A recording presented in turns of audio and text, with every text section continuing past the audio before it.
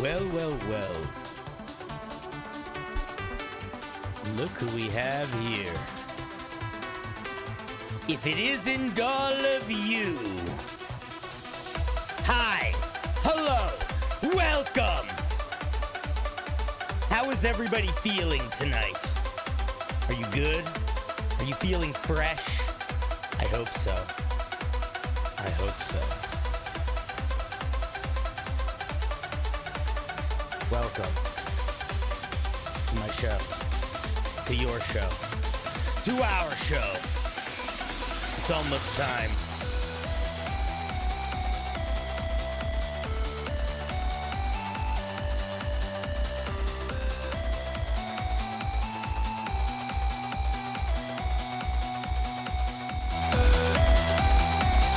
It's too loud. Why'd you do that, music?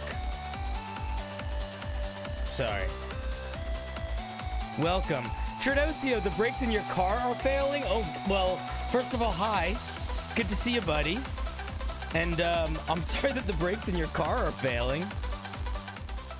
Welcome to the show. Who's here today? Everybody say hi.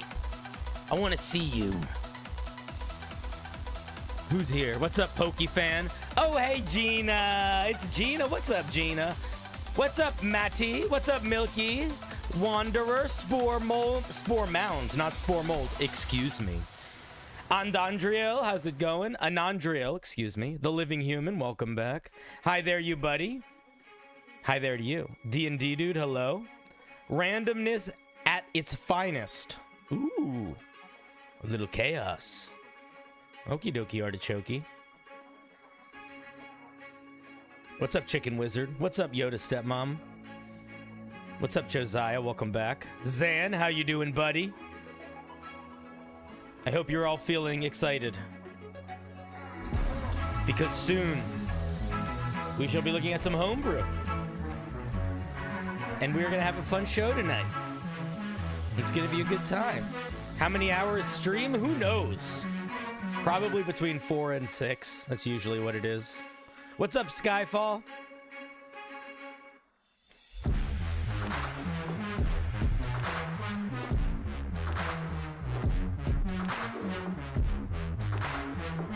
Is everybody having a good day? No breaks. I found a poppy seed in my teeth just now. Careful. You put a random bee in Cinder? Am I pregnant now? What's up, Sponge Man? What's up, Shades? You had a good lunch? What'd you have for lunch?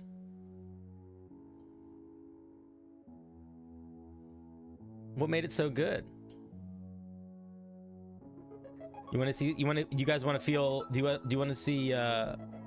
What's the word I'm looking for? Do you want to feel like a really quick and dramatic change?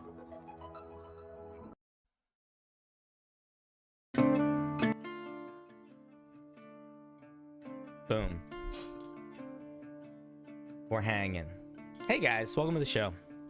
Welcome, welcome, welcome. Grilled cheese with an over easy egg. Oof, my goof. What's up, Valonix? How are you doing today? Robert Tables. Why do I want to call you? Why do I want to pronounce it Robert Tables or Robert Tobbles? I know it's Robert Tables. How you doing, buddy? What's up, Chandler? With a Z. We are not writing any homebrew today. Call me whatever you want, just don't call me late for dinner. We're not writing any homebrew today. Today we're gonna be looking at homebrew. So the way that my show works mostly is people send in their homebrew and we look at it on stream. So some days are big open forum, anybody can send in anything, and that's what today is. And the way that it works is that the link to submit homebrew is in the video description if you're watching on YouTube, and if you're watching on Twitch, you do the command wheel in chat and it'll pop up. And then beyond that, if you are somebody that subscribes on YouTube, if you're a paying member on YouTube, a subscriber on Twitch, or a patron on Patreon, or you have been gifted one of those things, There is a separate wheel that you can find in the Discord that is a little bit of a smaller wheel, and we bounce back and forth between the two. Spinning the wheel, seeing what homebrew picks up, what homebrew emerges, and then reading that homebrew and talking about it. And tomorrow we're doing a very special show. Tomorrow we're sort of kicking off our October themed shows and general seasonal spooky shows. Tomorrow we are not doing anything goes homebrew. Tomorrow there is a theme. And I've checked, we've already gotten, I think, 10 submissions. And if you want to submit homebrew for that, all the links will be up tomorrow on all the places, or that's in the Discord right now. But the theme for tomorrow is design a D&D species / playable race based off of a monster. So it can be a monster from D&D. It can be a monster from popular fiction. So, for example, somebody sent in one that was based. I sort of skim them beforehand. So somebody sent in one that was based on a monster from the Kingdom Hearts video game. Someone sent in something that was based on an aboleth, which is a D&D monster. So pick a monster, try to make a playable race / species based off of it. Emergent Homebrew was your band name in college. If that's true, that's amazing. If that's not true, it's still a fantastic line. Spooky month. Who doesn't love an aboleth? Exactly. They're the best. They're just big old sweeties. I've started to listen to a new audiobook lately. I have a much easier time, I think, listening to audiobooks than reading them if the writing style doesn't match with me super well. If I'm reading a book, I really need to like the writing style, or I just can't read it. But if I'm listening to an audiobook, I can, if I like the story, if I don't love the writing style, that doesn't matter so much to me. And I'm listening to a book that's it's like a web series from a while ago, and it's called Worm. And it's so good. Oh my god, I like it so much. It's like you know how Invincible is a comic book that takes place in like an alternate superhero world, and it sort of tries to take the logical, like it sort of extrapolates on superheroes in a couple ways that like DC and Marvel doesn't. That's sort of what Worm is also. Worm is a book series about a superhero world, and it's very good. The main character is a girl who her power is that she can control bugs, and it's just really good so far. You just submitted your species for tomorrow? Yeah, cool. What's up, Sarah? How's it going? Some books are worth going through the struggle of how they're written to appreciate how they are. But it's easier to do that if you have a group of people to do that with. So, like, for example, Moby Dick is a really hard book to read, but it's a really cool piece of art to, like, analyze. But that's not something that's fun to do by yourself, like, at all. But in college, I took a class that was, the whole class was just, we're just reading Moby Dick, and we're just going to talk about it. And it was great, and it made me really like that book, but I don't think I would have ever appreciated it or been able to read it if I didn't have like a big group of other people that were all wandering on that journey with me. The way the professor put it, and I thought this was a really elegant way of putting it, was that Moby Dick is essentially like a big dark forest that everybody gets lost in. So we are all gonna wander into that dark forest together with our little torches, and any of us wandering individually would probably get lost even with our torch. But we are all going to be wandering with torches, and we're going to sort of be using our collective torchlight to navigate through it. And I thought that was a really cool way to think about it. But yeah, Worm is really fun. Worm is not super heady. Worm is just a cool exploration of a superhero world. And I like the main character a lot. When am I going to start reviewing? In a little bit. I usually don't start reviewing for a little while so I can give people a chance to send some stuff in.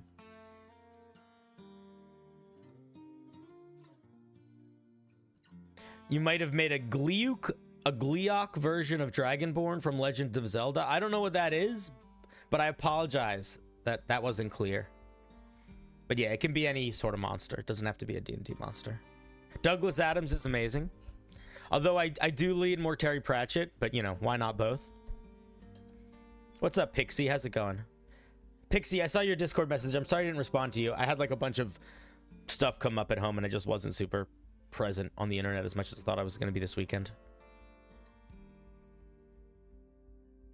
Pixie, did I mod you yet? I'm going to do that now, but we should still chat. But I'm going to mod you now.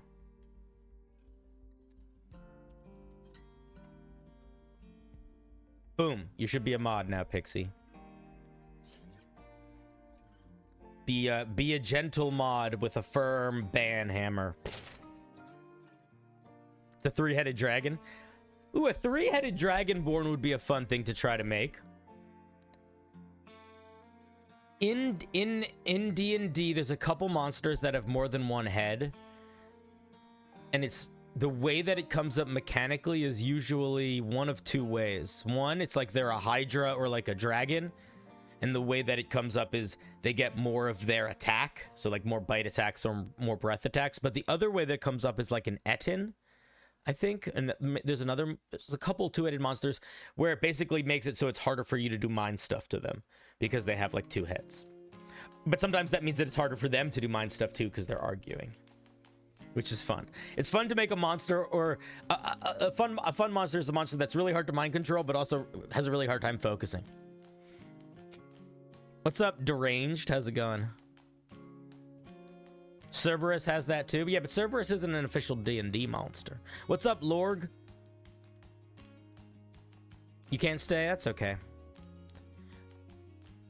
A playable succubus? I mean, I think you could pick any D&D monster. I think it's just a matter of, if I was gonna base the homebrew for tomorrow off of a D&D book, off of a monster from D&D, the first thing that I would do is I would look up the monster's stat block, and I would try to identify what the most like significant features of that monster are.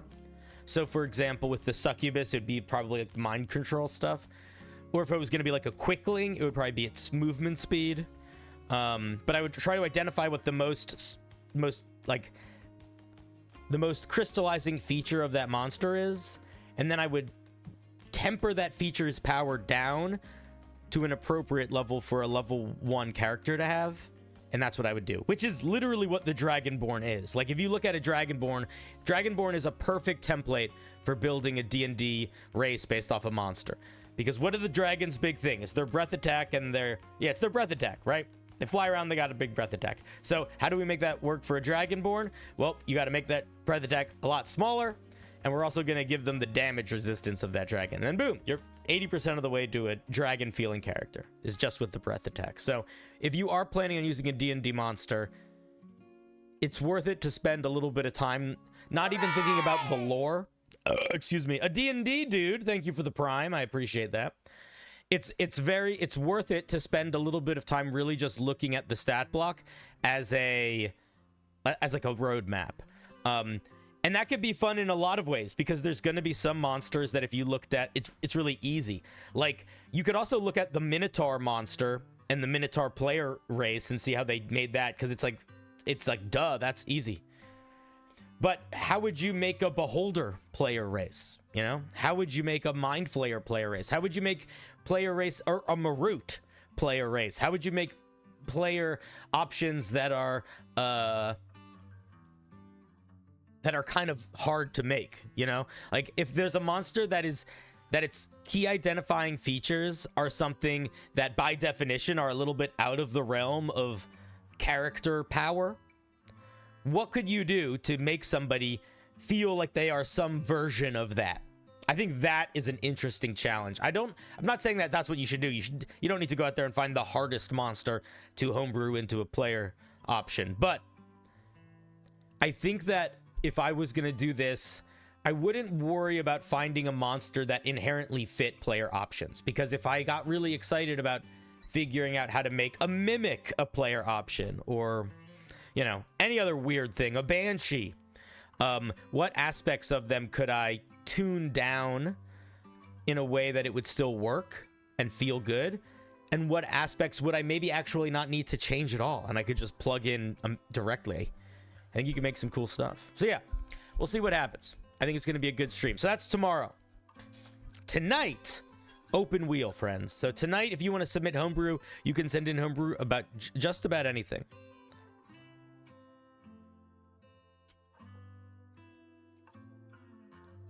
I made a short about a campaign you were in.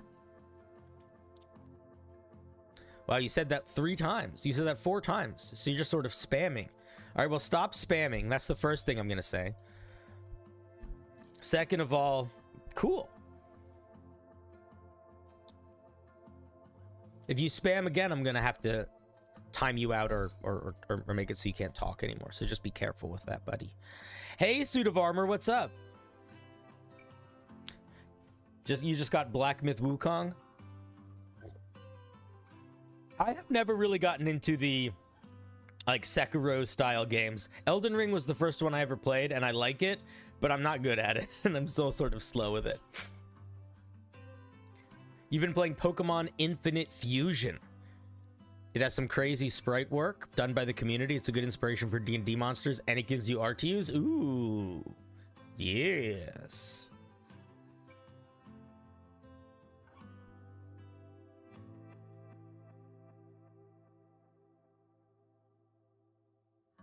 You want to make a Parasite player race? Do you mean Parasite like the anime Parasite? Like the little creature that lives in the guy's hand? Hooray! Robert Tails given 5 subs. That's very kind of you. Thank you very much. You Mr. Table Robert, you Robert of Tables.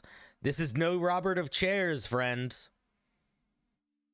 Chairs? Who needs them? We got tables. They're for sitting on when we're feeling casual. Well, thank you, buddy. I do appreciate that. If I was going to make the Parasite for the anime Parasite, where the guy has the alien that lands in his hand that makes his hand into like a little crazy The Thing type monster, I wouldn't make that a player race. I think that would need to be more powerful than what I would give like a player options at that level. I'd probably make it a subclass. That would be a really fun subclass, though. You could also reflavor a Hexblade Warlock with a Pact of the Blade to be that, where instead of you summoning your weapon out of the air, you summoning your weapon is your hand turning into the little guy with the claw hands.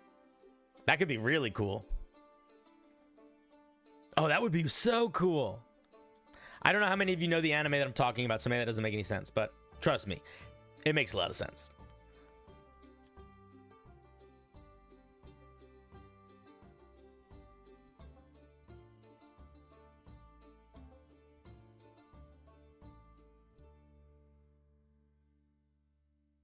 My favorite Pact of the Blade Warlock I ever played, the flavoring of it was that I had this like scarf that looked like it was looked like it had animals on it, and then when I summoned my pact weapon, it turned into like a weapon made of like animal parts, and it would like wrap around my arm. That was cool. Everything comes back to the Beast Barbarian. Always does, always will. Although I do think that a Hexblade would work better than a Beast Barbarian specifically for the character from Parasite, because most of his body's just normal. It's just his hand that can change. So a lot of the Beast Barbarian is things that are like their whole body, which I guess you could sort of finagle in ways to represent them all coming out of the hand. But that feels almost silly. Almost silly.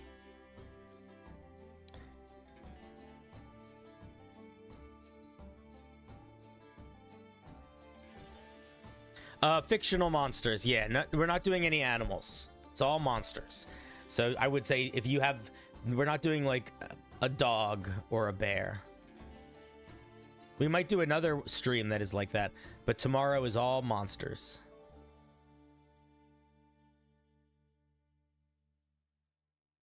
What's the cutoff for monsters versus creatures? Their cryptid nature.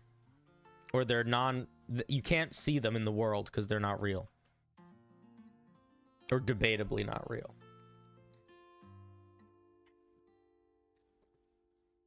If you have to ask, it's probably not a monster.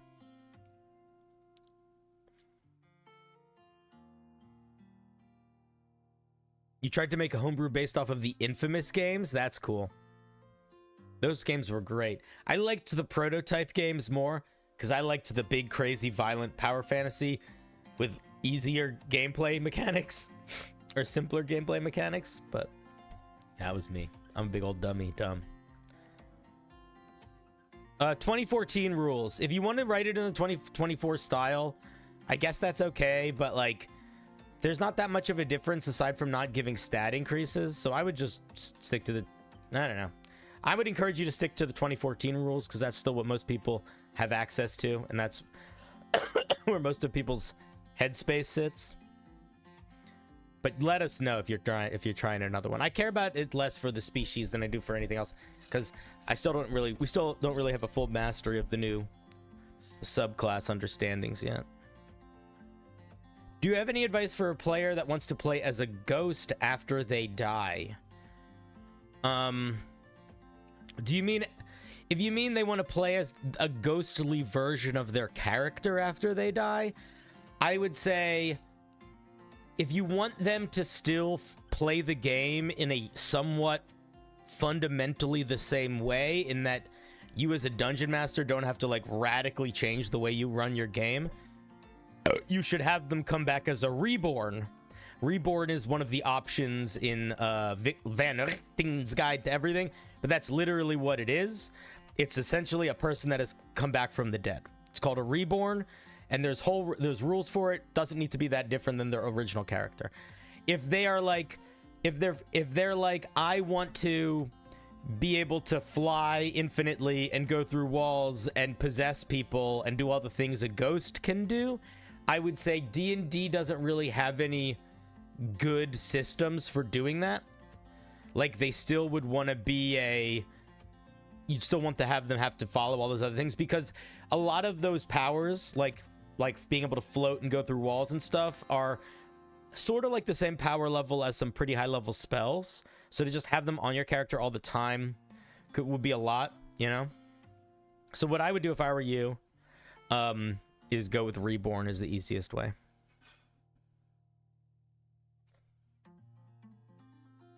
You could also have them be a spirit that has no powers and they possess a corpse or a body. So technically they're a ghost possessing someone, but they're still fundamentally a character with a character sheet that is still sort of a character with a character sheet.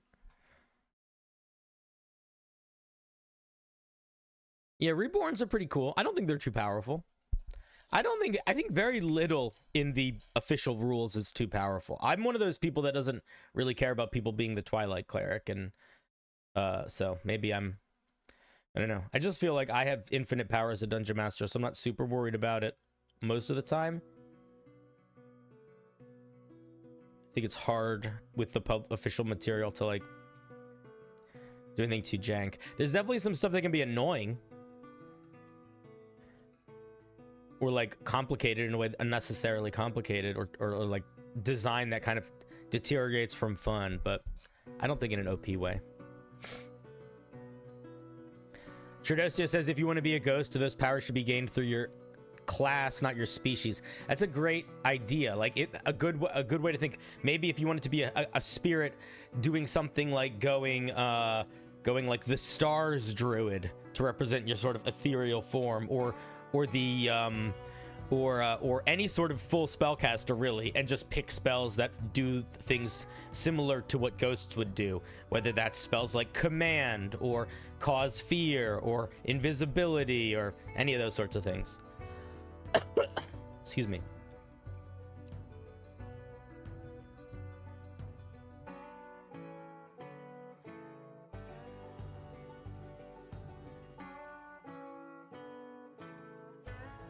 Just joined the stream. What's the topic? Tonight we are reviewing user-submitted homebrew. So no specific topic tonight. Very open-ended. I'm actually going to start setting the wheel up now.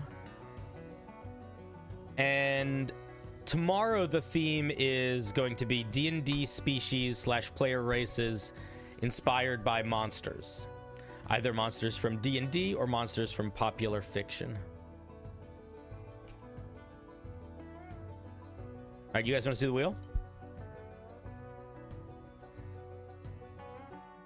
You're loving the music? Cool. Undead Warlock? Yeah.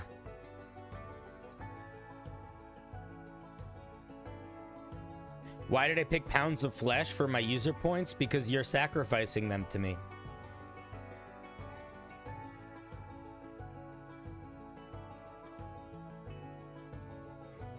Because I'm consuming parts of you.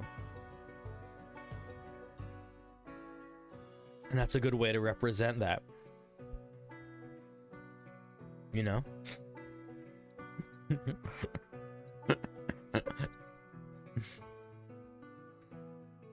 What does the quest one do? I give chat a quest. I give you a quest. There's a Discord channel that is devoted to the quests. Usually someone will clip it and post it, and then people can post their accomplishing the quests if they want.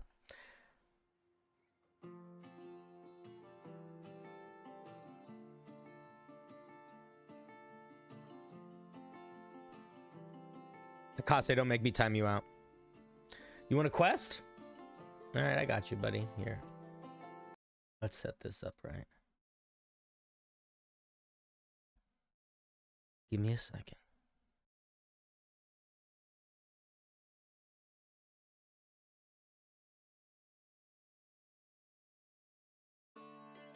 Nope. Nope. Not even close. Not even. Here we go. What do you guys even think about anything, huh? Wait, where is the thing that I'm looking for? Oh, there it is.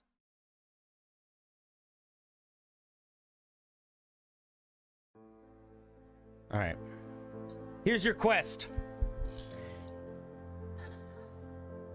You're gonna go through your living space, wherever that is. The room that you are in. You can take no tools from any other room that you are in right now. Look around. You are going to find one defending yourself item. And you are going to find one attacking beasts item. And you are going to place them in front of you. And then you are going to, with a piece of paper, or with your phone, or with whatever product you like, you are going to illustrate them to the best of your abilities, but not as they are, but as they should be. If you grabbed a broken pencil for your weapon, I want you to recreate that broken pencil as a great battle glaive. If you took an old can crumpled with a bit of sliciness from your trash, create a can razor spinner. If you grabbed a blanket to protect yourself, create a cloak of cozy. And then once you've made these creations, either through illustration, sculpting, digital, or analog, I would like you to share them with us in the Discord. And if you feel so bold, perhaps, just perhaps, make them into a new magic item of your own. Click. All right, there's your quest. Quest over. Good? We good? Is that a good quest? All right.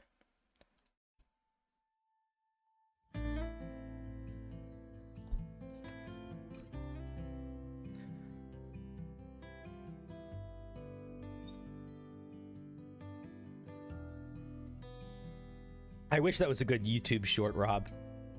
Unfortunately, whenever I make YouTube shorts based on my live streams, they don't do well at all, so I don't do that anymore. The only thing that they do is they mess up the algorithm for me. For me, I'm sure they work well for other people, but for me, it is not the move, unfortunately. It would be easier if it was, and I didn't have to film and edit whole things, but it's fine. It be what it be. All right, shall we take a look at what we got on the wheel?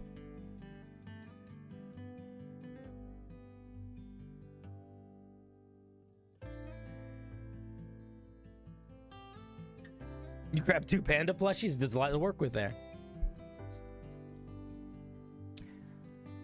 Yeah, the quest is open-ended. You don't have to rush. If you want to hunt for something to inspire yourself, feel free. Anyway, boom. Wait. Fuck. I always forget to reshape the window size. Excuse me. There used to be this guy who would comment on all of my YouTube lives after the fact. There's the wheel. Boom. And he would say that he liked my stream, but I was really rude, not because I was mean to people, but because he hated that I burped into the microphone.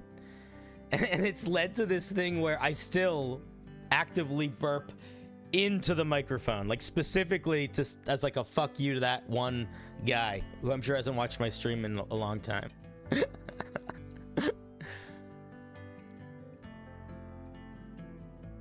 How come you got a crazy big dream dungeon quest? You're 2 maps and about a page mediocre in writing? Listen, mediocre writing is the best writing 80% of the time. Writing that's mediocre is all it ever needs to be. It really only needs to be great. It only needs to be great if you have already achieved great writing and now are living under the weight of expectation. But if you are not under that weight, and even if you are under that weight, not so much, you just feel it, but you know, you don't ever have to be a great writer. You just have to be an adequate writer. Especially if you're not writing like a story, if you're writing for a game. You want to be an all right writer because it's fun. But if the goal of your writing is a game and the writing is adequate to allow people to engage with that game in a way that you intend, that brings more joy and fun and inspiration to them, I would say that's great, you know? Who cares? Anyway, rant over. If you want to submit some homebrew, there's a million ways to do it. I think I said it before. I'll say it again 100 times this stream. You'll aspire to adequacy? Thank you. That's all I ask, man. I think it's okay to... Okay, let me rephrase that. I think it's okay to aspire for greatness. I think it's good to aspire for greatness. But I think aspire for greatness, be content with adequacy. Does that make sense? That's what I think the goal is. I think you want to, you know, be happy with being mediocre, but you still want to shoot for the moon. Because the moon's made of cheese, and I just want to be a little bookworm, tunnel my way through. First time you've been this early? Cool. You sent in your quest already? Fuck yeah. I usually don't look at them in the middle of the stream, but I will definitely check it out. Maybe I'll check it out tomorrow on stream. Ooh. Similar to, or maybe I'll check it out in an hour. Blah, blah, blah. Hope for the best, expect the worst.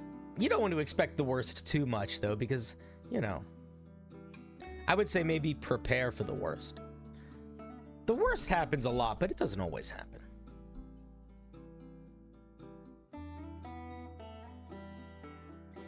Good enough isn't good enough. I think good enough is good enough if you are like, if it's not leading to you being stagnant.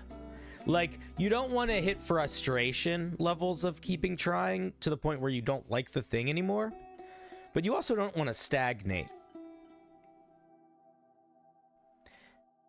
I think the tricky thing there is stagnation is not the same thing for everybody. So one person's version of I'm not moving or not growing or not changing is completely irrelevant to anyone else's.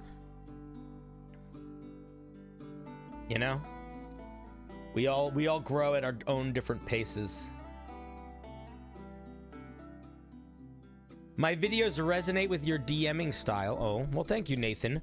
Nathan, I was just on the phone with someone in Europe. That's closer to where you are than I am. Guys, I think I'm gonna do a collab with a candle scent company. You know those companies that make like, this candle smells like a dungeon, or this candle smells like a mage's tower. So there's one that I found that does collabs with creators or I don't know if they do this regularly. They've done it with my friend Hannah, where they make a new scent and a new candle with that creator. So I just had a meeting with them, but I'm gonna make a candle I don't think I'm gonna call it CinderBlocksally, but I'm going to make an Eldritch candle. Like, I have to talk to them about like what we want it to smell like, but like I want it to be like I want it to look like, I want it to be like the Astral Sea, but not like more like, that's like not like that Astral Sea. I want it to be like I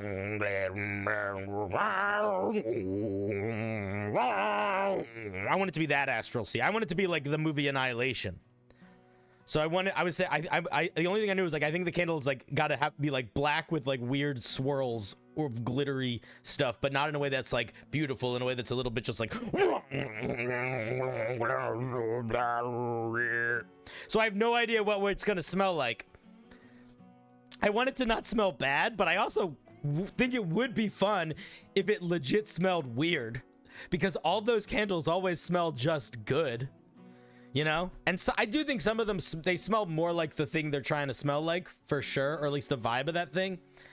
But what if I'm like, I want my candle to smell like lobsters, and I want like lobsters and mustard and ozone. Could I make a candle that smells like ozone? That's a cool idea. Ooh. See, anyway, this is a collab that I'm almost certainly going to be doing. I had a meeting with them today. It went well. So yeah, I'll let you guys know if I have a candle. And you'll all have to buy it so you can smell the Eldritch Cosmos, or not, and I'll buy one and smell it for you. Maybe we'll give some away as prizes or something. A pink candle with yellow spots. That could work. Here's the thing, Tradocio. You guys, and this is very true. This is true of all things. This is true of the Flesh Vessel. This is true of the Blocksally, of Cinder, all of it. Deeply colorblind. Genuinely, I'm a very colorblind creature. So I don't have a good sense of what like my color scheme is as a character as much as you guys do. If you guys see color spectrum like normal humans, yours is a deeper color spectrum than mine in regard to the basic colors. What's up, Deviant Decoy? Lemon? Could just go lemon. I wish I could make it so the candle burped. That would be cool. Anyway, let's see. Is there anybody new on the wheel? Yeah, there's a couple new people. Let me add them. Boom. All right, should we spin this bad boy? Yeah, bucket.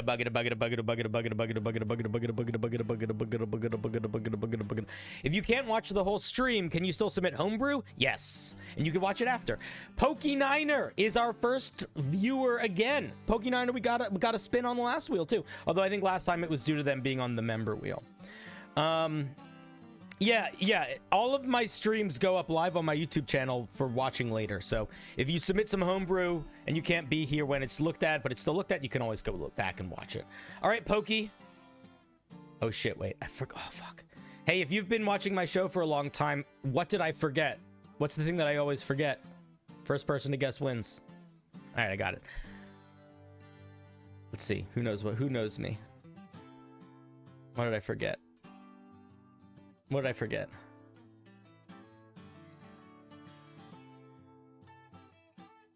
The ring? No. The Badoo? No, it's okay. It's okay.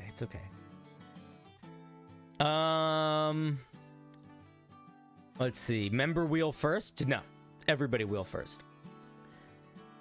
No, I forgot to bring up the applause button. Thank you, Sponge! Sponge, I see you. And you see me. Okay? Sponge, wait.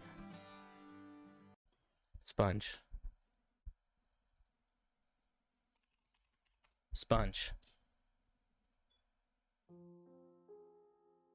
Wait, no, that's too sad.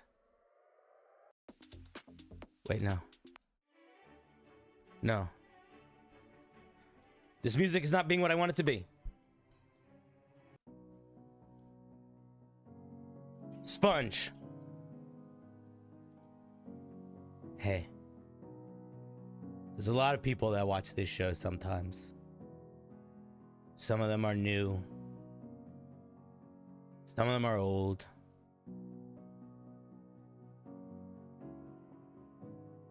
But we're beyond time, Sponge. We're beyond age.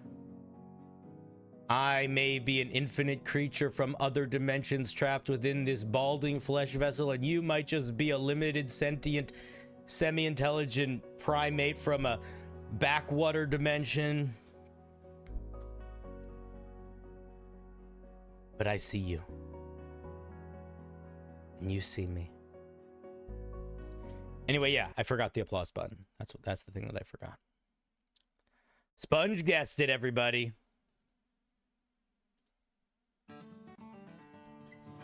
All right, so let's see. Pokey, what do you have for us today?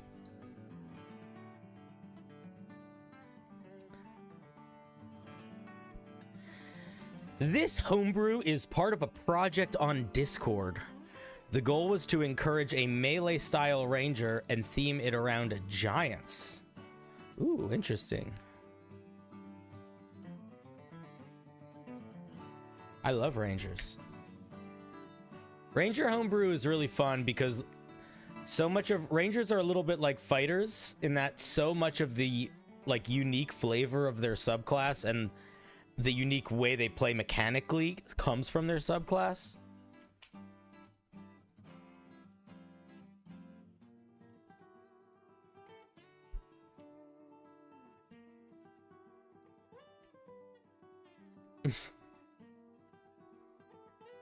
Can we submit the same homebrew to the member wheel and to the everyone wheel? Yes. So a good way, I only review one person per night. So if you are somebody that gets spun on the little member wheel and then you get spun again on the big wheel, we're not going to look at your piece again. So regardless of who you are, everyone just still gets one review a night. The member wheel is essentially a way for the people that do want to become my subs, patrons, members, for them to have a much higher chance of being spun on the wheel. But also it is still random and it does not guarantee it. But it's also, it's every time we do it. So, you know, it makes it happen a little bit more. All right, let's take a look at this bad boy. You're on your way home? All right, King Kadasha. All right, let's take a look. The Tundra Titan. That's a fun name. A chill of fear follows your presence, thanks in part to the cold powers you've unraveled about the frozen titans. This sentence is awkward. I think that it's a great opener. I think thanks in part to is not a great end of that opener. I probably would lose this second part. Amongst the frigid lands, you've witnessed the training and society of frost giants, incorporating them into your understanding of slaying them. The cutthroat ideals of the strongest overall becomes the very goal you live by in order to guard your home. Cool. Really solid flavor text. It gets a little bit blackledy at the opening sentence, but tighten that and you're good. I did not initially make the theme monsters because of Halloween. I made the theme monsters because it was the thing that the most people got excited by in the Discord, and I was asking people in the Discord to make the choice. But it does happen to fit the theme of Halloween, so we rolling with it. Let's see what spells we get. Armor of Agathis, Enlarge Reduce, Water Walk, Ice Storm, Cone of Cold. Solid spell list. I like it a lot. When we have our ranger spell lists are all banger spell lists, by the way. Like if you look at the Gloomstalker or the Fey Wanderer, like we want this spell list to be pretty loaded with high quality spells. The only spell that I would be like, I feel like you're squeezing to make it fit is Water Walk. And the main reason I say that is not because it's a bad spell. It's a good spell. But if we're talking about building this around giants and frost giants aren't doing Water Walk. Water Walk is much more of a cloud giant or a storm giant thing. Yeah, it doesn't fit the lore of frost giants. And because it doesn't fit the lore of them, and I feel like it's a little bit of it's the least exciting of the spells, I might play around with something different here. Maybe. I don't think you need to, but that's a thought that I have. The rest of it I think are bangers. Let's see if we get a third level. We gain proficiency in heavy armor, and it doesn't impose disadvantage on stealth. Cool. The armor does impose disadvantage if you fail to fulfill its strength requirement. Okay, fine. This is pretty strong, but it's not crazy. But it is pretty strong. We don't want to underestimate the strength of heavy armor. Runic Wrath. At 3rd level, you've become well attuned to the magical, chilling creations of the Titans. When you hit a creature with a weapon attack, you can choose to invoke a magical rune of the Frost Giants onto the weapon, granting the following... Wait, let me read that again. When you hit a creature with a weapon attack, you can choose to invoke a magical rune of the Frost Giants onto the weapon. Okay, not onto the creature. Granting the following benefits, including for the triggering attack. Does it last... Okay, wait, let me just read what it does. I'm confused as to why it's... I would write it more like a smite, if it's a smite. I guess maybe it's doing an ongoing effect, but let's just see. Becomes magical. Deals an additional 1d6 cold damage, and then it goes to 1d8. That scaling is okay. I might actually... That's fine. It feels almost a little low. It can be used as spellcasting focus for your ranger spells. Creatures damaged by the rune weapon have their movement reduced by 10 feet. Okay. Why is this activating on an attack? So, I like all of this. Chat, please, we'll keep reading afterwards. But my initial thought is, I feel like even if this mechanic exists exactly like this, and it's on for an extended period of time, to me, this feels like, especially on a ranger, this feels like something that I would either A, trigger on a bonus action, or B, sort of work like the Gloomstalker and trigger on rolling initiative. Like, during the first round of combat, you know? If it was really limited. Wait, but let's keep reading. Requires a challenge to be sustained. The rune fades off the weapon if you end your turn without either casting a spell with the rune weapon that turn or ending your turn within 5 feet of a hostile creature. Okay. You can only have one weapon runed in this way at a time, and forming a new one removes the rune from the previous weapon. We get this proficiency bonus times per day. Okay, I like the idea here. I like the idea here a lot. I think what we have to think about is this. Because what is this doing? So all rangers at level 3 get some sustained way of dealing extra damage. All of them do. Usually it's usually a D8-ish damage. A little bit more, a little bit less, depending on what other features we kind of get. So that's what this is, but it's also doing a couple other interesting things. It's slowing creatures down a little bit. And it's dealing this extra d6 cold damage, and I think this is important to note. It's not dealing this extra d6 cold damage once per round. It's dealing it on all attacks. That's a big deal. So that's a big power boost immediately. And that power boost is being somewhat limited by two things. Because it's not only dealing more sustained damage, it's also doing this extra effect, which is not crazy, but it's pretty good. It's being, the way that this is being powered balanced, at least right now, is that it only sustains itself so long as you maintain within 5 feet of a hostile creature or cast a spell. And beyond that, you get proficiency bonus uses per short rest. I would argue proficiency bonus uses per short rest makes the limited uses no longer really a limited use thing. Because realistically, you're going to be getting a lot of like proficiency bonus uses per short rest is a lot of uses. If you're going to make this thing limited, I would make it proficiency bonus uses per long rest and truly make it limited. But I want to push back on that idea a little bit. I don't think this ability should be limited in use. If I were you, because here's where I get. If I don't have use of this anymore, like if I run out of uses, I feel like I don't have a subclass. And there are some subclasses, some classes where that's okay, because their subclass isn't the most important part of the class. Specifically, this is really true of a lot of spellcasters basically have abilities that are so limited in use that you can very easily feel like you basically don't have a subclass, but they're also full casters. But everything that's like a fighter, that's like a ranger, a rogue, you want them to always, to a certain extent, I think, feel their subclass. And I'm worried, and yeah, we're getting heavy armor and that's cool, but I'm worried that this being limited is not going to help you. So what I would do if I were you is I would limit it. And I think here's how you limit it. I think the way that you limit it is that you make this ability activate either the first round of combat or activate after they make a melee attack against the creature in the first round during initiative. Like it's weird to tie abilities to initiative. There's not a lot of that, but if you really want to focus in on this element where it's not like it's just on for a minute, it's like you activate it and then it only stays on so long as you're like attacking and moving forward.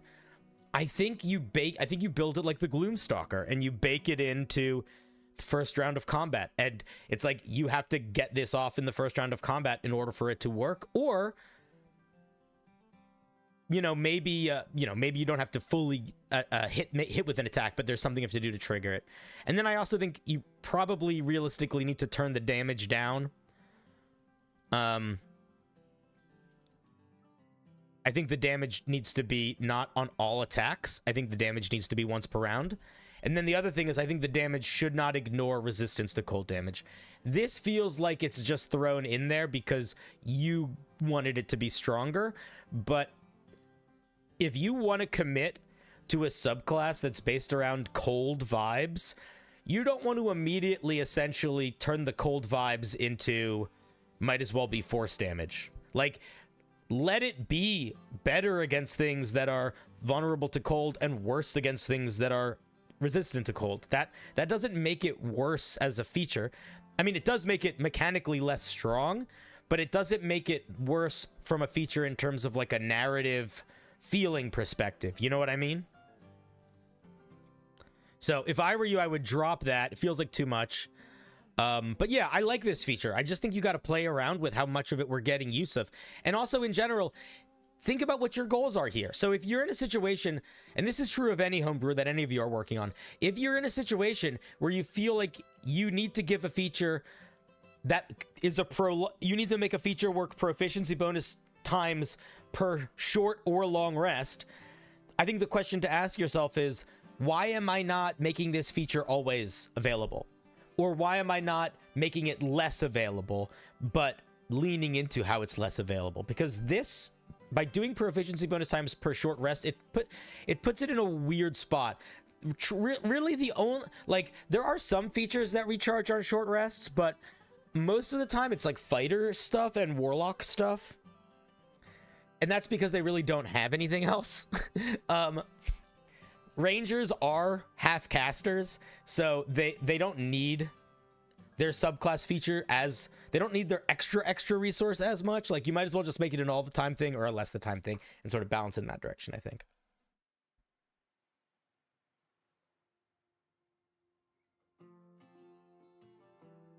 But I like it so far. I would even go as far as to say I think this thing could use a third thing at third level. I feel like if you tone this down a little bit, I think there's reason. I think I would add another feature at third level, something really small, something very flavorful.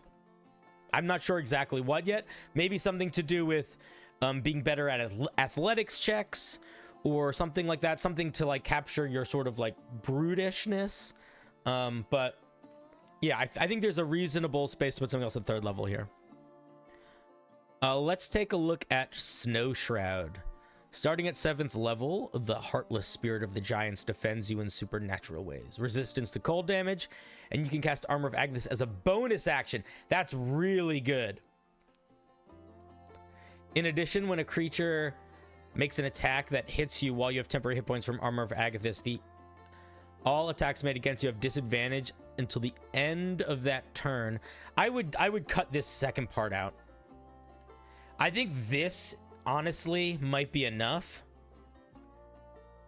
If anything here, what I would do is I would make it so your Armor of Agathis had more temporary hit points. But I don't think I would do this. This feels like a little bit too much. Like, casting Armor of Agathis as a bonus action is awesome. Building in a whole new mechanic outside of that feels a little bit like putting a hat on a hat. I don't want to tell you what to do, but if I were you, I'd probably make it like you can cast it as a bonus action, and now when you cast it, you gain an additional amount of hit points equal to your wisdom modifier or something like that.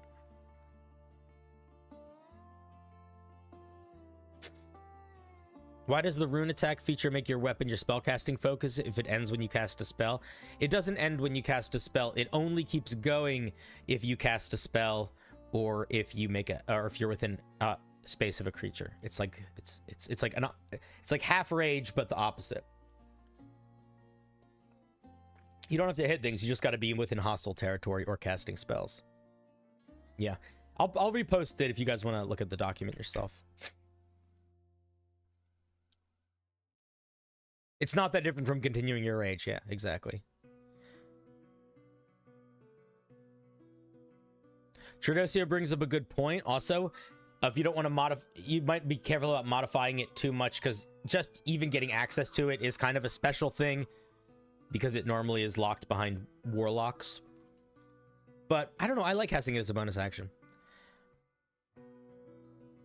Okay, let's look at 11th level. So the other thing that I'll say, part of why I'm not as much like, oh, this is crazy, is Rangers do get at least one, this is fucking crazy ability. And usually it's somewhere between 11th and 7th level. Some it's different. There's exceptions to every rule. But we do want at least one of our Ranger abilities to be like, what? You know? Like, huh? You're letting us do that? Let's look at Titan's Grasp. And if you look at most of the Rangers, they all have one. Like the Gloomstalkers is they're invisible in darkness. The Horizon Walker is the teleport stab, you know? Everybody's got one of those. At 11th level, your study of the giants have given you the ability to shape the hands of frost to drag your foes into combat regardless of distance. This sentence is too long. Here's what you did that was like, here's where you fucked up. To shape the hands of frost to drag your foes into. You're doing a ba ba ba ba ba ba. And this is essentially a good way to think about what you're doing here is it's like this is the feeling that somebody gets when they read this sentence is to shape the hands of frost. They feel like this is them walking downstairs, and frost they think is going to be where the stairs end, but the stairs don't end. And when this is to drag your foes, now it's that thing that happens where someone thinks at the bottom of the stairs, but there's more stairs and they stumble. That's the feeling that a reader gets from when you do the to shape the thing to do the thing. Unless you're writing like intentionally very biblically, but you're not, and there's no reason that you should be. Once per turn, when you take the attack action, you can enhance one of those attacks to form a hand of frost to drag the target closer. The attack gains the following benefits. The range of the attack increases to 30 feet. This, I think, what? Okay, wait, let me read the whole thing. On a hit, the target must succeed on a strength saving throw, or on the failure, they fall prone and are dragged towards you. And you can use this proficiency bonus times per short or long rest. Another proficiency bonus times per short or long rest. Again, if you want this thing to be really wombo combo, just make it proficiency bonus times per long rest. Or if you want to make it more all the time use, just make it, you can always do this. So here's what I would say. Couple little things. One, when you're extending the reach of a melee attack, you're not extending its range, you're extending its reach. So you want to say the reach of your melee attacks extends to 30 feet. That's what you would want to say there. I'm just going to be honest and say, I think that's too far. I think you've gone from selling the flavor of you getting big and gianty to this is more astral self, you know, you're like sending out, this is like Echo Knight Ring. Like this is too far. Let's pull it in. I'd make it 15 feet. The other thing that I want to say is I think that the on a hit is doing too much. I think that knocking someone prone and dragging them to within 5 feet of you is too much. So what I would say is I would probably let you pick. I would probably say you can either attempt to knock them prone or drag them within 5 feet of you. And I think that is a feature that would work and could be really cool.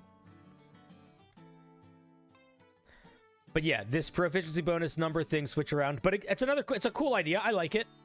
I'm not sure if I feel like it would be too powerful if you could do it every turn forever. That might be something that just comes up in playtesting. Another thing that I want to point out here that I don't know if you're I'm sure you're not doing intentionally, but I do think it's worth thinking about is you're sort of playing in the same space as the Swarmkeeper Ranger. Like the Swarmkeeper Ranger gets a lot of features around moving enemies and an enemy's movement versus your movement.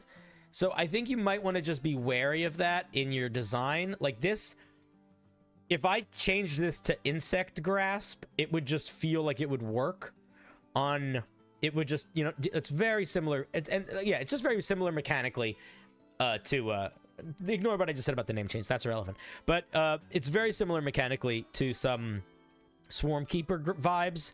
So I'm not sure how much you want to lean into that or how much you feel like it's okay to overlap those. It is worth thinking about, though. No. Prone creatures are not auto-critted against. You have advantage on attacks against prone creatures, which is still really good.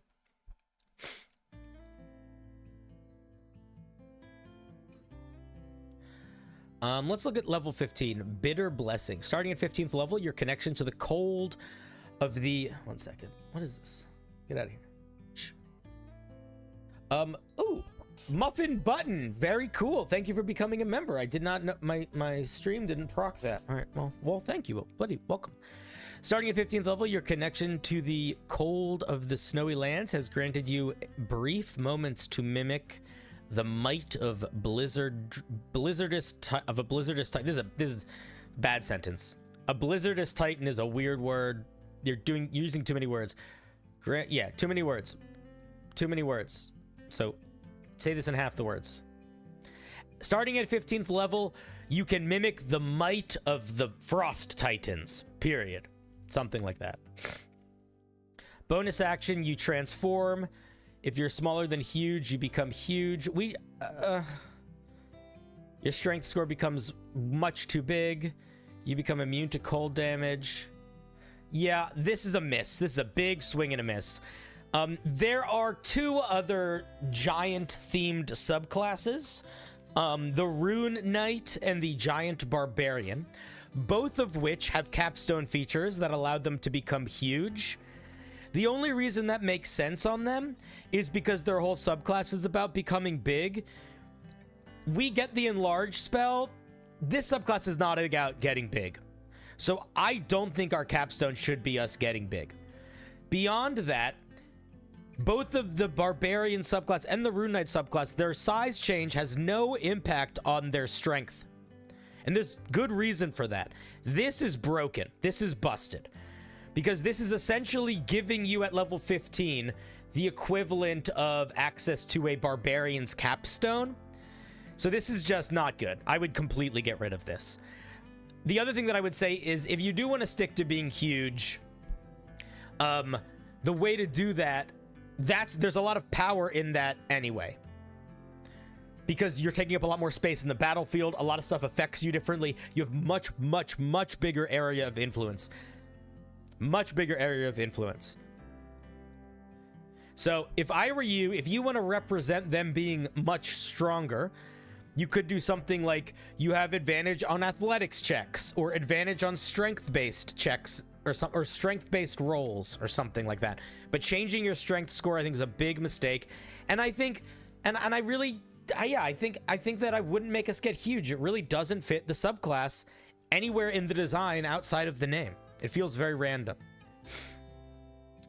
Immunity to cold is fine. When we invoke our Rune Wrath, we can use our reaction to make the target's body crumple from the cold, granting them vulnerability to the cold damage we deal. This is interesting, making a target vulnerable to cold. If I were you, I would actually make giving a target vulnerability to cold maybe the whole subclass feature. Like, that's really strong. I might just make that the whole thing. I might make it like you get like a once a day thing where you can target a creature. They have to make some sort of saving throw, or once a day after you hit a creature with an attack, you can mark them and they become vulnerable to the cold damage you deal with Runic Wrath for the next minute. That could work really well. That could work really well. But and that also fits, I think, more the flavor that you've done here, which is much, much, much more to do with cold and cold damage than it has to do with giant stuff. And it would also feel pretty unique, as opposed to feeling like you sort of shoved in giant stuff at the end. And I don't want it to feel that way. Those are my thoughts. No more thoughts. I think it's a cool subclass. I think it's got some really fun ideas in it. Definitely some stuff to work on. But yeah, those be my thoughts. Pokey, thank you for sharing. Let's give Pokey a round of applause.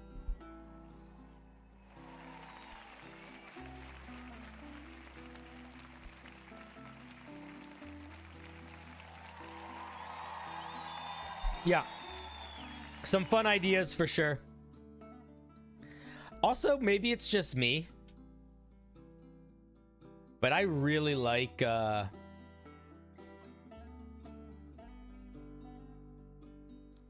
me add, so we have some more people for the member wheel. If you are a YouTube member, a Twitch sub, or a patron on Patreon, you can submit not just to this big old wheel, but to this other wheel. This other wheel is probably going to get big too, but still ups the chances that your piece will get spun. Yeah, I don't know. I like cold themed stuff. Like, for some reason, I think I'm more, like, personally, I would be more excited by a cold themed fighter subclass than I would like an acid themed fighter subclass or a fire themed fighter subclass. I don't know why.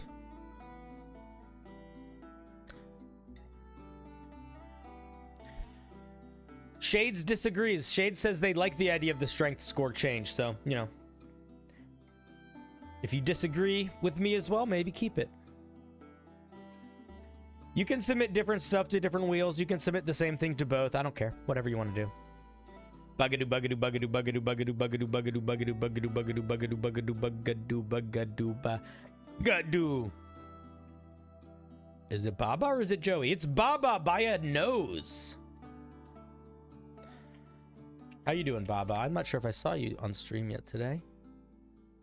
Let's see.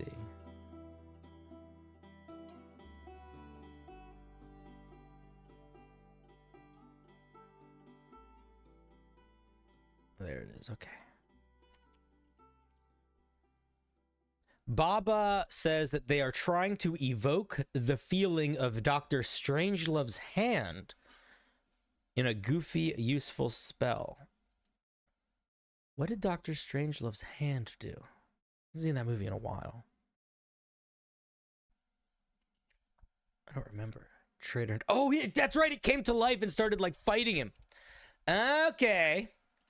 Okie dokie, Artichoke. I see what you're doing. I'm picking up what you're putting down. Okie dokie. Interesting. All right, this music is too chill. We need to be a little bit more bouncy. All right, let's see what we got here.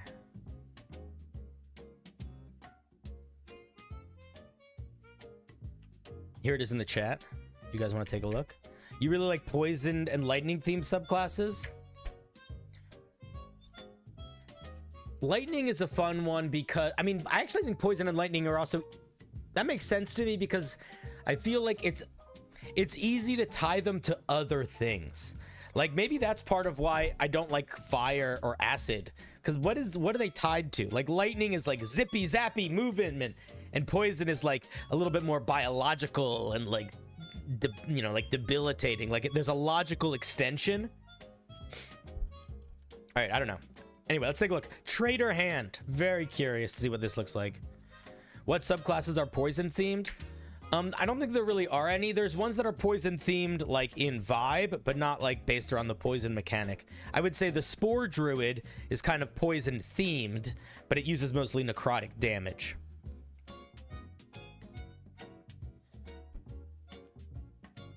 Trader Hand, 2nd level enchantment spell, casting time 1 action, range 60 feet, duration a minute.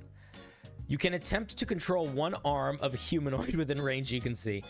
Target must make a charisma saving throw. On a failure, you choose one of their arms to gain control of it. On a success, the spell fails. When you cast the spell and on subsequent turns as an action, you can cause the controlled arm to perform a simple interaction with an object or make a single attack with disadvantage against a target within range. The attack is made by the arm's owner and uses their game statistics. The attack can be one-handed weapon, can be a one-handed weapon that the arm is carrying, or be an unarmed strike. At the start of an affected creature's turn, they can make a charisma saving throw. On a success, they can use their arm normally. After the creature succeeds on this saving throw, a total of 3 times, the spell ends. The creature can't use their affected arm as part of a reaction. Okay. Music, you're taking a weird turn immediately. Okay. Fun idea. I like the idea a lot. I think you are underestimating its power in a couple places. It's very, very similar to Crown of Madness, but like, I would argue maybe better in some circumstances.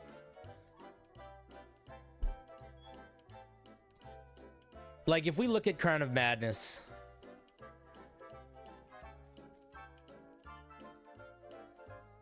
just pull it up for a second.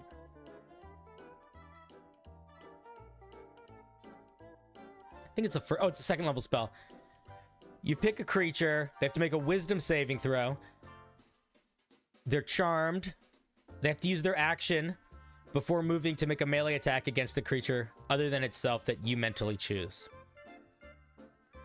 So it's actually differently strong because this uses their full action. But I think there's a couple things of note here. One is that yours has no impact on creatures having the charmed condition or not, which I think it makes it stronger.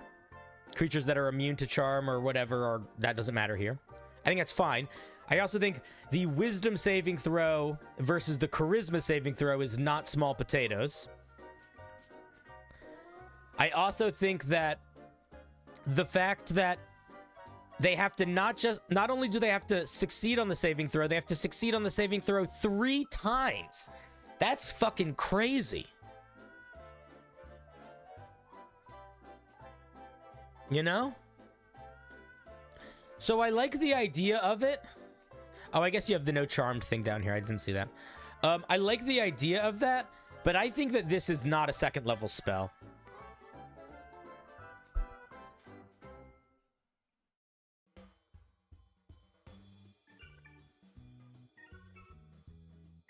Saving each time prevents the use? How?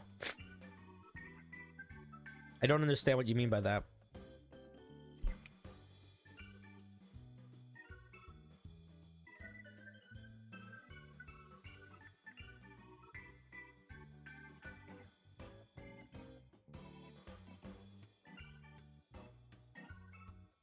The start of the affected creature's turn, they can make a charisma saving throw. On a success, they can use their arm normally until the end of their turn. Oh, I see. I don't think... You know what I think, though? I don't think that's good. Like, this feels like a thing that was added on because you made this thing take up weird action economy up here. Like, it's almost like you decided, all right, I'm going to make this take up weird action economy up here. Now I need to address it down here. And it's like, why do that? Just simplify it. Like, if, like, just make it, like, yeah, I don't know. It doesn't, I don't think it's like I don't think this justifies its own existence right now. It's like the only reason why they have the 3 is to deal with the thing that they only have to deal with because of the choice that they made to have it take up weird action economy.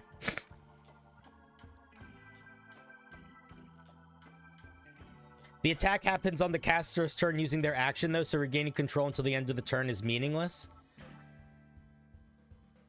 That's also true. Yeah, like, what are they doing if they don't regain control? If they don't regain control, then do they take actions? Do they not take actions? Yeah, this is just, I think, Baba, I think the idea is fun, but I have no idea why you built it in this roundabout way. Like, I think you'd cut half this spell out and, you know, sort of actually think about how it sits in the combat order of operations here a little bit. Because I think right now it's a little bit confusing and it doesn't need to be.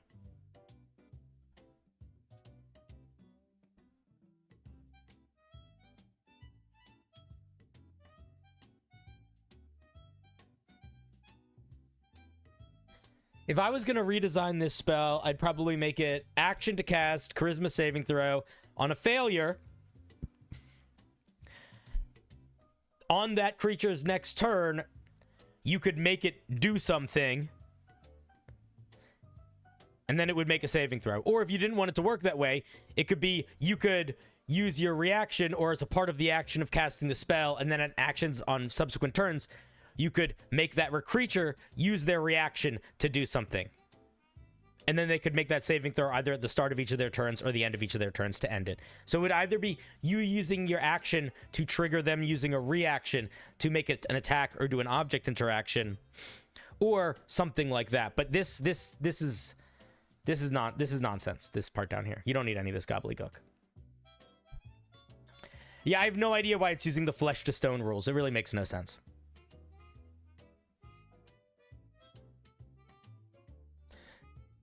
Shades brings up a good point. This is very similar to Crown of Madness, except with object interaction.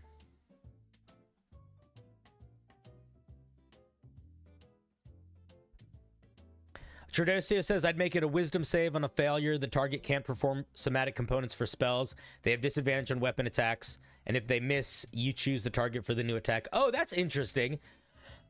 That would be a really interesting solution. So sort of shift it out of action economy and make it more like you're not controlling the hand. The hand is just going crazy on its own.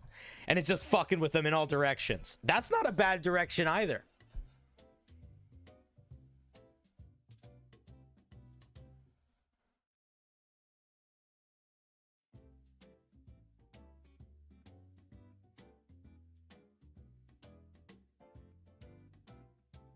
Crown of Madness does require you to designate a target, but it's the larger difference here would be the object interaction element and the fact that you are making it happen on your turn as opposed to it happening on their turn. I think. I don't remember. How does this work again? Yeah, like the actual mechanics of how they're being charmed is a little different.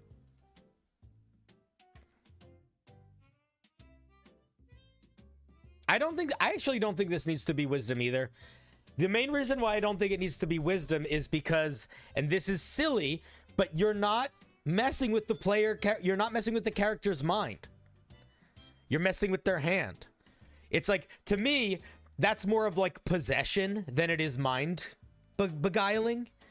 And I would put that more in the force of will, which I would say more in the charisma. So I actually like it being charisma. I just think we have to acknowledge that charisma is a power boost. If we don't acknowledge that, like, so if you haven't watched the stream before, or if you just are new to D&D or whatever, when you make a new feature, when you make a feature and you pick what sort of saving throw you want to use for that feature, you want to think about two different things. You want to think about what logically makes sense for what the person is resisting.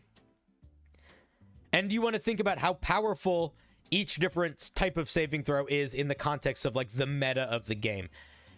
The reason why you want to think about what logically makes sense is because if you look at D&D, and this is true for most D&D spells and abilities, you as a player, or not even you as a player, you as a character can use your logic to figure out what sorts of saving throws certain abilities should trigger based on what they are. Like, things that where you're dipping and diving and dodging out of the way are usually dexterity saving throws. Things where you're like trying not to get knocked down through things of force are often strength saving throws.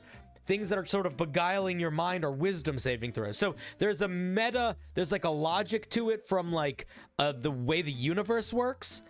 But separate from that, certain types of saving throws are just stronger than others, and it has to do with monster design, basically. And the strongest saving throws, like the most powerful ones, are charisma and intelligence, because those are the ones that the monsters are generally worse at. The saving throws that monsters are generally better at are going to be con, strength, and dex. Occasionally wisdom, depending on the monster. But like wisdom and dexterity are the two most common saving throws. And then I think it's going to be strength and con sort of tied after that.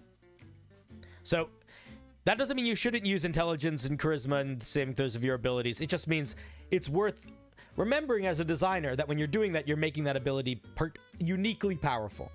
Not overly powerful, but uniquely powerful. All right, Baba. Thank you for sharing.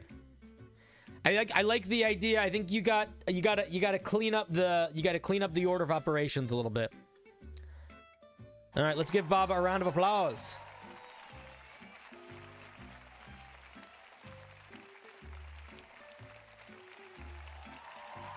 Oh my god, Will, I had to time you out for kind of being a dick to the general community before. Do I have to do it again?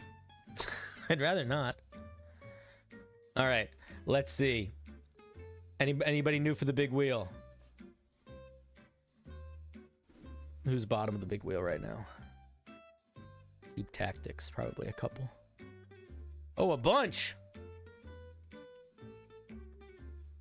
Look at all these new peasants for the fire. 1, 2. Buckle my shoe. Bagadoo, bagadoo, bagadoo, bagadoo. Tradosio is a very good designer. Tradosio has been around the block before. Tradosio often has very good ideas. Bugada, bugada, bugada. Boo. The Royal Bunny.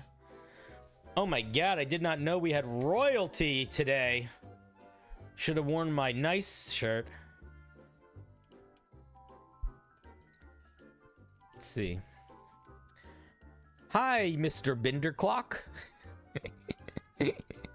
My goal for this subclass was to make a monk that feels like a natural warden. Oh, okay. Like a paladin monk, maybe. Or like a nature monk. Basically, a plant-flavored monk. All right, there you go. Tank. A plant-flavored monk tank. I'm worried the third level feature is overcomplicated, and I'd love to hear your thoughts. Cool. If your third level feature feels overcomplicated, it might be. It often is. What should you cook for dinner? Tilapia.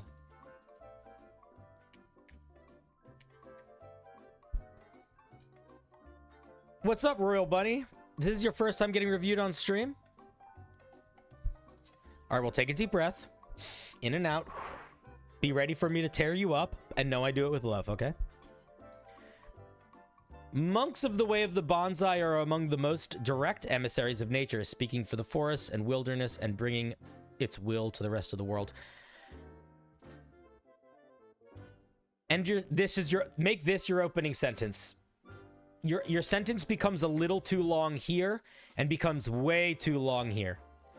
It's going to be much better if this is the opening. Put a period here. It's going to be so much better. If you want to get these ideas across, great. Put them in separate sentences.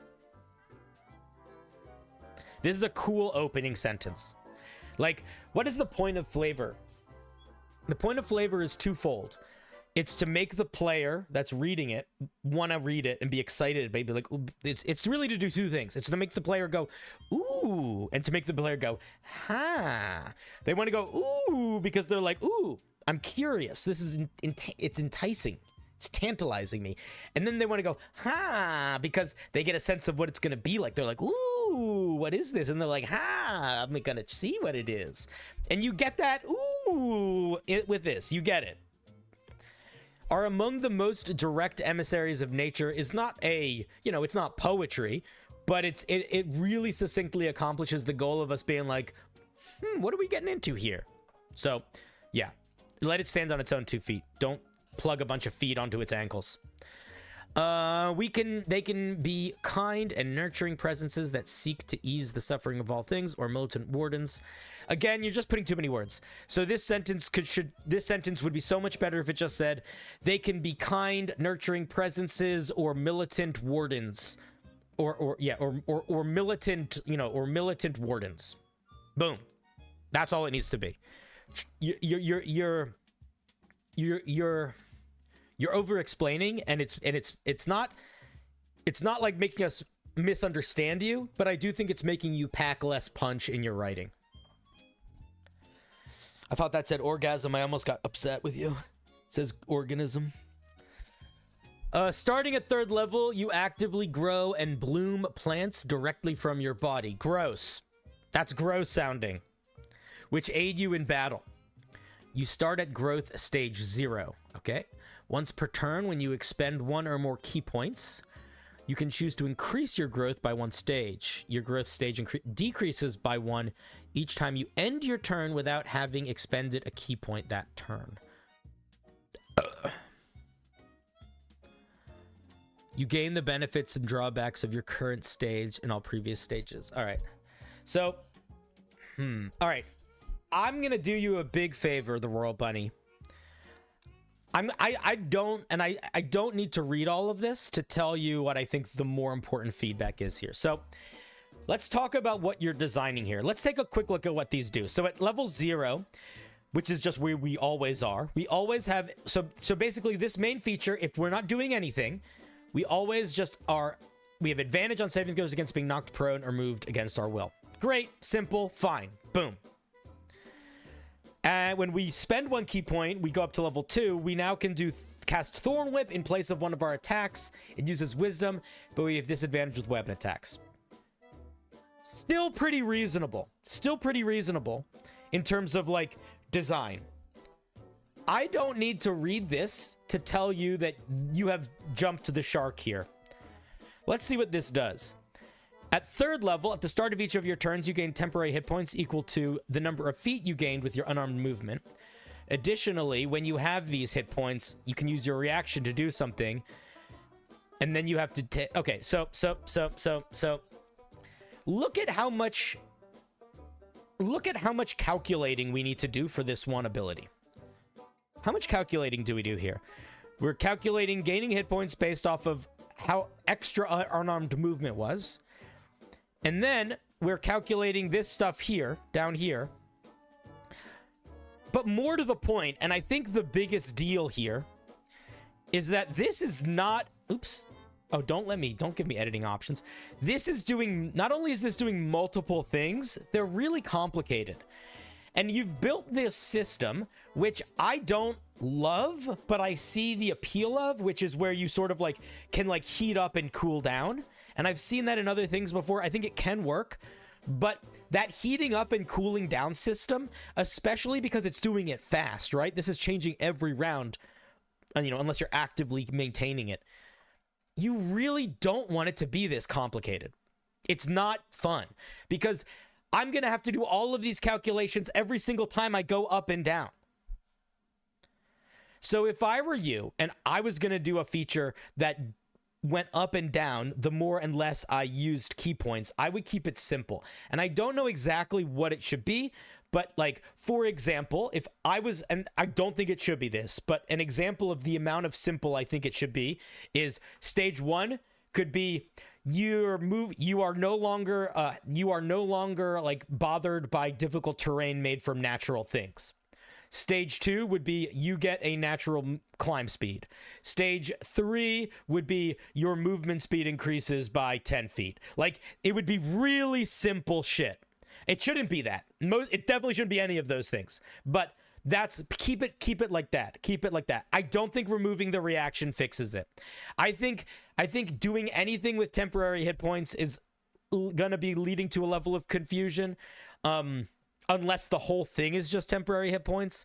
I think you need to focus. You need to do one of two things, the Royal Bunny. They all need to be building on the same thing. So they all need to be tied to movement, or they all need to be tied to they all need to be tied to the same progression system, or they all need to be totally different but really simple. Like simple in the way that the first one is simple. The second one is already almost a little too complicated, but simple like this. Simple like you just get another simple benefit. I wouldn't be baking whole new mechanics on top of it. So I think that sort of feature can work. But the other thing that I want to say, and you know, take it with a grain of salt, but there's a reason why they made such dramatic changes to the whatchamahoosit. There's a reason why they made such dramatic changes to the Way of Four Elements monk.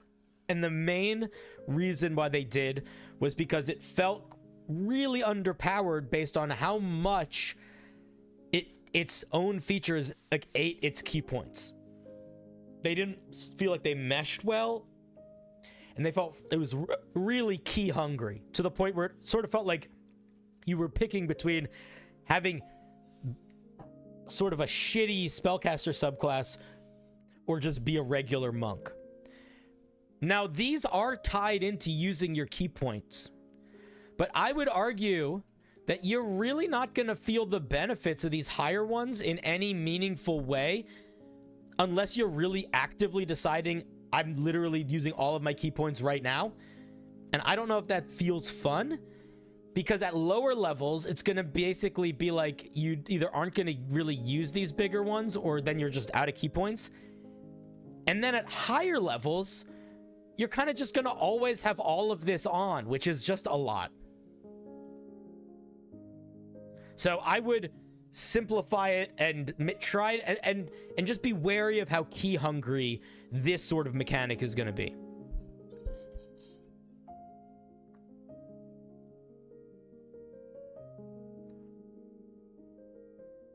The Royal Bunny, I politely request that you do not explain your process as we're giving feedback.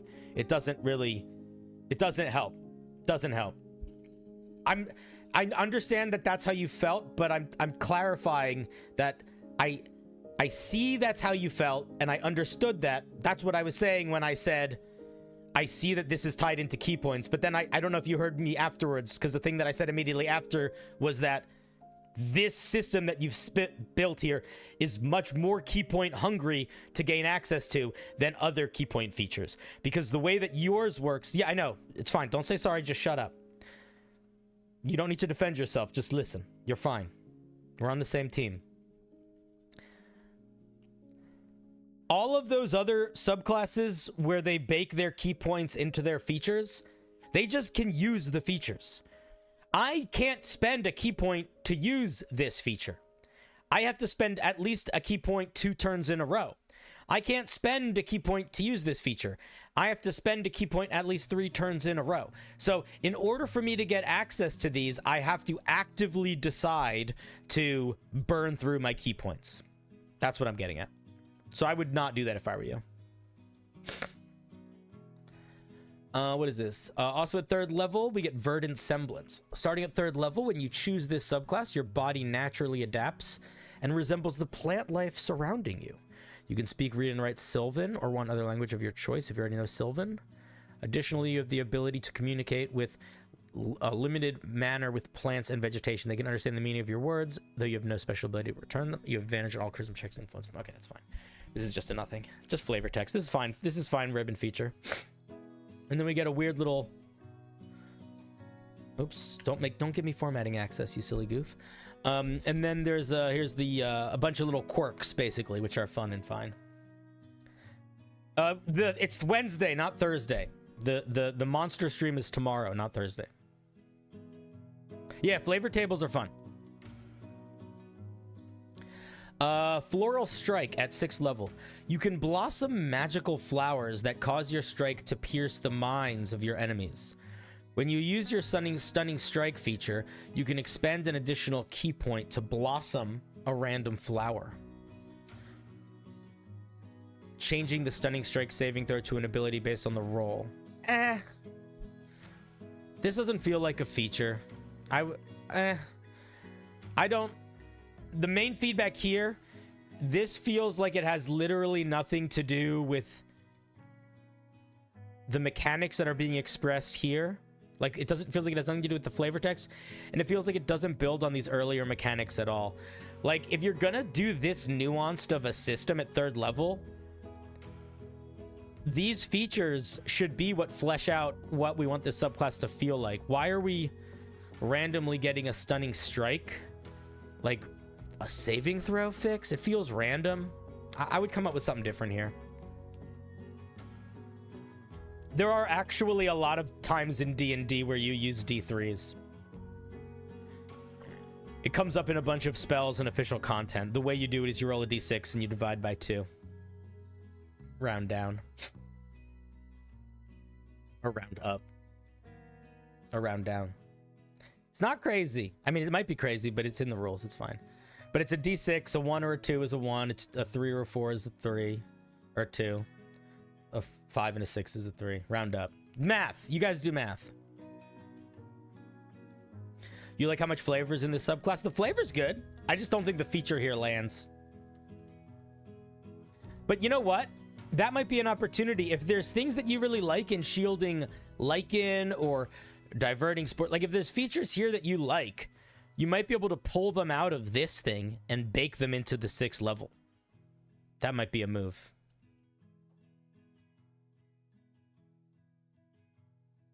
Let's see what we get at 11th. Starting at 11th level, you can use your action to expend 3 key points to create a grove of thriving plant life. Also, by level 6, we should have at least one feature that isn't dependent on key points, I think, personally. At 11th level, you can use your action to expend 3 key points to create a grove of thriving plant life. Choose a point on the ground you can see within 60 feet of you. The grove sprouts at a 10-foot radius, 20-foot cylinder. It's there for 10 minutes. You can use your action to end it early. Your growth stage can't decrease. We're going to just ignore that because I don't really understand. I don't think your growth stage thing works right now, and I don't. So I don't know if this works. I don't know if this will work. Depends on how you make your growth stage. If you change your 3rd level feature, this might work. I'm just going to ignore this one for now. Creatures gain half cover. You can use your reaction. Yeah, we're just going to ignore this one too. Again, we're just going back to figure out how to make the 3rd level feature work. I think gaining half cover in it's really strong. Honestly, your allies gaining half cover and enemies having it be difficult terrain is pretty strong if you make it less tall and a little bit more wide.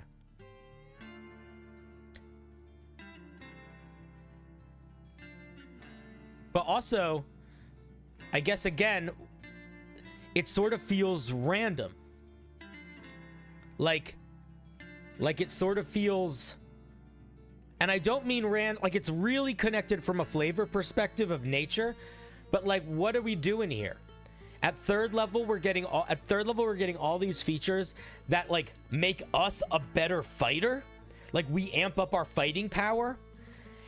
At 6th level, we're getting another thing that like specializes our fighting power. Now we are like, but now we're summoning a grove. I don't know. I just feel like there's a little mechanical dissonance there. Maybe that's just me, but it feels like there's a little mechanical dissonance that I like it, but I feel like we got to build up to a little bit more logically.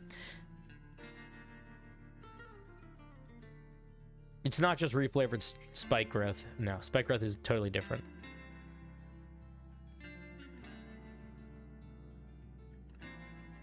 And then we get Arboreal Ensnarement. Starting at 17th level, your mastery over flora has become unmatched. When you hit a creature with an unarmed strike, you can expend 7 key points to cause a tree to sprout from the ground in the target's space, attempting to engulf them. They can make a dexterity saving throw on a save. They take a bunch of damage and are shunted on another spot. On a failure, they're imprisoned in the tree. I'm going to just call it like I see it. This looks like you copy-pasted the Open Hand Monk capstone, and I would say don't do that. I would say come up with something unique. The open hand capstone is basically the same exact thing as this, except instead it does a little bit more damage, and instead of imprisoning them in a tree, it kills them. But I don't think we should... The open hand capstone is you hit something really hard and it dies or takes a lot of damage. This is essentially you hit something really hard and it dies or it takes a lot of damage. So if I were you, I would try to come up with something just new here. Quivering Palm, yeah. I like the idea of a floral monk and of a tree monk. There's really no sense of bonsai throughout it, so I might also rethink the name. And if you're going with Way of the Bonsai because you like the idea of this monk that like caters its garden, I think do more features that feel like it's catering a garden, like not verdant semblance, like thriving arbor fits that vibe really well. Like, you know, it's fostering a space. But if you're trying to make it like it is like harnessing nature and doing battle, I might not call it Way of the Bonsai, and I might lean into that more in terms of like the way I express its higher level features. It's a really fun idea though. I think there's some interesting things here. Honestly, there's not any one particular mechanic that I'm like in love with or think it doesn't work. I think this system needs to be simplified, but when it is simplified, it probably can work fine. I also don't think you need downsides. I think you are overcomplicating things for yourself with the downsides, because you're now trying to account for the power here by giving downsides here, but it's making these things just more complicated. And I don't know how much it's actually accounting for the balancing for these as much as just leading to more things you have to keep track of. Yeah, fun idea. I think there's a lot of different mechanical directions you could go in with this. Honestly, I don't really have a strong inkling in any direction, but I think that you do want to think about it a little bit. You want to focus the idea a little bit more, I think. Which I know is the feedback that I give to literally everybody, but it often is the feedback that I have. Anyway, thank you very much for sharing, my dear Royal Bunny. Let us give the Royal Bunny a big round of applause. Thank you for being here. We appreciate you. Sorry I told you to shut up earlier. Only half sorry.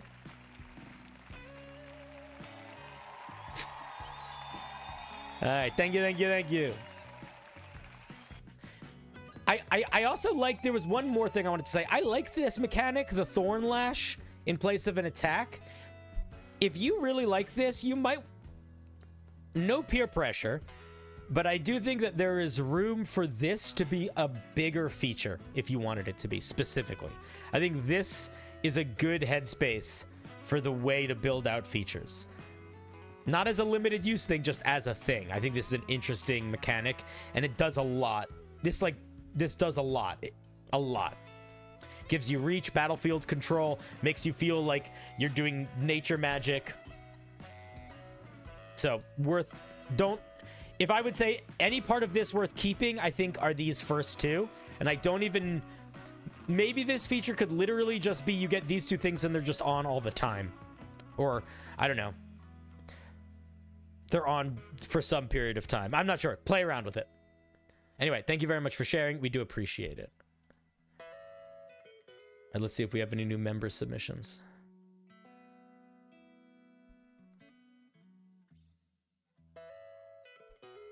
Two more. Lovely.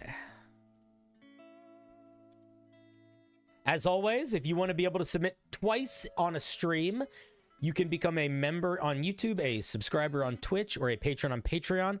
If you're watching on Twitch, you can subscribe for free with your Twitch Prime account. It also counts for gifted membership. So if you get gifted a membership, you get access to all this stuff for a month. The easiest way to find all of this stuff is in my Discord in terms of how to submit things, but I also will post it on my Patreon and my YouTube tab. Is there any way we can see the list of the wheels so we can see if we were reviewed while we were away? No. The way to see the list of the wheel is to look at it. And I understand that it's very small, but I don't have a separate list that I keep of everyone that we reviewed. Maybe I should. If one of you wants to, you totally can. I don't think we looked at your homebrew yet, but I will say that almost every stream that I do, people timestamp it on the YouTube video or in the Discord. So you can always check the timestamps afterwards if you missed part of the stream to see if your piece got reviewed. And then you could go watch the VOD and you can click right to the timestamp where your piece was. Yeah. So and you can also just ask people. If I don't remember, people usually remember. I don't always have the best memory, but collectively our memory is okay. Bagadu, bagadu, bagadu, bagadu, bagadu, bagadu, bagadu, bagadu, bagadu, bagadu. Do streams transfer between submissions? No, you have to resubmit to every stream. I do a new wheel every stream, baby. We start fresh. All right, so we got Pokey on the big wheel, which means Pokey, we love you, but we're moving on. Bagada, bagada, bagada, bagada, bagada, bagada, bagada, bagada, bagada, bagada, bagada, bagada, bagada, bagada, bagada, bagada, bagada, bagada. Joey. What's up, Joey? What you got for us today? You know, Joey, the very first not even D&D, the very first ttrpg character I ever played was named Joey. Their name was Joey Bag of Donuts, and they were a ghost, but it wasn't D&D. It was a game system that allowed for me to be a ghost. It was Savage Worlds. Your goal is to create a persuasion-based pass without a trace. Joey, I believe that spell already exists.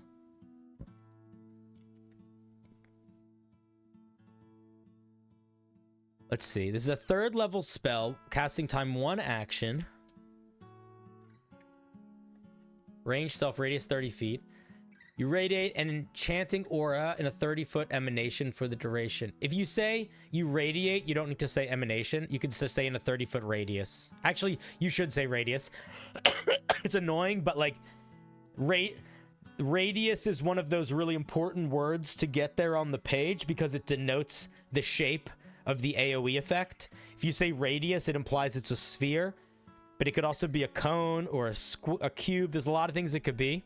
So changes to radius. It's annoying, but it's like, that's one of those things where there's not opinion about that. That's just, you want to write it in the official way that ideas are explained in D&D so people, you know, understand. Rather, so there's not confusion later.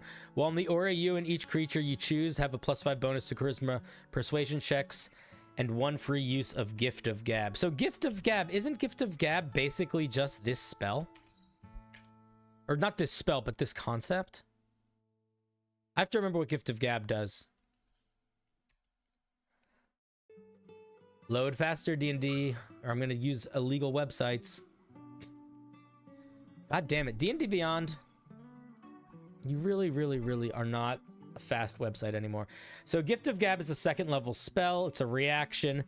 When you cast this spell, you skillfully reshape the memories of the listeners so that each creature of your choice within 5 feet of you forgets everything you said within the last 6 seconds. Okay, so here are my thoughts. Here are my thoughts. I think 2 things. 1...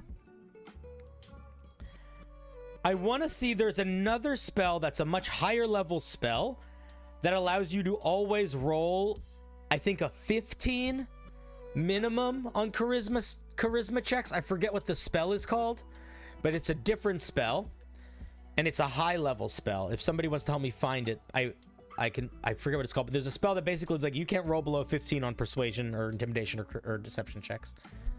Glibness.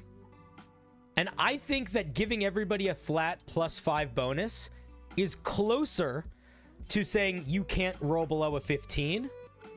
And that's an 8th level spell. So I think you're underestimating the power of the flat +5 bonus a little bit. I understand that it's different for pass. That I understand that pass without a trace gives everybody a +10 bonus. But I also think that charisma type checks don't always sit in the same game space as stealth type checks. So that's one thing to think about. So I might put this over 3rd level. I don't know if I'd put it much higher than 3rd level, but I might put it higher than 3rd level. But the other thing is a 3rd level spell. There is no way that it's balanced to let a 3rd level spell let people cast hundreds of uses of Gift of Gab. Gift of Gab is a 2nd level spell. If this spell lasts an hour, that means that you are essentially saying everybody within 30 feet that I want has can cast a second level spell at will. They can cast it at, which is crazy powerful. So I think if you want this spell to function in any way that is in any way reasonable, you have to completely remove the Gift of Gab element. Like, it's just gone. Get rid of it. Even if it's a free one-time use within it. Because here's the other thing, is creatures can always, they can move in and out of it, right? Would that re-triggered? I don't know. It doesn't matter. It's genuinely not worth doing. You shouldn't get a third level spell that even gives you 3 casting of a second level spell. So I would say completely remove Gift of Gab. And then beyond that, I think there's no way this spell can't require concentration. It has to require concentration. I think if you make this spell require concentration, you make it a 4th level spell, you drop the Gift of Gab, I think it could work.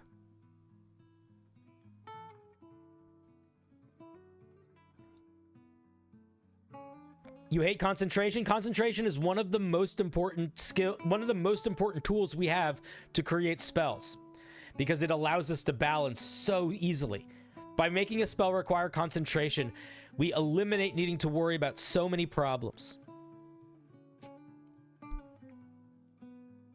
Anyway, I think it's a fun idea. I like the idea of taking a spell like Pass Without a Trace and trying to find the roleplay version of it. I think that makes a lot of sense. I think it's a good headspace for game design. I think you just overshot a little bit with the free use of Gift of Gab. And I think that I don't know why I feel this way, but I think that if we look at the spells and abilities that exist in the game as a litmus test of power, I would argue that adding bonuses to charisma is more powerful than adding bonuses to stealth when we're looking at spells and that sort of thing.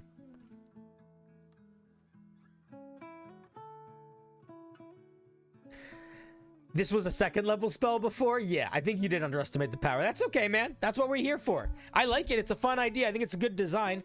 I mean, maybe you could keep it at 3rd level if it's just the +5 and it requires concentration. But I would just keep an eye on it, is what I would say. All right. Anyway, Joey, thank you very much for sharing. Let's give Joey a round of applause. Regardless, it's a really good headspace for game design. Yeah, charisma is much broader than stealth. Also worth pointing out, and I just realized this, Pass Without a Trace doesn't give you +10 to dexterity checks. It gives you +10 to a single skill check. This is giving us +5 to all. Oh, it's just persuasion. It's not all. I'm dumb. Ignore me. I'm an idiot. I missed it. Anyway, regardless, all the feelings still felt. Cool spell. I like it. Thank you for sharing. Kaboosh.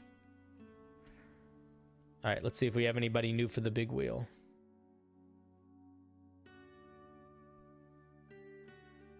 We do. Look at these glorious creatures. Look at all of them. My God. Are they brave or are they foolish? Who can say?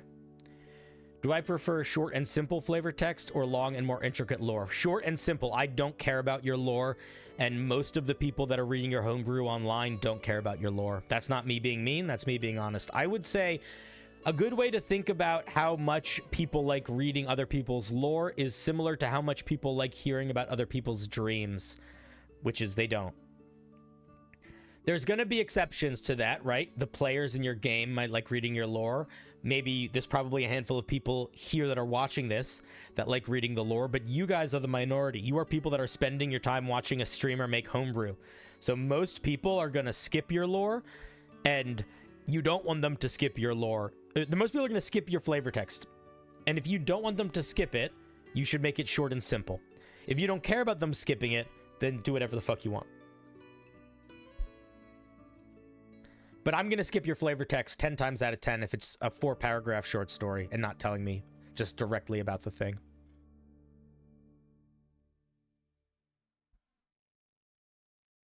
Yeah, Awesome put it well. Yeah, you have to basically show value to the people to make them want to go, ooh.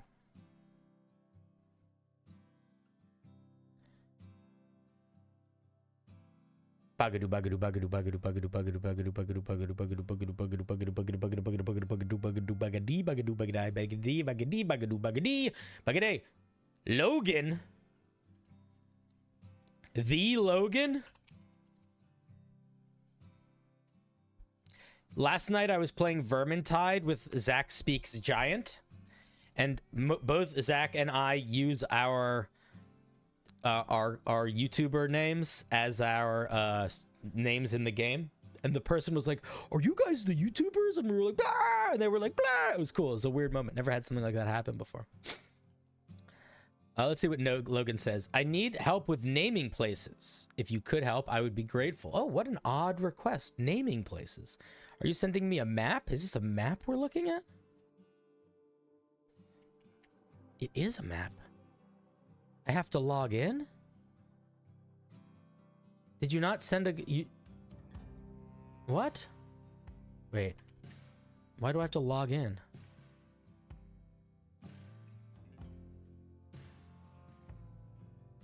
I don't have an account. Hey. Hey. Is there a way I can view it without having to log in? Oh, he sent the website link. He didn't send the website link. He sent something, but I think he sent like the link. I think he just copy pasted the link of his thing. I don't think he sent like a shared version. That's too bad. I would have loved to help.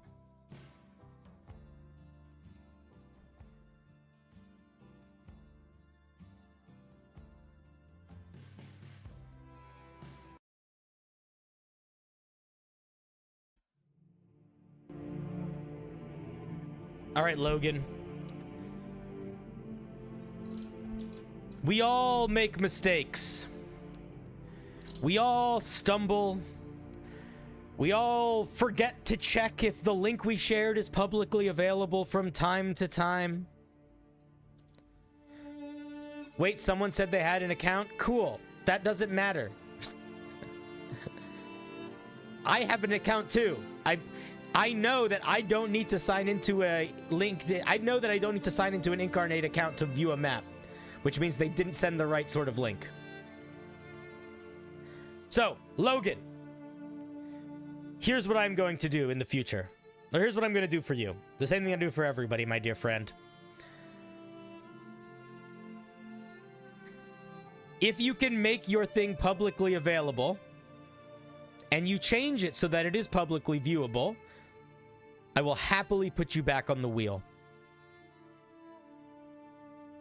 But you have to let me know in the chat that you made that change. And the way you make that change, and to make, I don't know how you make that change in Incarnate, figure that out. But the way you check is whatever link you submit, you open it in an incognito window. And if it works, it will work. If it doesn't work, it doesn't work.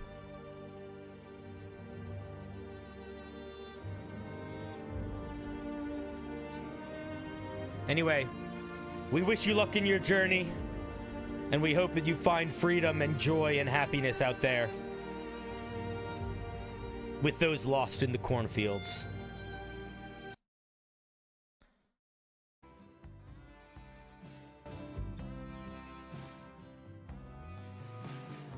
And Logan is off the wheel. Hopefully they'll return.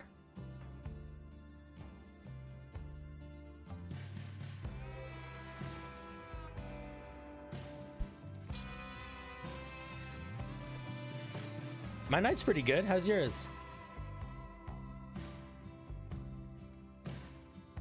Do I have any advice for writing flavor text for homebrew races? I would say if I was writing a new homebrew race, a lot of what I would or wouldn't write on flavor text would depend a little bit on the meta knowledge of the thing I was making.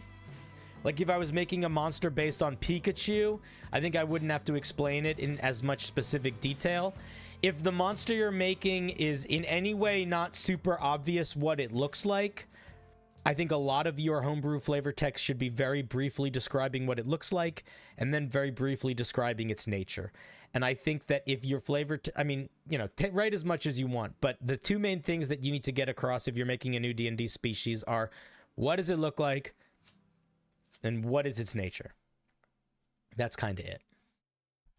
And I would say try to do that in 4 sentences, and try to make those sentences not all more than 7 words. Some of them can be more than 7 words, but certainly not all of them. And then I think you'll be in a good spot.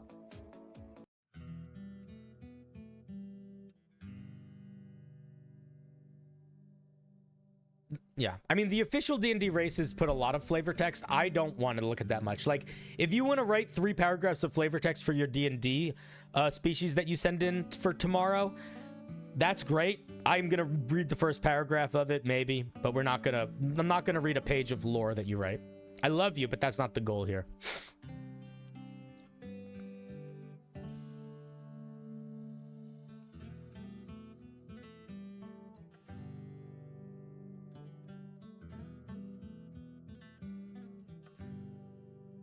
Alrighty. Bagadu bagadu bagadu bagadu bagadu bagadu bagadu bagadu bagadu bagadu bagadu bagadu bagadu bagadu bagadu bagadu bagadu bagadu bagadu bagadu. Yoda's stepmom. Did you guys know Yoda had a stepmom?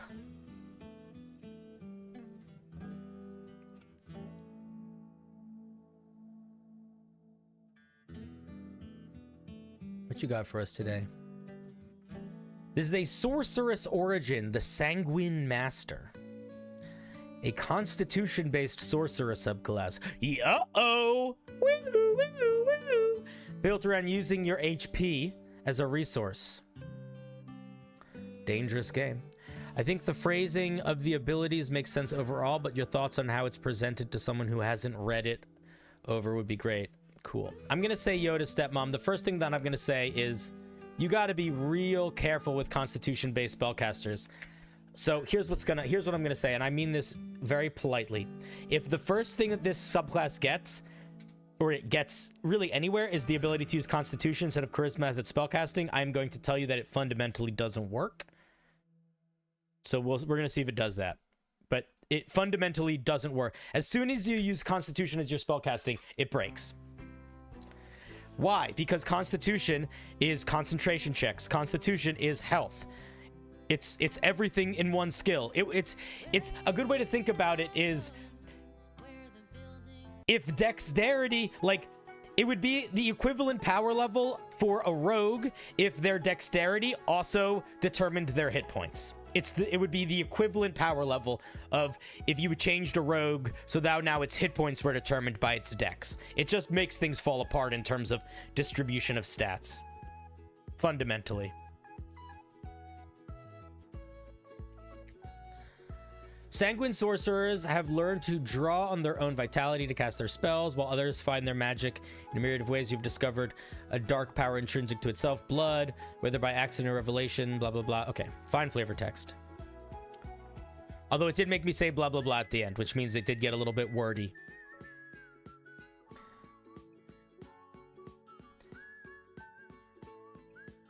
You've learned to fuel your spell. Oh god, it's literally a first thing you get. Yeah, this doesn't work. I explained why it doesn't work. We're not going to explain why it doesn't work again. When you cast a spell, visible marks appear on your body. This could be blah, blah, blah. Okay, this is just flavor text.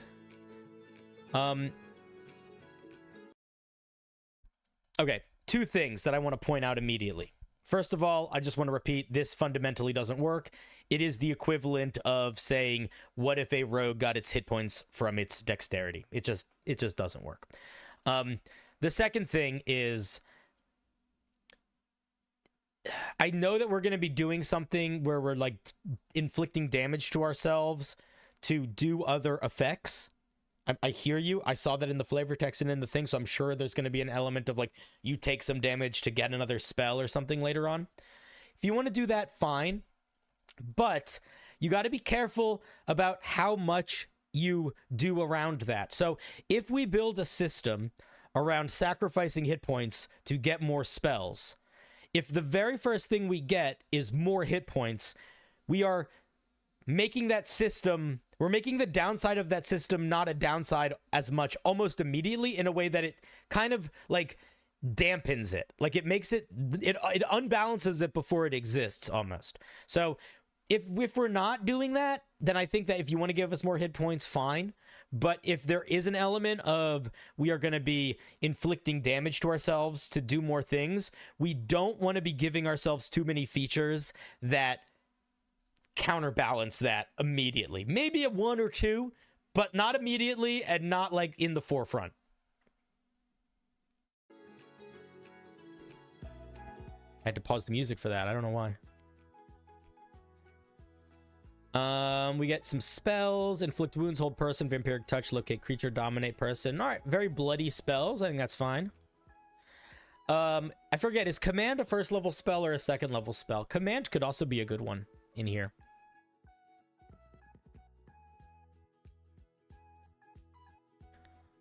Let's see if we get level 6. First. Why are you guys firsting? What's first? Oh, because I asked a question. Adam, how's it going? I'm so dumb. I asked the question that I forgot. Adam, how's it going, buddy? Guys, me and Adam have been playing Vermintide. It is stupid fun. He's a very fun man to play games with. We might start streaming it at some point, because I know that Vermintide has stream integration where chat can like vote on prizes and punishments and stuff. But for now, we're just going to keep it a special thing we do just for us.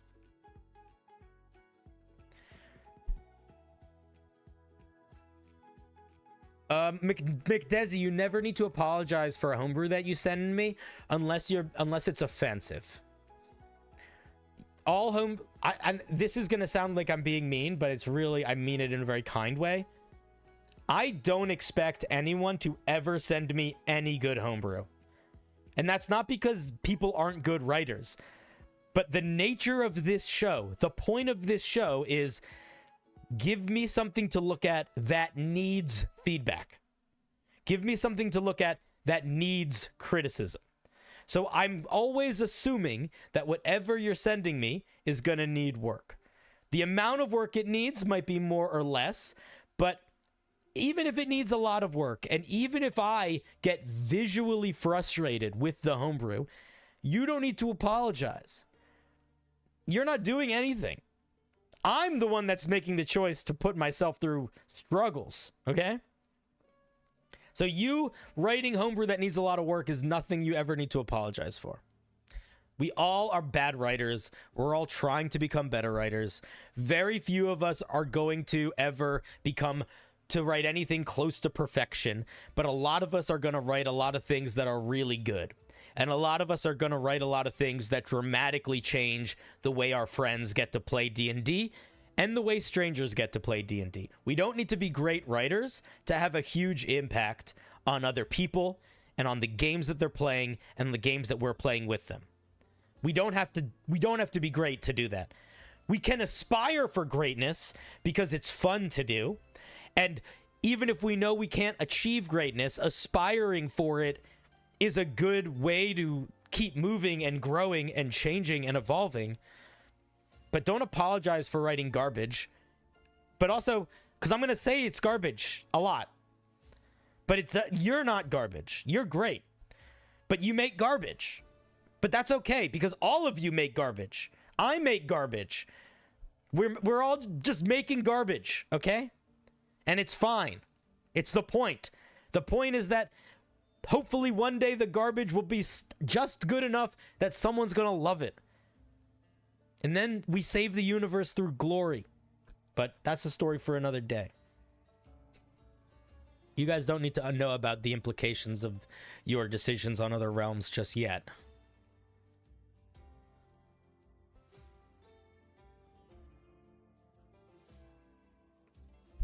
Well, there's also just power to creation. And I think that that's something that manifests itself in very specific ways in your realm, in the zeitgeist, in ways that it's just totally different in other ones. Like, you guys think of creation, you think of like making art or like divinity, like gods creating stuff. Those walls between artistic creation and literal creation, they thin in they're not the same walls in other places always. But again, that's not a conversation for right now. We don't need to get into the heady shit. Let's just keep it simple. For all you know, all that you're doing is writing homebrew, and all that I'm doing is trying to help your homebrew be good.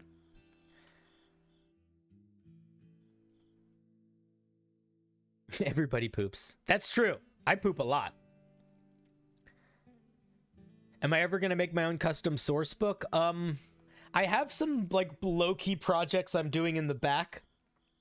I have written about me and Patrick Perini, who's my dungeon master in the podcast that I'm in, and another writer named Mason, who goes by Professor D&D, or maybe changed it to Professor TTRPG. We have written a bunch of a source book together, but we're still sort of in the churning process of it. At some point, maybe I'll put out my own book, but for the meantime, I think I'm going to work.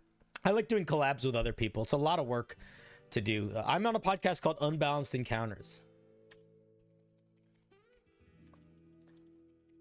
I play a giant robot named Guard. Here's my podcast. I would say the vibe of our show is Studio Ghibli meets Gravity Falls is the vibe. And if you want to go listen to it, I don't know how many episodes there are right now. Look, there's me, there's other people in it, but it's pretty good. I play a big robot named Guard. Here's some fan art that people made. But yeah, it's a pretty good podcast. I like it. We basically take like 3-hour D&D games and edit them down to like 1.5-hour episodes with like a lot of music effects and stuff, so it sort of makes it feel more like a show. That's the goal anyway.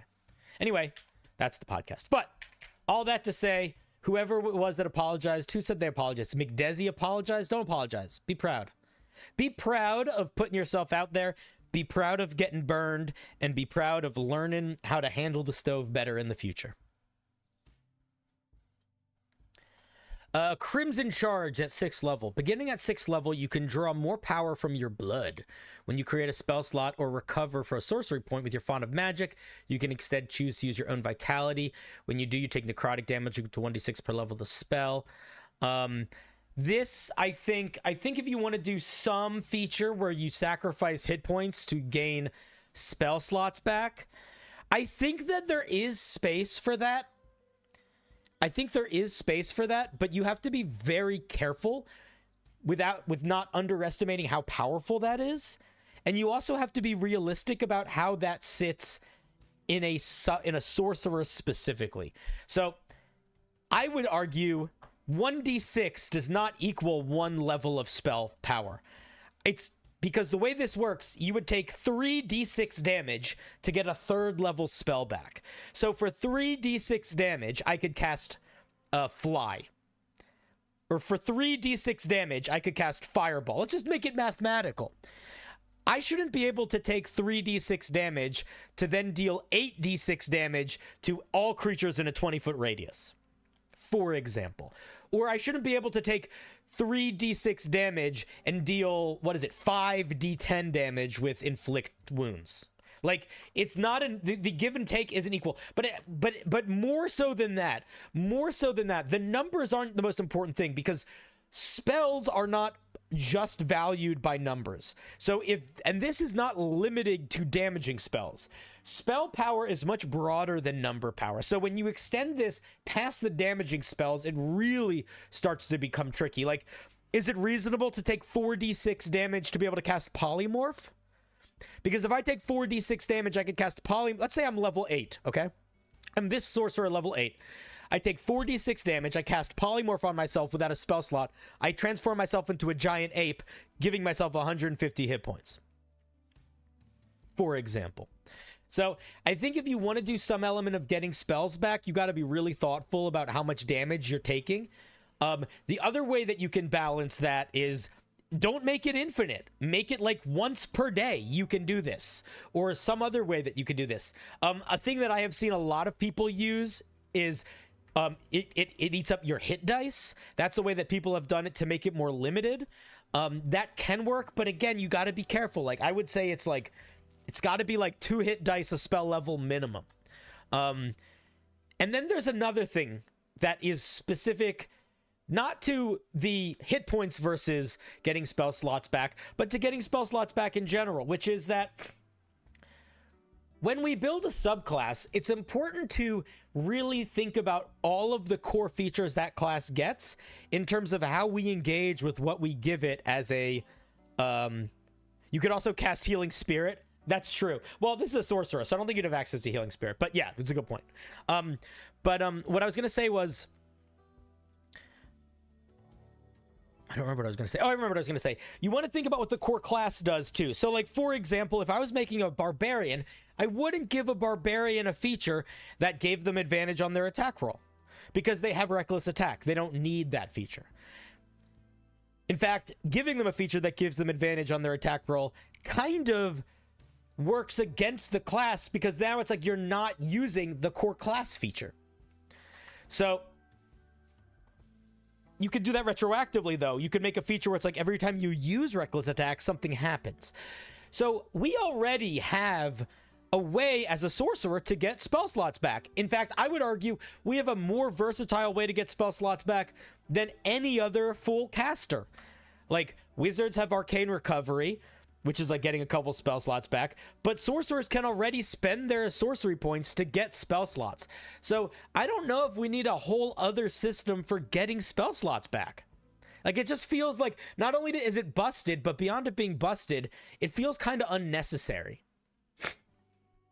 So if I were you, I might do something different. I might go in a different direction. I might go in a direction of like, if you use a meta magic option with one of your blood magic spells, you can take some amount of damage to make that meta magic option cost 1 sorcery point less or something like that. So instead of giving you something else that does what meta magic and sorcery points already do, let us take damage to get more access to that meta magic, which will also sort of, in a roundabout way, give you more spell slots because it's making you spend less sorcery points on meta magic, so you will have those more sorcery points for spell slots if you want. But I would bake, because I think this is just too powerful, and it also kind of pushes against the core design of sorcerers in a way that I don't think is helping it.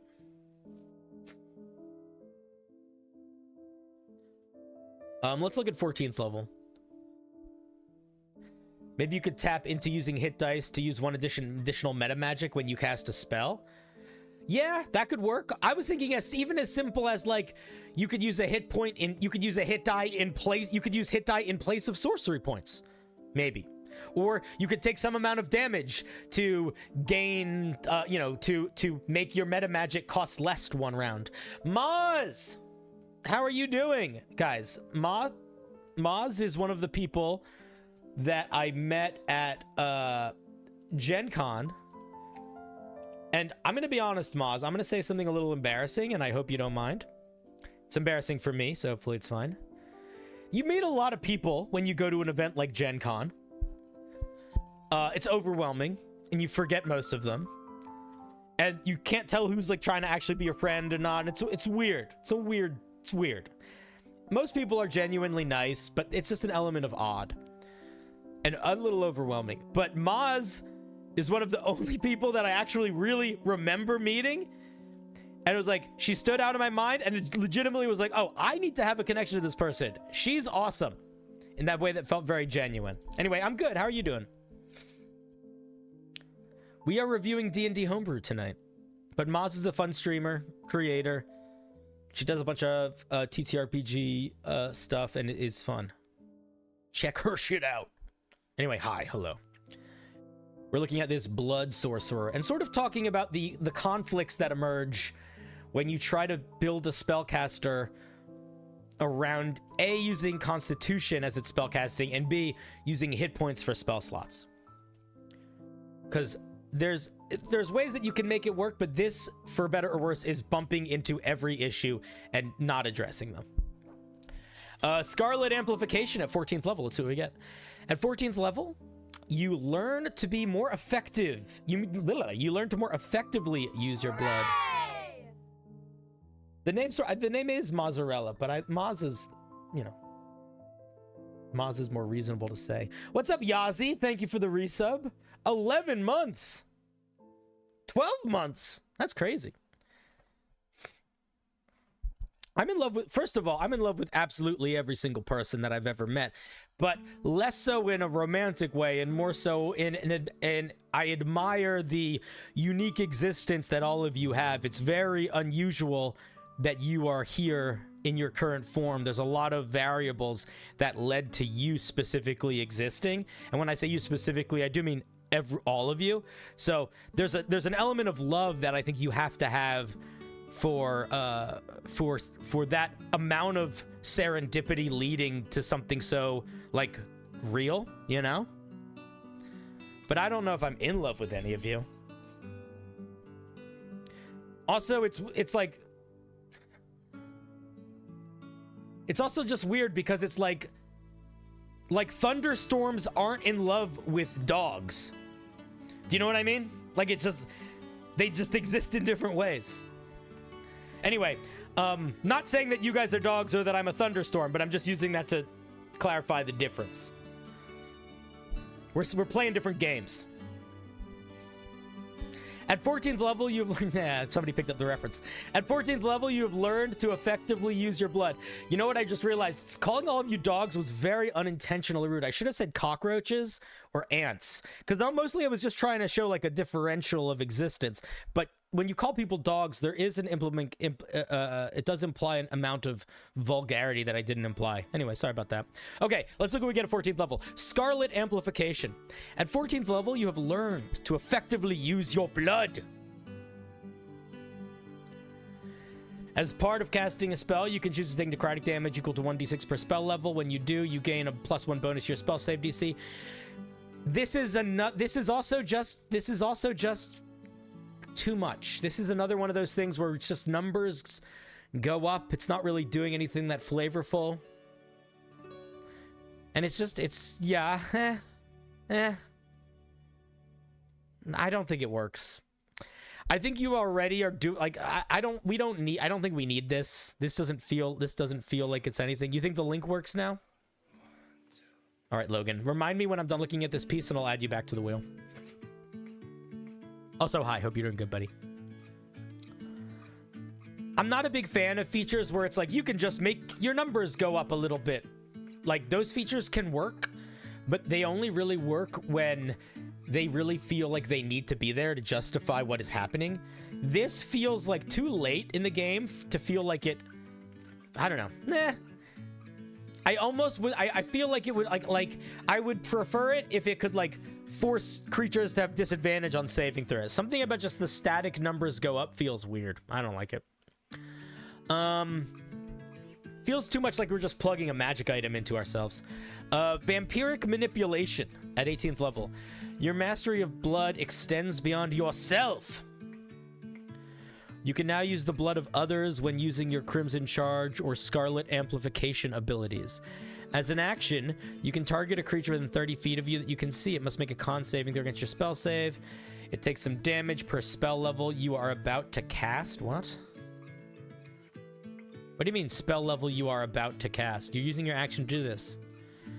If the creature succeeds, it takes half the damage. Until the start of your next turn, you can reduce the amount of necrotic damage you take using... What? I don't understand what this feature does. What?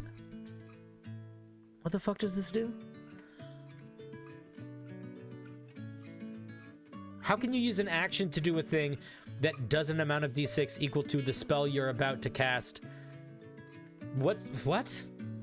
About to cast when? What spell? Am I... Chat, am I missing something here? Is this me or is this them? What's happening here?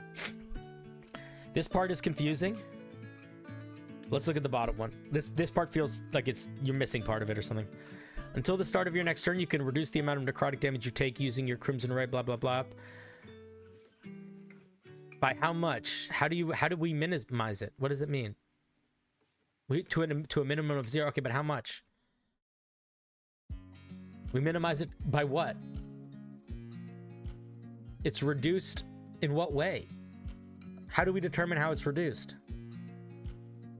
The spell you cast on your next turn?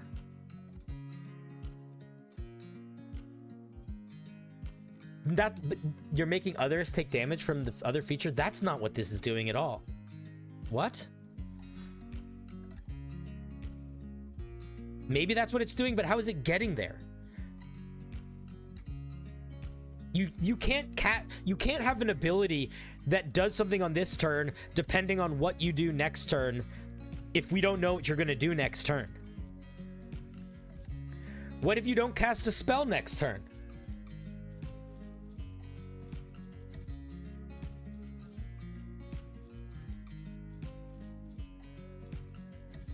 I just don't think it works. I think it requires too much knowledge about what's happening the next turn. I don't think it works. I don't think anything here works. So I think the idea of doing a Blood Wizard is a good idea. I think, unfortunately, you have bumped into most of the issues with it and have not addressed them. So unfortunately, I would say a lot of this probably just needs to be redone. I don't think this works.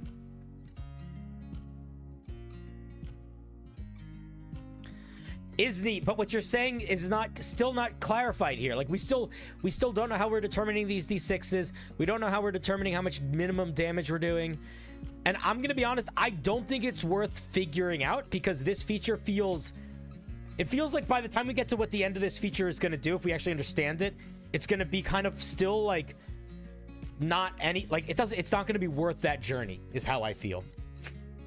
I think it's not worth it. I think it's worth it for the creator to take in that this is genuinely confusing to most people, and then also to take in how many important things they need to address if they're going to be dealing with blood magic, and that is going to be the much more valuable feedback for them. All right, Yoda Stepmom, thank you very much for sharing. Let's give them a round of applause.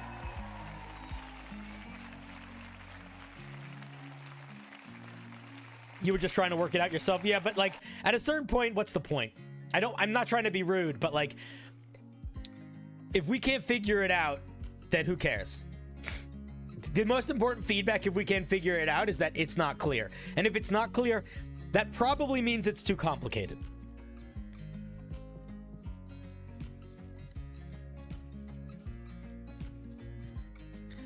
If you want to make a xenomorph, do you have to call it a xenomorph? No, call it whatever you want. But I do want you to tell me what it's inspired by. So tomorrow's stream, we are only looking at D&D playable races/species that are inspired by monsters, either from fiction or movies or D&D or whatever. So in the form, I ask you very specifically to tell me what it's inspired by, and then what specific aspects of the thing it's inspired by you're trying to evoke. Because I'm also just not going to know what all the monsters are. It allows you to deal damage to your opponent to do more stuff with their spells for free so they can do even more damage to their opponent. Yeah, but we don't but you see why there's like a part of that puzzle missing? Like, it's like, you can't, like, there are no, like, we don't know what spell we're doing later, and I just don't, it doesn't matter. I hear, that sentence that you said is confusing to me in a way that I think just underlines the point of, it is confusing. Moss, are you still here? And if you are you playing in any games right now? Are you on any like actual plays or anything? If you're not still here, that's fine. Anyway, thank you very much, Yoda Stepmom. We appreciate you. Exactly. Okay, yeah. I wasn't sure if you were trying to explain it to me, but like, actually, this is how it works. Or just like trying to acknowledge that, yeah, this is really confusing. All right, ready, steady. Spin. Playing in a couple and running a few. If you let me know what games you're playing in. Let me know what stuff you're playing in. I'm really not good at paying attention. Like I'm not good at focusing on who's doing what. So let me know. Especially for some spooky stuff. I love spooky stuff. Spooky stuff is my favorite. Cinder, do you have to shave all that pink hair every now and then, or is it beyond my mortal comprehension? No, this hair thins naturally, baby. Comes with the flesh vessel. It's one of the perks. Some people call it balding. I call it automated haircuts. All right, who appeared on the wheel? Muffin Button. All right, Muffin. What you got for us today? Muffin says, you just did a one-shot with Eric from Somebody's Heroes. Ooh, very cool. You don't really self-promote. Yeah. Well, I mean, listen, we don't all self-promote. It's fine. All right. I'll just try to pay more attention. I will try to do a little bit of work to see what the cool people are up to. Let's see. Muffin Button says, I want to give a major reoccurring villain with 5 or so appearances. That is a lot of appearances. That might be too many appearances. I don't know if you need to. I don't know if you need 5, but maybe it's a really long campaign. McDesi becoming a member. That's very kind. Thank you very much. I appreciate that. Okay, you want to make a major reoccurring villain. Wait. I want to give a. I totally misread. We're not looking at a villain. We're looking at a spell. I'm so sorry I misread your sentence. Let me start that over. I want to give a major reoccurring villain with 5 or so appearances, a unique spell that'll keep my players on guard. Okay, so this is very specifically. So chat, we're going to look at this. This is a spell, but let's think about the context of this when we're giving our feedback. This is not a spell that the players are necessarily going to get access to. This is very intentionally going to be a spell that a monster uses against the party, and it's going to be a monster that can potentially use this spell a lot because they're going to be doing it in a lot of fights. So, my first feedback, before we even really get too deep into it, is going to be, if you aren't planning on giving this spell to the players, I would argue you maybe don't need to make it a spell. You could just make it an ability the villain has. Most unique villain things, unique monster features are not expressed as spells. They're just built into the monster's stat block. If you want the players to get access to this spell, you are going to need to do a little bit more accounting for balancing.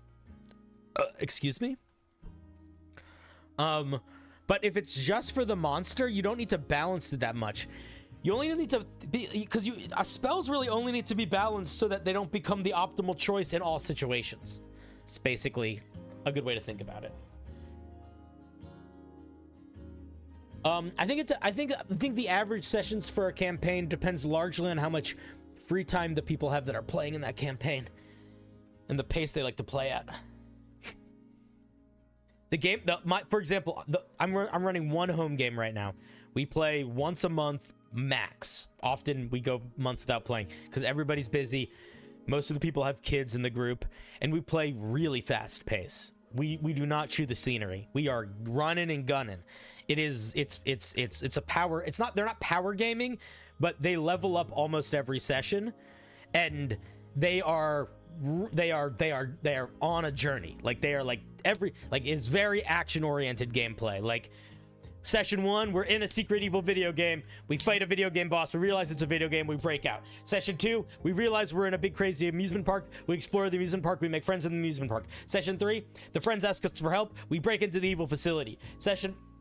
We learn that we're all evil clones. Section 4, we fight the evil clone boss, and we decide we're going to kill all the clones so that can't be done anymore and steal a spaceship. Like very fast pace.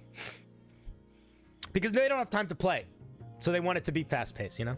Okay, sorry, rant over. Let's look at this spell. Again, it doesn't necessarily need to be a spell. Range 120 feet, 1 action, 3rd level spell. A spark of magic is tossed. Don't say is tossed. Oh, who sent this to me? Who sent this? Was this Muffin Bottom? It was Muffin Bottom. Don't write in the passive voice. When you use the verb to be, which is the verb, which is am, is, are, been, being, been, was, were, all those words, you very quickly start writing in the passive voice, and the passive voice sounds bad. It makes people bored. It makes people stop paying attention. The only time you really want to use the passive voice is if you are a politician and you are trying to make it sound like you are not particularly connected to a thing. So the only time that you really ever want to use the passive voice is if you're a politician and you're apologizing. So instead of saying I made a mistake, you say a mistake was made. That's what you're doing here. So instead of saying a spark of magic is tossed, you say you toss a spark of magic. It just sounds so much better. For a moment, this chaos is brought to order, and if it, this is way too much flavor text for a spell, I would get rid of all of it. I would say spark of chaotic magic is tossed into an... you toss a spot of chaotic magic to a point you can see within range. It erupts in a 10-foot radius, dealing 4d8 plus 2d6 damage on a failed save, say damage, and half as much on a success. When you upcast this spell, it does more damage. If you wanted this to work the way that other spells work, you would be upcasting it would do more d6s, not more d8s. That's how... There's a spell that's almost exactly the same as this already, called Chaos Bolt. You could just use that for example. Maybe it's not Chaos Bolt. It's one of the two chaosy spells.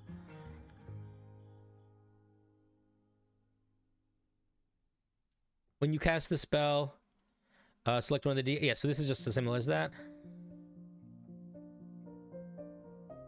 Every additional roll with the same d8 is increasing the... This is so... Okay. So, let's talk about why this spell is kind of jank. Don't increase the radius. You should select these... I feel like you should select these dice before you're rolling them. I like the idea... The random saving throw is kind of fun. I think that's a fun addition on top of the random damage. But this is way too confusing for a spell for a monster. Like, this is the... If you want this to work smoothly as a monster ability, it should just be, as an action, they pick a spot within range. They do roll a d6 and a d8. Pick what saving throw is. And honestly, I don't even think you should do that, because I don't want to have to... Like, that's so many dice to have to roll every single time you use the ability. I mean, maybe it's fine, but it's way too much to do the tediousness of, like, calculating the radius based on the spell slot. Like, that is... First of all, that's not good for power balance if you are trying to make it something that a player would get access to. If it's something that it's just going to be for the monster, it's just going to be really tedious to keep track of. Like, don't give the dungeon master... Like, you don't want to have to do those extra calculations in the middle of the session. You just want to look at the sheet and know what it does, you know? Yeah, I think it's basically like Chaos Bolt. So if you're gonna make something like Chaos Bolt, the damage should increase the way it does with d6s.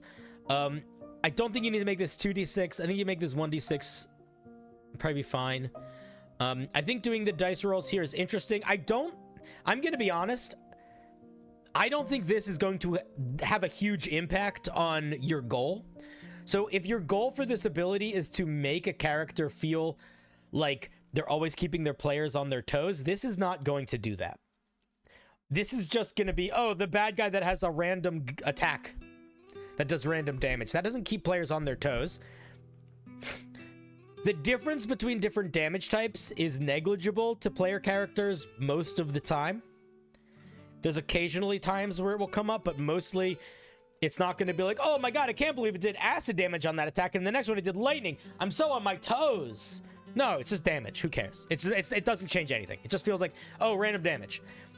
And the random saving throw is just that. It's not keeping them on their toes. It's just random saving throw. If your goal with your villain is to have the villain be a reoccurring villain and to keep them on their toes, I would say the way you keep them on their toes is you make the villain develop in the way that they develop. Maybe the first time they meet the villain, use the bandit captain stat block, so they get a couple attacks and they can parry a little bit. But when the villain comes back, they now can replace one of those attacks with a cantrip, and they have the shield spell, like they're getting a little magical.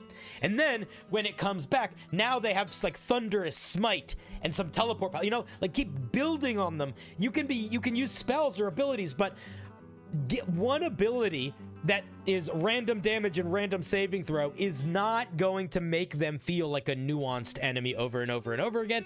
It's going to make them feel like a very repetitive enemy that does a random thing, you know?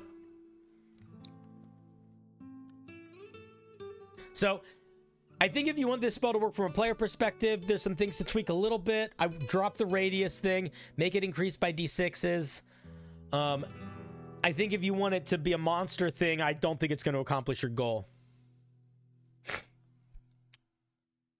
All right, that was my feedback. I think I like the idea of playing around with improved Chaos Bolt, which is kind of what it is, and I think that's fun. A good way to make Homebrew is to take something that exists and to be like, what is the evolution of this, or what is the de-evolution of this, or what is the super overpowered version of this, or I think that's fun. Or if there's like a really holy spell, what is the really evil version of it, or whatever. But yeah, if you're building a monster, you don't want to be building your monster in the same way that you build your players, because your characters, because the point of tools that you give characters, the point of magic items, the point of spells, the point of feats, of subclasses, of classes, the point of all of those is to give players a variety of tools that they can have access to that don't necessarily need to matter for every single fight or every single encounter, but over the course of the adventure will matter in moments that make them feel special and unique and help push the story forward. And they don't need to account for every situation, because they're going to be having those access to those choices a whole campaign. When you're building a monster, even a reoccurring monster, you're not using it in a million situations. Like, it just needs to be good at one thing. A monster only needs to be designed for the encounter that you're using it for. It doesn't really exist outside of that encounter. So I would say when you're building your monsters and you're building your villains, you don't need to think about what spells to give them. What you want to do is you want to think about, what features can I give them that are going to make this fight memorable or interesting or uniquely challenging? Like, what things am I going to give them that make me feel as a player like, whoa, like my cinematic moments. Matthew Colville has a thing called action-oriented monsters, and it's this idea that it's sort of like layer actions, where each boss has like a special move that they do on initiative count 20 or just on their turn, and they do one the first round of combat, one the second round of combat, one the third round of combat. They never do them again, they just do them those times, but each one is like a big special thing. So if, for example, you're fighting like a boss that's like a gargoyle, maybe round one the gargoyle flares out its wings and makes a screech, and it summons a couple little gargoyles, and everyone gets their heads hurt for a second. Maybe round two, it launches up in the air really high and slams down, doing AoE damage, creating difficult terrain. But like, it's not constantly doing those, they're just memorable little things that it does. So I think that that's a good way to start building it when you're building your monsters. Building monsters, especially bosses, building monsters for moments. Monsters exist for you, they're your babies. Sorry, fair. Your monster, fair. Hey, listen, I love a good monster. They're the best. Was this spell meant to only be used by the boss? Yes, I think that was the intention, but I don't know. I'm saying the feedback that I would have if it was to be used for the players would be drop the radius thing, drop the damage increasing to D6s.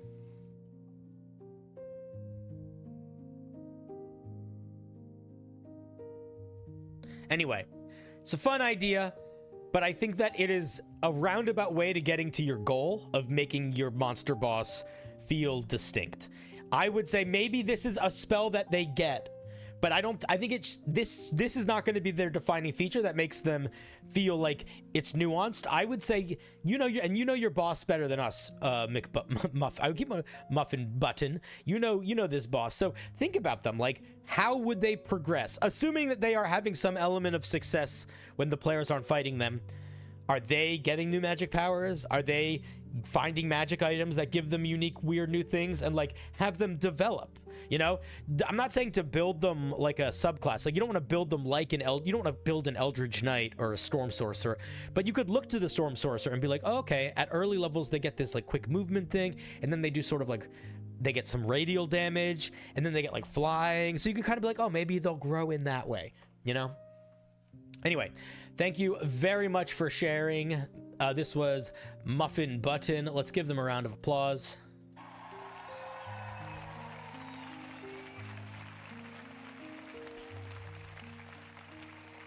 I have not gotten a chance to watch the new Dungeon Master's Guide video. Oh, my ears. I have not gotten a chance to listen to it yet, no. What Muffin Button is? It's a button on a muffin. I'm assuming.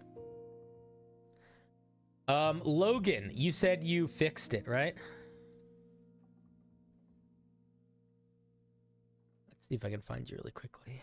Logan, Logan, Logan. There you are. Boom, you're back on the wheel, Logan. Look at that. Glory unto you, my friend. I do hope it gets spun again. I would love to look at a map. People don't send in maps for feedback that often. We did a map stream once, but I think it was almost too much maps. Not that it wasn't fun to look at maps, but when you look at like map feedback is often very similar. So it gets very repetitive. Okay, boom. Do I need your map? I need no maps. Mine is the map of men and beast and those strange in between.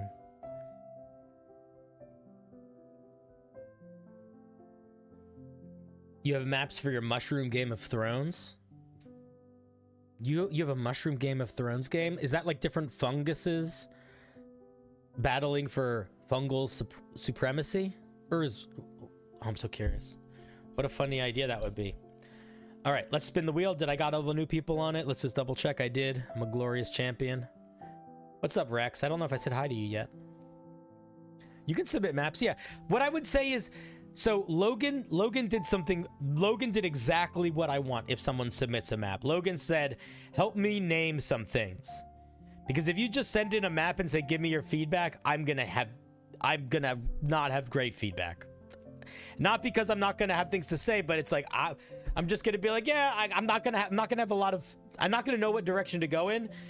And I might just be like, yeah, make it look prettier, you know? Like, I don't know. So I would say specifically ask for what sort of feedback you want with battle map. Oh, a battle map is great too. Yeah, send me a battle map. But same thing. Be like, I'm building a battle map of an arena. Does it look dynamic enough? You know, like just ask a question, I would say. If you're sending in anything that's not specifically homebrew writing, give me a question to guide me that you're asking me. Because otherwise, I think I'm just going to be like, yeah, it's cool. And I don't actually know how helpful that's going to be.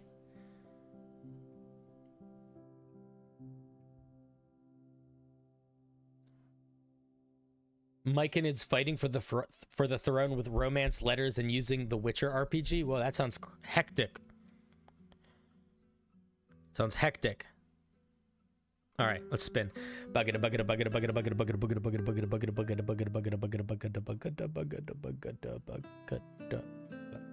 burp soon. Excuse me. Starfish? I hardly know fish. He's so funny. How do you get so funny? Let's see. This is the goal we have here is a lower level spell similar to Planar Binding, but with a twist. Okay, Planar Binding, I feel like is one of those spells that is really hard to cast. Like you need the creature to like, you basically need to get a magic creature. You need to get a creature like in a magic circle so you can take the time to cast it. So there's like a lot of steps to it. So let's just see how hectic this is compared to Planar Binding. In fact, let's bring Planar Binding up to compare it to. Maybe that's unnecessary depending on what it does, but let's just... So just to remind ourselves, Planar Binding takes an hour to cast. It's a 5th level spell. It lasts an hour, and you attempt to make a creature bound. They have to follow your instructions. They have to listen to you. And it costs at least 1,000 gold each time you cast it. So it's a big deal. You can make like a demon, like a big demon your buddy, or like a strange eldritch cosmic thing. It's very powerful. So let's see what's going on with Mind Leash. Also, what is it? It's an abjuration spell. Huh, that makes sense, I suppose. I would not have guessed that, but I accept it. Mind Leash, enchantment, action, range 30 feet. When you cast this spell, you point at a creature you can within range. I think you mean you can see within range while gripping a piece of chain and causing the following effects. You can target a hostile creature, forcing them to make a wisdom saving throw. Why did you write it this way? Write it properly, please. It's really annoying when things aren't written properly for the person reading it, and it just makes it seem like you don't know what you're doing. And you know, maybe you're doing something amazing. You know, maybe you have a really great idea. And wouldn't it be a bummer if people aren't able to see the good idea because you didn't just take the time to notice that every time spells call for a saving throw, they write the whole saving throw out and they capitalize it? You target a hostile creature, forcing it to make a wisdom saving throw. Put a period after the word saving throw. On a failure, each turn, if it attempts to move more than 10 feet or teleport in any direction, it must make a charisma what? A charisma what? A charisma save or check? You need to clarify your mechanics, friend. Or take 1d4 psychic damage and be unable to leave the radius. What radius? You didn't clarify a radius, so we don't know what that is. Do you mean... Yeah, you need a radius. So, do you mean it's not able to move? It's not able to move more than 30 feet away from you? This is... who sent this in? Starfish. I feel like this may be this might be one of your early spells. 30 feet is the range of this spell. That radius is not in there. Radius is not in there literally at all. To assume that the 30-foot range is a 30-foot radius is an assumption that you as a writer need to be careful not to make, because that is not an accurate assumption. Is the radius 10 feet?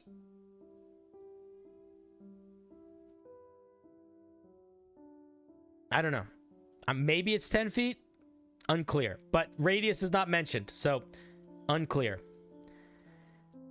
On a success, it breaks from the spell. Alternatively, you can cast this on a creature under your control. By a spell, they make a wisdom save. Okay, Starfish. Starfish, answer me. Just answer me one question. Is English your first language?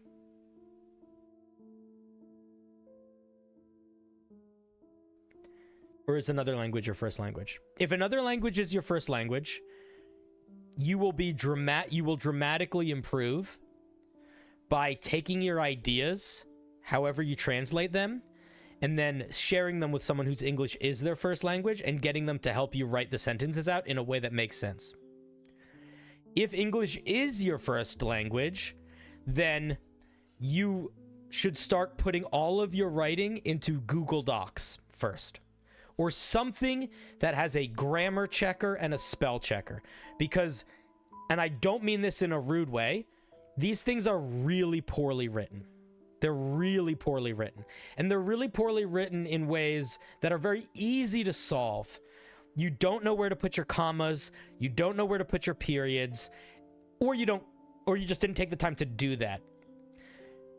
Well, Grammarly has failed you dramatically because this fails on grammar.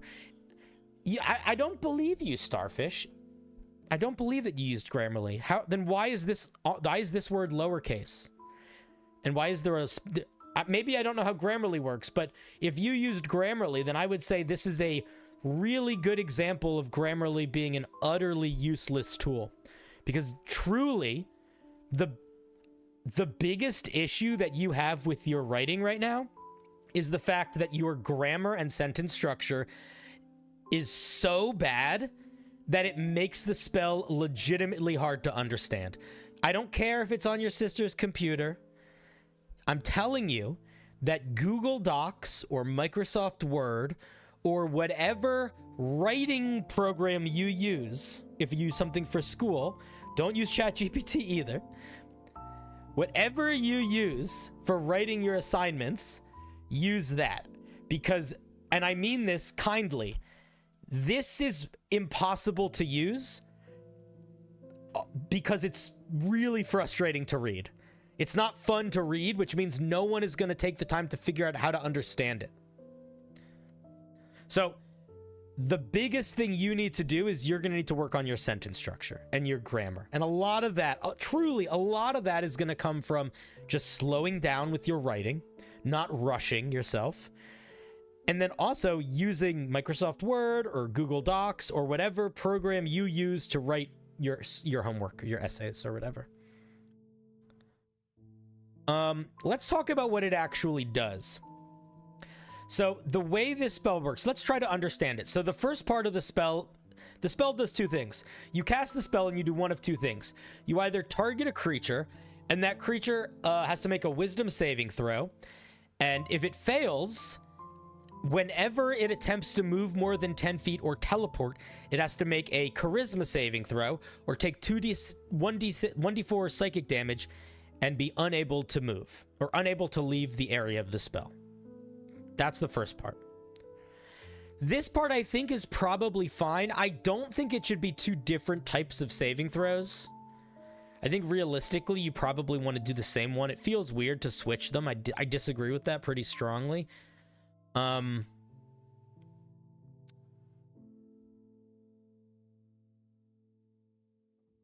It's pretty powerful.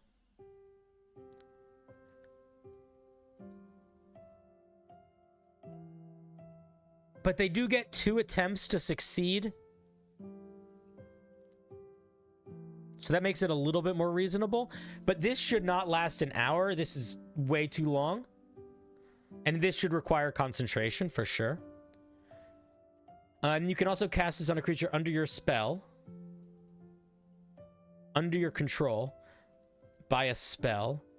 So the way that you would say this, when you mean, what do you mean? I know what you mean here. What you're saying here is, if you cast this on a creature that is charmed by you. That's what you mean. Anytime a creature is under your control, they are charmed by you. So that's the way they would say that. If you cast this on a spell on a creature that is charmed by you, you can make them make a wisdom saving throw. On a failure, the charm lasts for the duration of the charm. The duration of the charm extends, basically. Okay, so this second part genuinely doesn't work. And it doesn't work for 2 big reasons. The first big reason is that by the very nature of this spell and how powerful it is, realistically, it needs to require concentration. Most spells that charm people, a lot of them, not most, but a lot of them require concentration. But more importantly, there's no way in hell this is balanced at a 3rd level spell lasting 2 hours. It's just not balanced at all. So if you want the duration down to something balanced, like 10 minutes maybe, then extending the spell to 10 minutes for a charm is going to do nothing most of the time anyway. And all of this upcasting is completely broken and utterly ridiculous. It's stupidly broken. I could basically use this to make the spell command last 1 day. Which is insane. So, it's a neat idea, but the second part is completely broken on a fundamental level, so it just needs to go. The second part, I think, is a little bit more reasonable. Again, your sentence structure is so bad, but that's not a hard thing to improve. That is a thing that just means you need to be patient with your writing. You need to look at other spells that do things similarly to the way that you are writing things. And instead of just thinking, this is a cool idea, thinking, why is it written this way?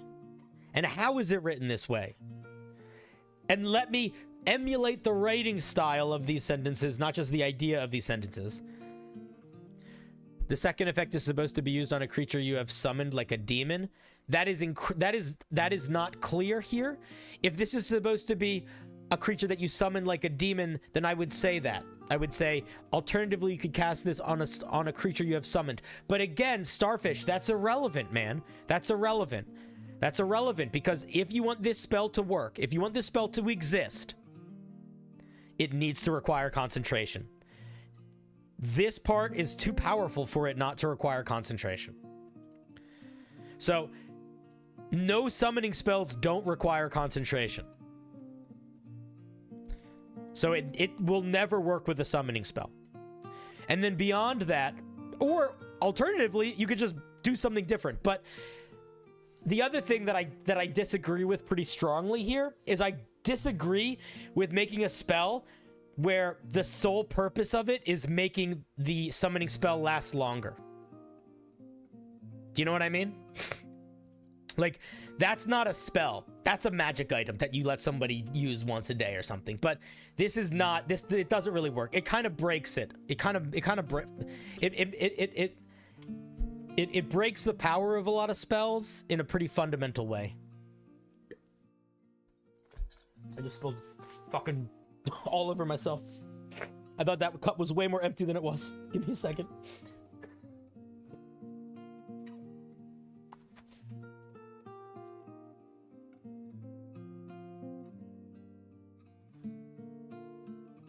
You would have to concentrate for the duration.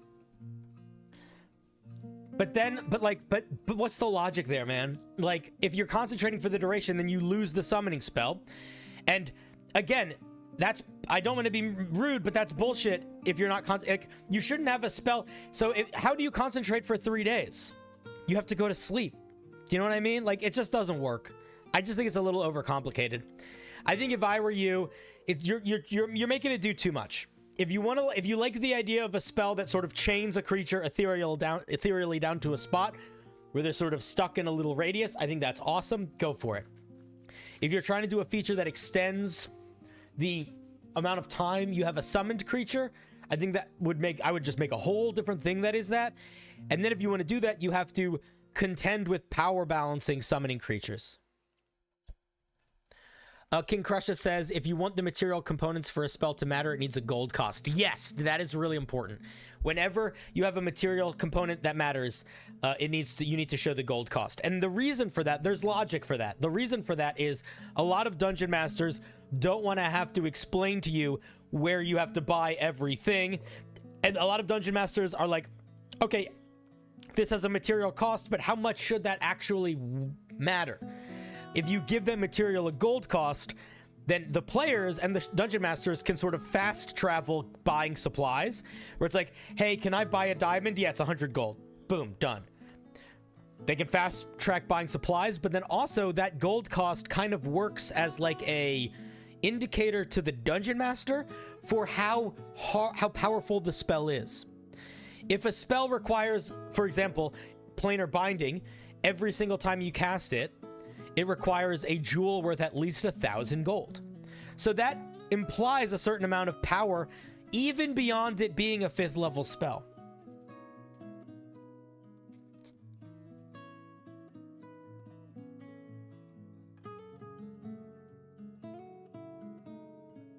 So anyway, I think it's a cool idea. I think I would simplify it, cut it in half. Honestly, I don't think you need to... The second thing just should exist in a totally different ecosystem. They should last 10 minutes. It should probably require concentration. And it should be one type of saving throw check.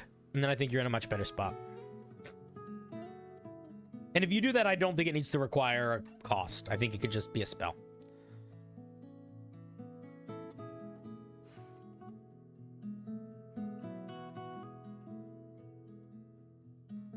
I had to drink very carefully that time because this mug is sometimes elusive with how full it is, I'm realizing.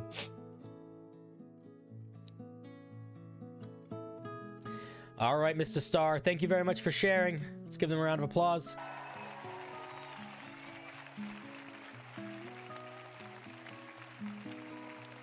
I missed a sub. Muffin Button. No, I said Muffin Button.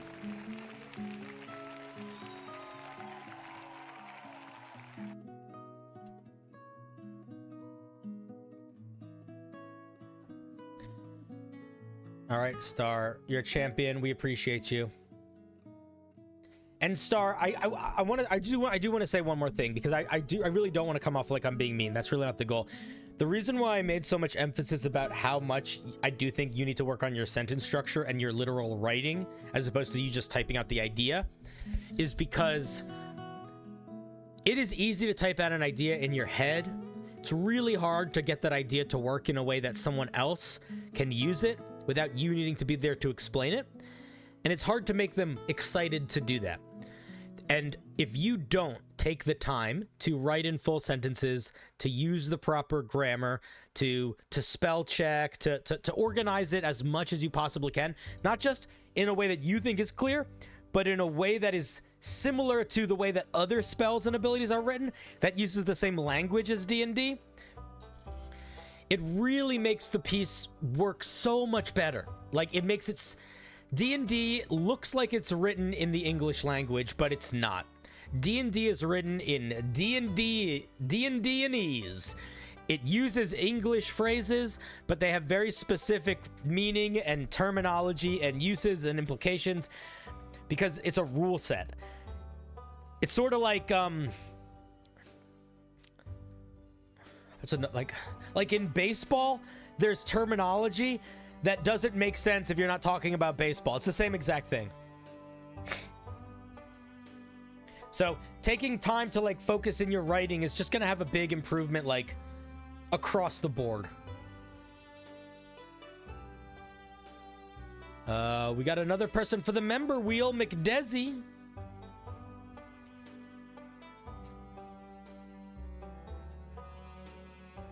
I would say D&D relates to English in the same way that legal documents relate to English. Buggada buggada buggada buggada buggada buggada buggada buggada buggada buggada buggada buggada buggada buggada buggada buggada buggada buggada buggada. Spag is next. It's a spaghetti. It's the spaghetti man. He's got the spaghetti. This is the last piece for my compendium of summoning spells. It's time to summon Ooze on page 3. I tried incorporating your feedback from the last time to make the options more interesting without overcomplicating the stat block. Let's see what we got. All right, cool. I feel like if we looked at the last one, I remember thinking it just didn't, it was a plant guy, and I just was like, this doesn't feel unique. Just felt sort of just like random stat block. Summon Soul Echo. Oh wait, no, we're going to page 3. Oops. Summon Ooze.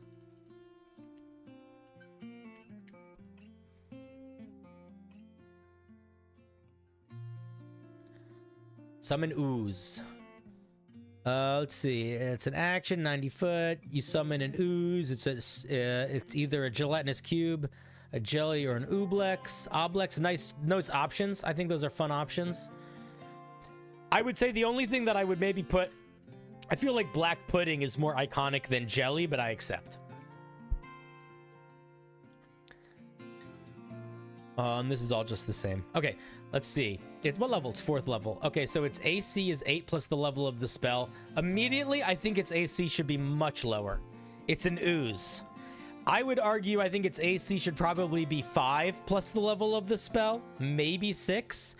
But I think this creature's AC should probably start so much lower than the other ones that it's noticeable. Like 10 max. Hit points are also pretty high. I think that makes sense. You could even make them higher, I think, if you're willing to go more hardcore with the AC, because this AC is just straight up too high. Like, most oozes have an AC of 9. They're supposed to be hard to miss. Why? Because they have a bunch of hit points, a bunch of condition immunities, they're very powerful in other ways.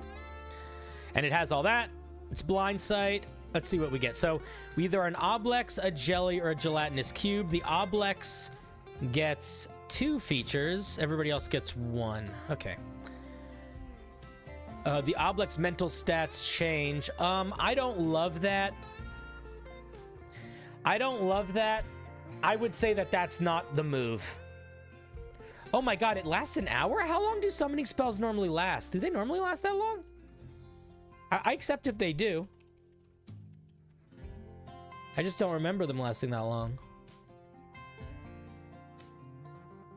Load faster. Please. Please. Please.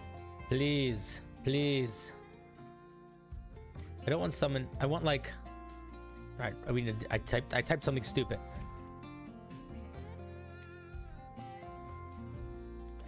I know they last longer than 1 minute. They last longer than 1 minute. There's the Fey Wanderer has an ability to cast Summon Fey And it only lasts a minute, but not with concentration. They last okay, lasts an hour. Okay, I just was checking. Yeah, I think this is not the move.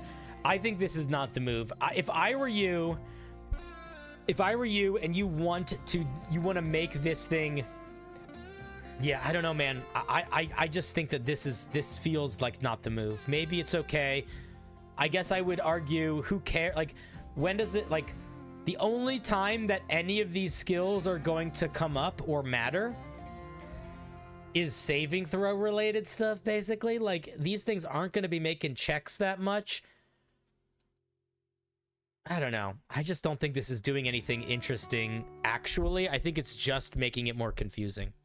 Like, if the goal here is that they're good at investigation and perception, then just do that. Don't do a roundabout way of getting there. I would this is not the move. Get rid of this. Let's see what the jelly gets. A creature that hits the user with a melee attack within 5 feet of it takes 1d10 acid damage. Let's make a con saving throw. On a failure, it suffers minus 1d4 penalty to attack rolls. This is way too strong. It is reasonable if it is just the first feature. It is reasonable if it is just the second feature. It being both is way too strong. I think that this feature on all attacks is probably too strong in general. I think this feature probably needs to be something based on the... I think the minus 1d4 penalty to attack rolls would probably need to be a reaction in order for me to feel like it is balanced for the monster to have it. That you have access to. Yeah, and doing both of these is just way too much. Okay, let's see what this thing gets. It has a number of attacks equal to half its spell level, so it gets 2. Its spell attack, it's whatever. And then it could either engulf or eat memories. Is it large? It's medium.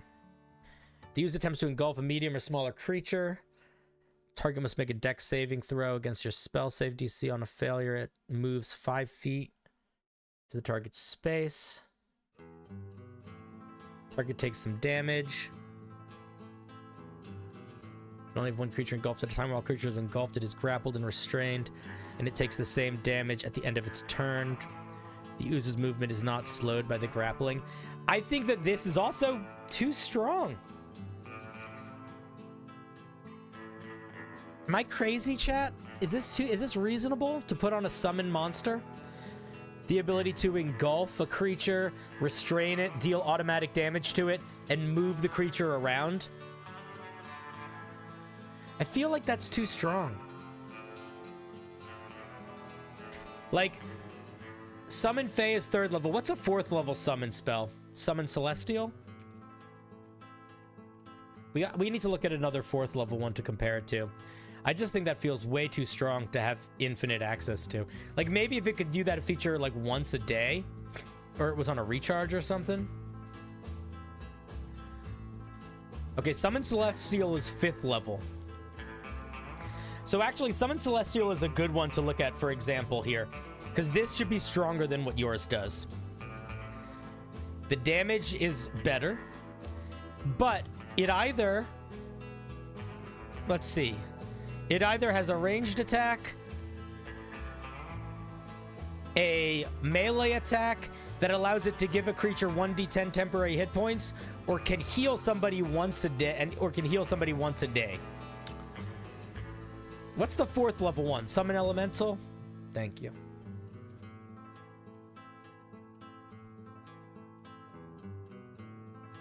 I just think it's too strong. I think you're overestimating the power here. Let's see what Eat Memories does. Targets creature within 5 feet of it. They make a Wisdom saving throw. They take some damage, and they have minus 1d4 penalty to saving throws. Yeah, I think it's just doing I think it's just doing way too much. Like, I think it's still just doing way too much.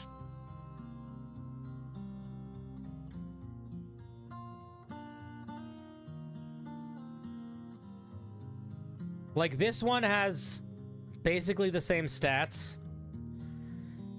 It does less damage overall. And this is just worse, unequivocally worse than yours. Your basic attack might not do as much damage, but all of your things are doing extra damage in serious ways. I think it's just too strong, my guy. I think it's just too strong.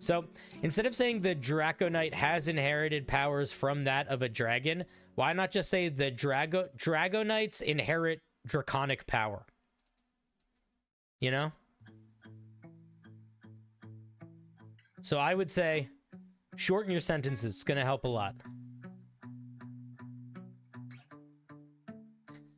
You can set up 2 wheels in the wheel picker website. I have not been able to figure out how to do that, but I'm happy to do that if that's a thing that I can do.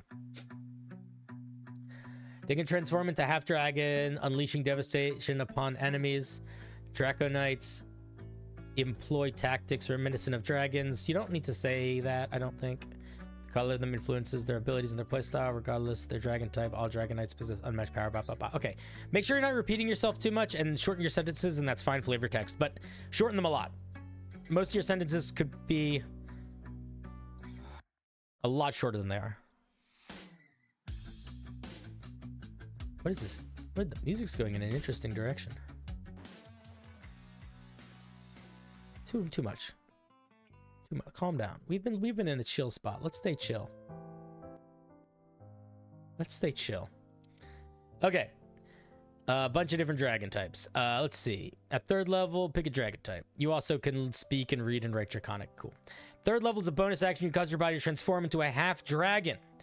So it's like a Rune Knight alternative. You gain the following benefits. You gain temporary hit points equal to your fighter level plus your con modifier. Scales grow around your body while you aren't wearing any armor. Your AC becomes something. If you are wearing your armor, your AC increases. I'm going to push you here. I'm going to push you here, and I'm going to say if you're giving us temp hit points, you don't need to be giving us armor. I think temp hit points is enough. I think it's too much to do both. It's putting a hat on a hat. We don't need double defenses. If you want to give us bonus armor, I would say that's boring. If you want to give us temporary hit points, I would say that's more interesting. So I would do this if I were you, but I would not do both. Both feels like a waste. You gain resistance to your draconic heritage type. I might just give you permanent resistance to your draconic type. I don't know if that needs to be part of this. As part of the attack action, you can replace one of your attacks with a 30-foot cone or 40-foot line breath attack. This attack is too big. This is too big to get at 3rd level. Make it half this. All creatures in a line or cone must make a dex saving throw. On a failed save, they take some damage. The DC is your con modifier, and you can use it twice per transformation. I would probably. I don't like this. I think you've already. You're making a mistake here, a pretty big mistake. I don't not like this ability. This ability's fine. How many times can we do this transformation? It lasts for 10 minutes, and we can do it proficiency bonus times per day. Don't give us a limited use feature inside of another limited use feature. I don't think that's good. I think make a choice. Either give us a feature that lets us use a resource to breathe fire, or figure out how to make breathing fire a part of the transformation. But don't make it so we have a limited resource inside a limited resource. That is really sloppy and tedious to keep track of. Maybe when you do the transformation, this is a part of it. Or something. You gain natural claws. Okay, so let's talk about this 3rd level feature. What's going on here? A lot of this feature doesn't do anything for a fighter. A lot of this doesn't do anything. The whole natural claws thing doesn't do anything. You're a fighter. You're going to have a weapon that is at least as good as a D8. This is nothing. This gives us nothing. So we don't need this feature. Yeah, it's nothing. Resistance to damage is good. Temporary hit points is good. This is nothing. Get rid of it. The main thing that we're really getting is the temporary hit points and the breath attack. So here's what I would pose to you. If we cut out all the stuff that's kind of nothing, if we cut out the scales, we cut out the claws, and all we have left is the temp HP and the breath, does this need to be a mode that we enter? And if it does need to be a mode that we enter because you like the idea of becoming draconic, then what can we do to actually make us feel draconic? Well, there's a bunch of other... There's really... I mean, you should look at the Rune Knight. What does the Rune Knight get? So the Rune Knight gets 3 things. Or 4 things. They get three things. 1, they become large-sized. Becoming large-sized does a lot.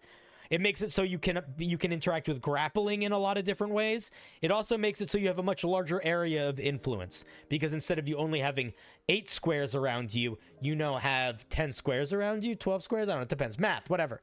4 plus 4 plus 2 plus 2, 12. You have 12 squares around you now.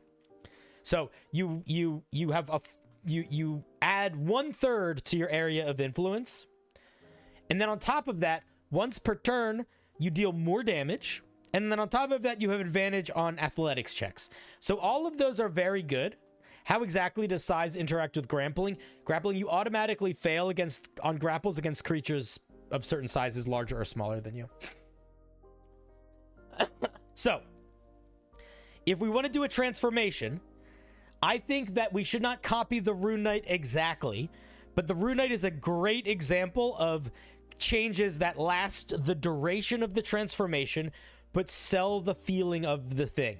So my question to you would be, what draconic things can we give this guy so that they feel uniquely draconic, that are not just the numbers go up, that also maybe add a little bit of damage? And if we want to do a breath attack, how can we bake that in more consistently? That's your challenge.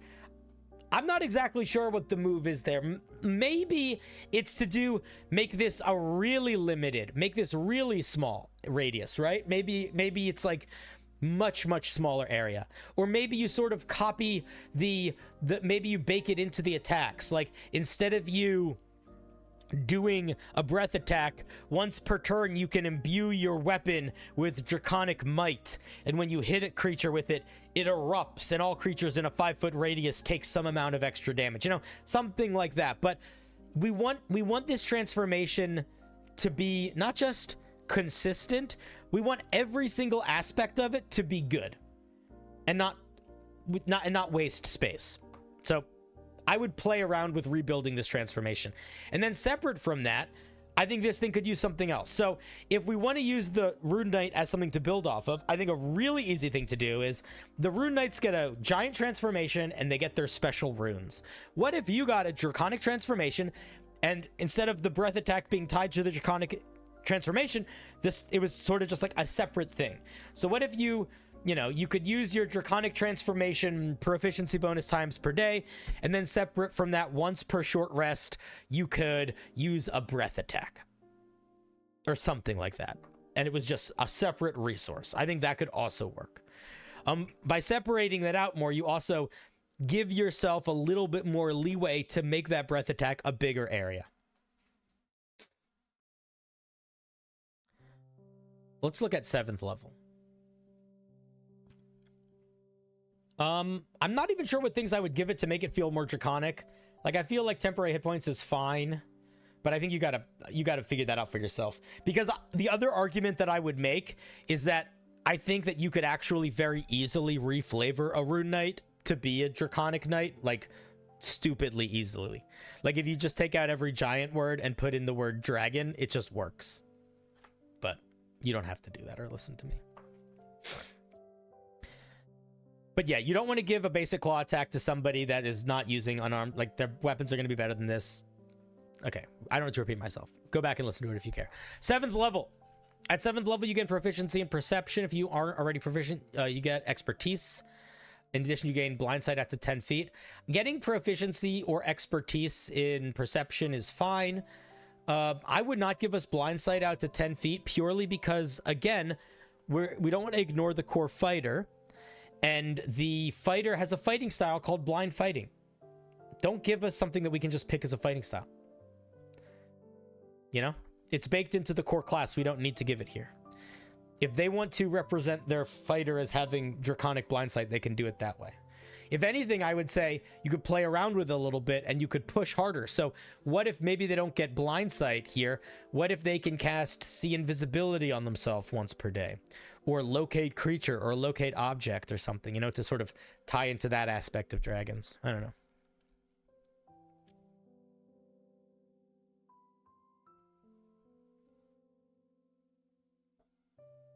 That's where I would go with that, though. Let's look at 10th level. At 10th level, whenever you enter your Draconic transformation, your power swells, causing your weapon to deal more damage. In addition, your breath weapon. Okay, I mean, yeah. This, unfortunately, this feature is only... I have no feedback for this feature because this feature requires you to fundamentally... I still think you need to fundamentally change your 3rd level feature, and this is just an improvement of it. I think if we're going to get some extra damage, having that damage improve at 10th level makes sense, and I think if you can figure out how to make this thing balanced and interesting here, having it improve at 10th level makes sense. I think that's fine. So I think the intention behind this is fine. I just think the execution is not working. But that's only because I think the execution of the 3rd level feature isn't working. And unfortunately, what happens when you build a subclass off of one feature is that if that feature doesn't work, then the whole thing just doesn't work. At 15th level, when you enter your Draconic state, you get a fly speed. Again, like, let's get some variety. What happens when we don't have use of our Draconic state? Both of these features should not be tied to it. Like, again, look to the Rune Knight. The Rune Knight's giant expansion happens maybe 3 times. 3rd level, then 10th level, then 18th, I think. They split it up, and there's reason behind that. I think that, I don't know, I'm not even looking it up right now, but I'm sure you can. But, like, we shouldn't have everything tied to one thing. So getting a fly speed at 15th level, I think, is fine. A limited fly speed, then, I think, is fine. If you want it to be an expansion, cool, but then we need something else here. So, yeah, just rebuild it in one way or another. And then we get another expansion. Fine. Let's see. You grow large. If we're not going to be a giant, we shouldn't be growing large. There's a Rune Knight. Let's just be regular sized. Yeah, this is a boring final. This is super boring. You get your fly speed gets a little bit better, your blind sight gets a little bit better, and you get advantage on, and you get part of what Rune Knights get.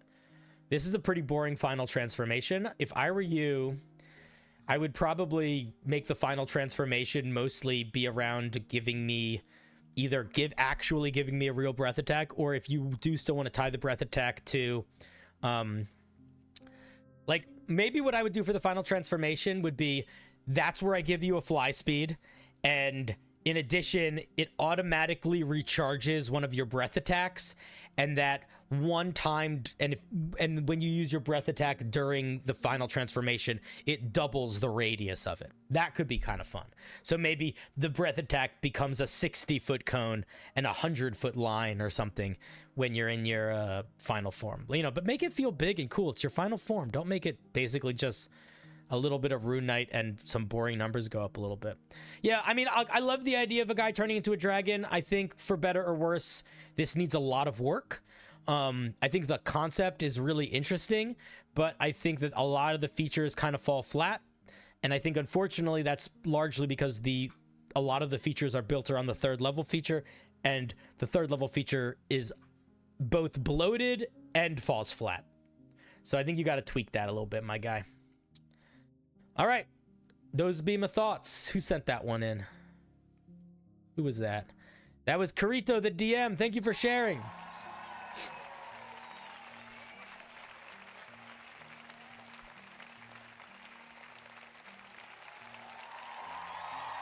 Thank you, thank you. Rune Knights don't grow that much permanently. They grow like less than a foot. Let's not, you know, it's not like they grow to large size permanently. Let's not overstate.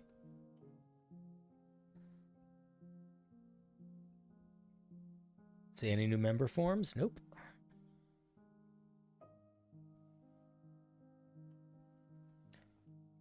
Ugh, excuse me. Buggada.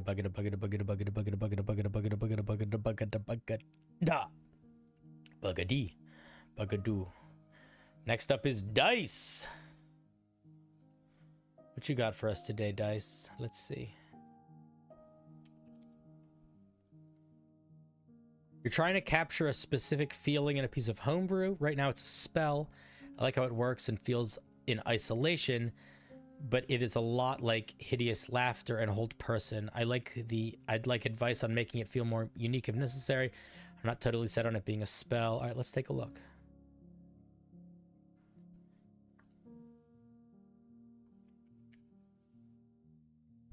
This is called Call the Void.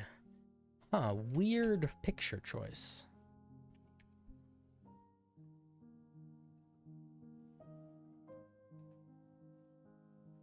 I'll take Spag off if they get spun.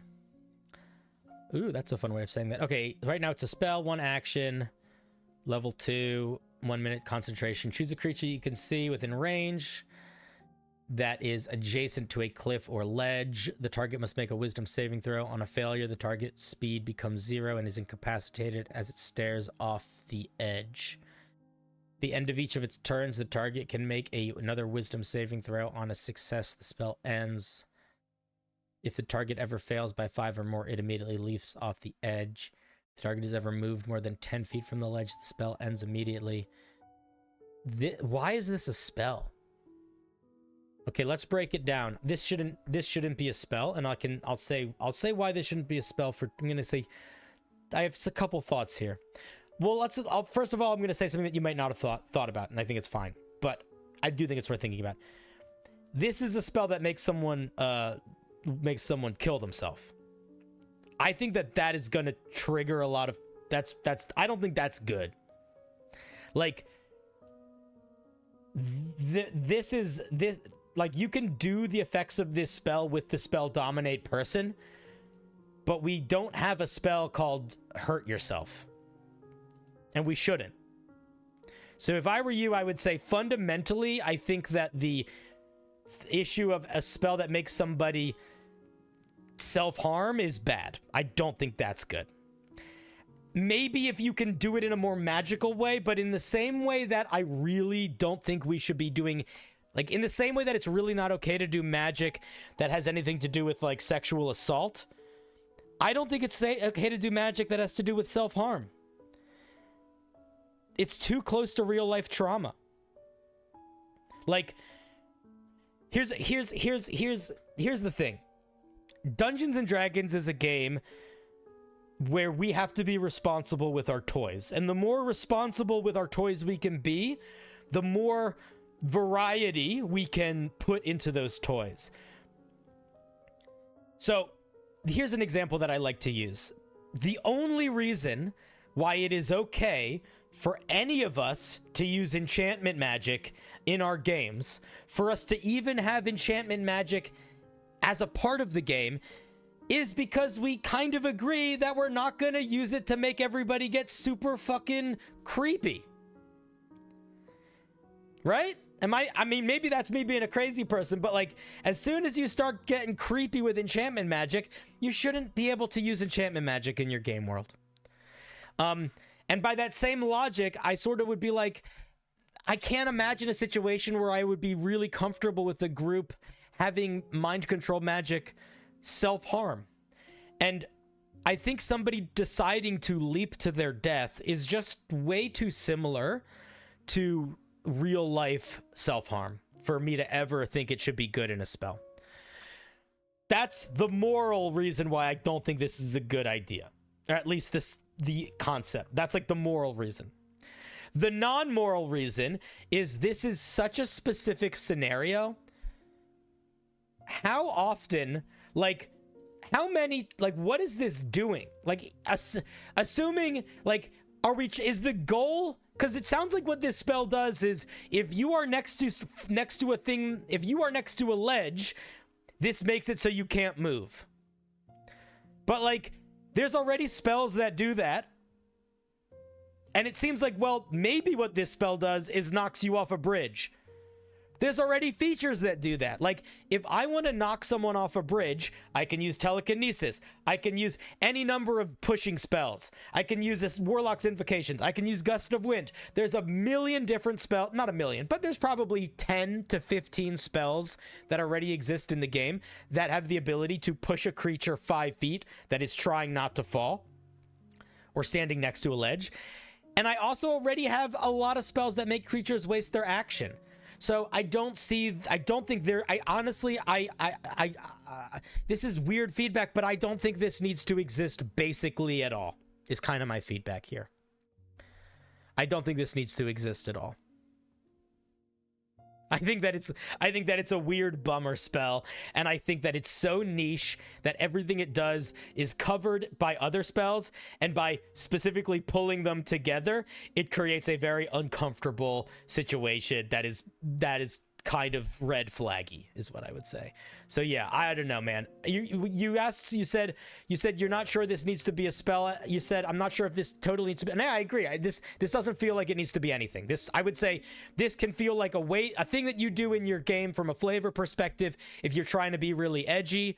And other than that, I don't think you need it literally at all. All right, Dice. That was weird feedback, but I tell it like it is. All right, let's give Dice a round of applause. Thank you for sharing.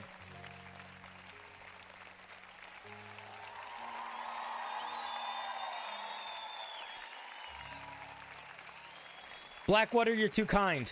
Blackwater D&D is also a really cool YouTube channel. Not YouTube channel. They are a YouTube channel too, but I don't know if you guys like calling yourselves a YouTube channel more than a Twitch channel. They're content creators. Here, let me shout you out. How do I do that? There we go. They're very much worth following. They are also a very fun. They have a weekly show that's very fun. All their players are fucking goofballs that are also weirdly serious sometimes, which is nice. And then they also have a podcast, which is called God Killer. God Killer or God Slayer? Oh my god, I don't remember. God Killer, I think, which is a TTRPG that's really cool. That is like one-on-one, a TTRPG, like very few characters, and there's like one protagonist as like the main character, and they have like guests coming in for each episode. God Killer, thank you. God Killer Balance and God Killer Oblivion. Yeah, they both have the same structure where there's one main character, and or sort of two, I guess, in some places, but it's really small groups, really small groups, very focused adventure. And if I was going to elevator pitch it, I would say it is the closest thing to like high drama role-playing show. Like it's very dramatic, and I mean that in a way that's good. But like if you like drama and crying and being serious and people being really serious in a way that is not cringy, like it lands, that's probably what I think. That's what I would describe it as. I don't know if that's how you guys like to describe yourself, but it's good. And my friend Gina is the main person in the new season. And in the new season, they got a bunch of big guests. And I don't know how they got them, but truly the biggest guests, like Brandon Lee Mulligan, Matthew Mercer are the two biggest ones. I don't know if they announced. I know that there's another guest that they were implying was a big person, but I don't know if they announced them yet. But yeah, it's cool. It's a good show. Okay, rant over. Dice, I love you, but I think that spell is too specific to need to exist, and the specific thing that it does dances, I think, just a little too closely to some real life things that we don't need to put in our games. We don't need in our fantasy games to still feel wonderful.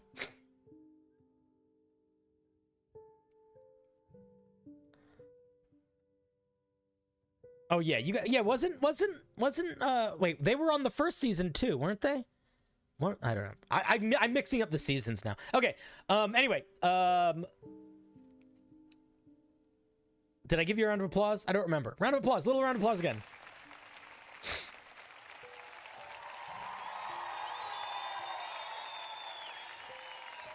Connie Chang. Yeah, she's a very good designer. They're a very good designer. I don't remember what their pronouns are. I'm going to say they just to keep it cordial. All right. Let us pop back over to the big wheel. Let's see here. Who's the bottom right now? Donna. Hey, Donna. I like the name Donna. He was already spun? Okay, King Crusher, what is... That doesn't matter. If he gets spun again, we'll just take him off the wheel. I'm not gonna hunt the wheel for people to take them off every time. That's just gonna eat up time we don't need to. Bagadu bagadu bagadu bagadu bagadu bagadu bagadu bagadu bagadu bagadu bagadu. Just remind me when they come up. That'll be fine if I forget. But I'll probably remember. But if I forget when they pop back up, we'll just spin again. Mo Charles. All right, Mo. Let's see what you brought to the table today. Mo says, I wanted to make regular diseases a bit more interactive. I feel like diseases in general have been sidelined and are too easily dismissed by simple lay on hands. I think it depends on the type of game you're trying to play. If you're going for something a little bit more grim dark, I think diseases can be fun. Let's see. I made a cures disease spell. I made cure disease a spell again and removed the disease part of any other spell or class feature that removes all diseases as a blanket effect. Cure disease is split into 4 versions and then distributed between the healer classes. Huh. This feels like a lot of complication that's unnecessary. The idea here is to... Did you not send it? You just sent me what you did? All right, well, I can just tell you my feelings about what you did then, I guess. The idea here is to make it a little bit more interesting to hit players with the odd regular disease here and there. Okay, here's my thought process. If you want to make diseases more interesting, limiting who is able to help and how you're able to help isn't making them more interesting. Because if you take away any of the classes or spells' inherent ways to cure diseases and you paywall it behind a specific spell, you're not making diseases more interesting. You are just making it so characters have to decide to take that spell. I would argue that's not making them more diseases. That's not making them more interesting, excuse me. That's just making them eat up a resource that they didn't eat up before. And putting them behind different types of disease cleaning for different disease cleansing for different classes also creates a situation where now not only do I have to take a spell that's kind of shitty because it's like remove curse. It's like what a boring spell. But remove curse is good in that it answers every curse question. Like, there's no reason to take this. There's no reason to take a like, you're creating a problem and you're solving that problem by creating another problem. I don't think you're solving that problem in an interesting way. I think the way to make diseases more interesting is to make specific magical type diseases that do interesting negative effects and then make in-game ways to fix them. So, for example, make a disease like owlbear's rot or the owlbear itch, okay? And you get the owlbear itch, you start to grow feathers. This makes it so you have disadvantage on charisma checks because you look friggin' weird, but you have take half damage while falling or something. And the more feathers you get, the weirder I don't know. But like, and in order to solve it, you need to drink a potion made with 3 owlbear beaks. So what makes it interesting is that now you're dealing with this disease that kind of changes the way you play your character a little bit. And the way you solve it is going on a quest. You solve it by making it into part of the gameplay. You're not making diseases interesting by making a spell that uniquely cleanses them. All you're doing is giving people a thing that they need to take and making all of their other abilities a little weaker. So that's what I would say.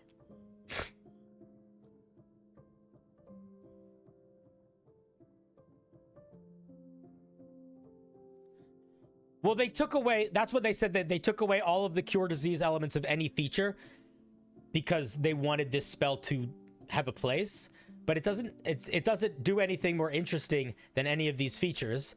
It just takes up more resources than these features. Is your name hi there, you buddy, on the wheel? If it is, I did not look at your piece yet. All right, I don't have more thoughts, Mo Charles.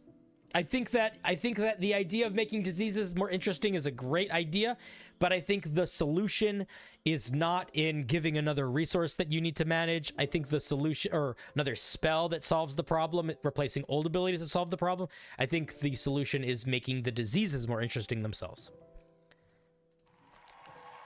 Thank you very much. Thank you for sharing. We appreciate you.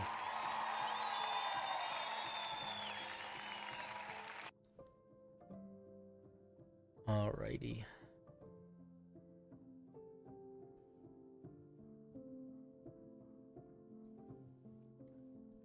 Buggada, buggada, buggada, buggada, buggada, buggada, buggada. I don't think so yet, sashimi. Buggada, buggada, buggada, buggada, buggada, buggada, buggada, buggada. The living human being. 2. Not 1.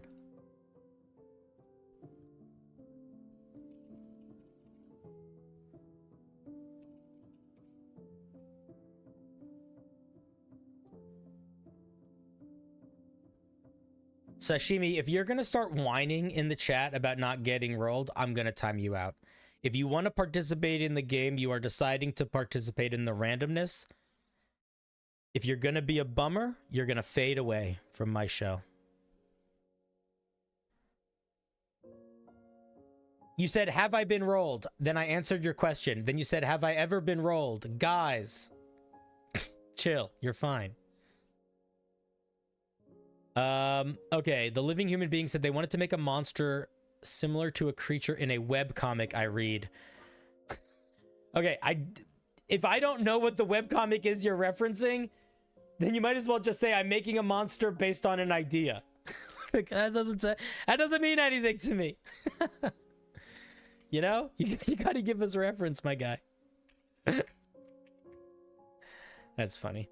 Lore. No one knows where they come from. No one knows why they are here. All they know is that you must keep your face covered while outside, lest the faceless steal your face. Once it steals your face, it is indistinguishable from the one it stole the face of. At least after its skin finishes forming. This... I'm going to be honest here. I can see what you're doing. You're trying to be kind of cheeky with your flavor text. And I appreciate that. You're trying to, like, set the mood. But your sentences are kind of wonky. And I'm going to point out why they're wonky. This sentence is written in the third person. Okay? Then you switch to being in the second person. And then you switch back to being in the third person. That's bad. That never will feel good to an audience. That is really disjointed feeling, and it leads to a lot of confusion. So write it all in the second person, write it all in the third person, but don't switch back and forth. You're really shooting yourself in the foot. I would also say, I don't love lore where the lore is like, nobody knows anything about them. I don't know. That just feels like a cop-out to me. Like, I feel like the point of this is writing, like, this paragraph doesn't feel like it is going to help the dungeon master run this monster. This paragraph feels like something a character in-game would be told about this monster. So that is different than a monster description. Like, the monster description on your monster stat block should basically be helping the dungeon master to make their own use of the monster in-game. This is not that. This is like, if a character in-game found a note about these monsters, it might read like this. So I think I would change the way that I formatted this. Let's see. Very squishy. Flyboy. Where did this AC of 8 come from? What is your name? You're not Mo. Living human being. You're new. I'm going to give you this talk once, and then I'm never going to give it to you again. Okay? Monster stat blocks work the same way that player stat blocks work when it comes to almost everything about their numbers. What do I mean by that? Where does a character... If a character doesn't have any natural armor powers, if they're not a turtle or a monk or a barbarian, if they're just a regular wizard and they're not wearing any armor, how do you calculate their armor class? It's 10 plus their dexterity. Exactly. Monsters work exactly the same way. So, if you give a monster a dexterity of 17, which means it has a +3 to its dexterity, then its armor class, without natural armor or anything, should be 13. You also did not calculate your hit points correctly. So this is tricky because you would think the average of 2d8 is 8 because it's 8 twice. But when you are thinking about the average between 2d8, you have to remember a die doesn't include 0. So the average of 1d8 is not 4 because you are not measuring between 8 and 0. You are measuring between 8 and 1. So the average of 1d8 is actually 4.5. So if you were going to calculate the hit points of this monster, it would be 9.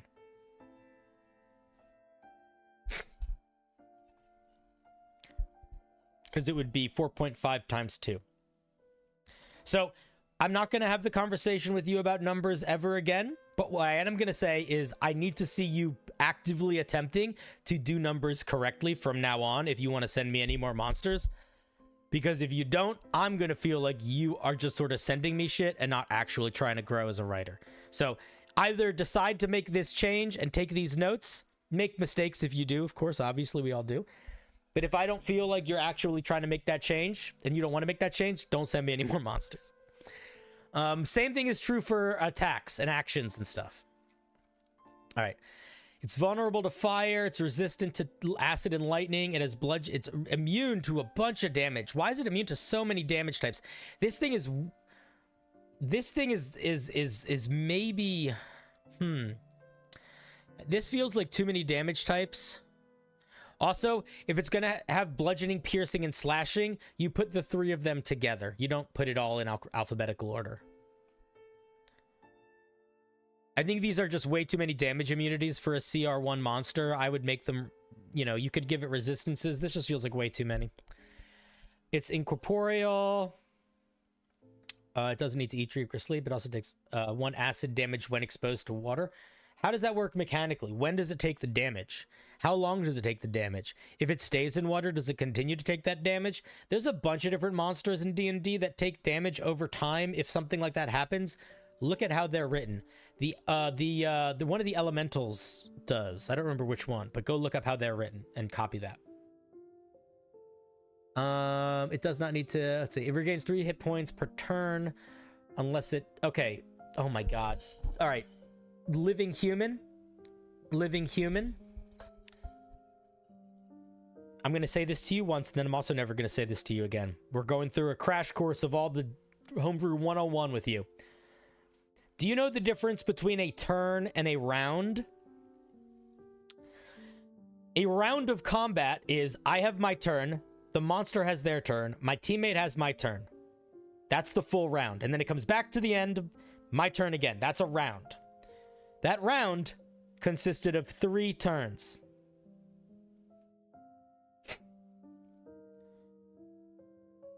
So, is it taking this hit points every turn or every round? This is a little annoying. I'm annoyed by this mistake. Do you know why I'm annoyed by this mistake? I'm annoyed by this mistake because this feature is not unique to this monster. If you are taking a feature that other monsters in the game have, for example, in D&D, the troll gets this feature almost exactly. Why on earth would you not use the troll's sentence structure to inform your own? So the next time you want to do a weird regeneration feature, look to something else with a regeneration feature and copy the sentence structure.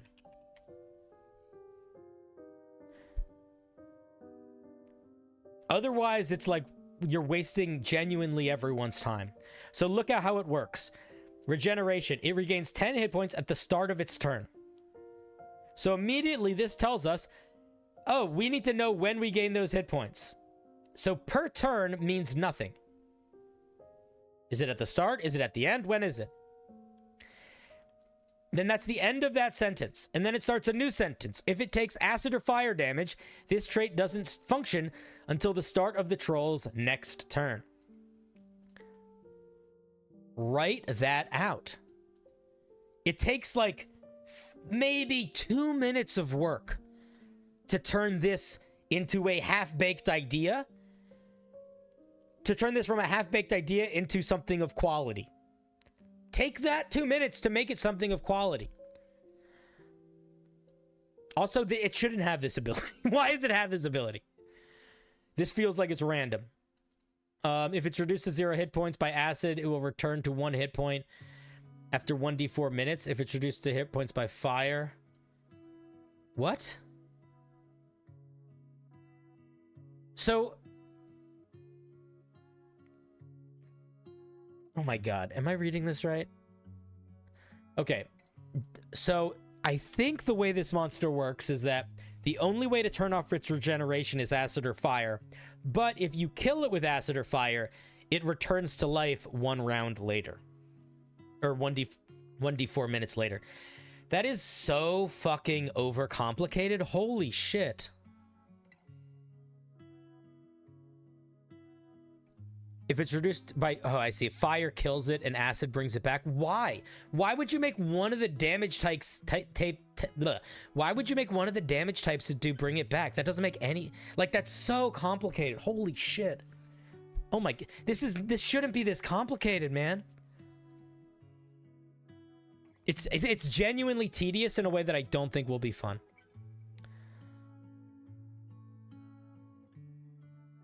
Like, what is this monster supposed to feel like? I have no fucking idea.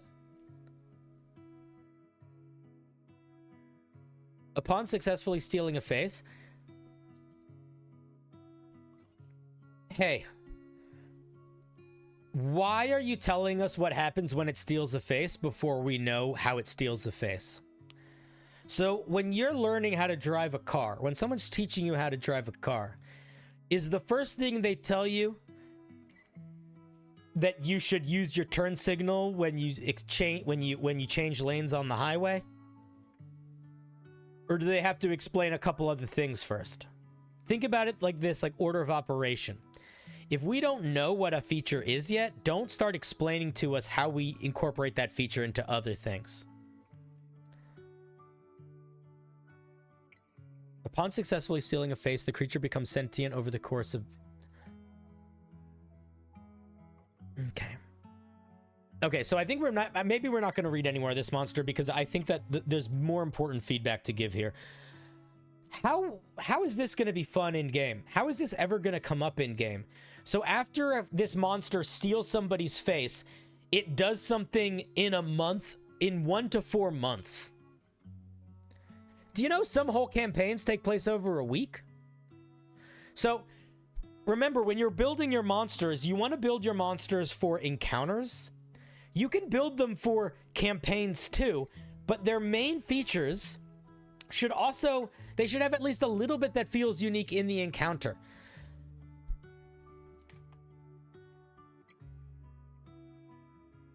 It takes 1 to 4 months to kill it? That's a stupid timeline. Like, that doesn't make sense. Unless, Shinobi, you're saying something else. The way this works is it steals someone's face, and then in 1 to 4 months, something else happens. I think it's but for a CR1 monster, I don't know. I think it's really taking away from the monster. I don't think it's helping it in any way. And then we get to the meat of it. Okay, when it has a humanoid creature grappled, it can attempt to steal the face of the creature. They have to make a dexterity saving throw. On a failed save, it is deafened, blind, and restrained. Why is it a dexterity saving throw to steal their face? I would say, depending on how literal that is, I think that would probably be not a dex save. At the start of the creature's subsequent turns, it must make a con saving throw. Why are we... Now we're switching?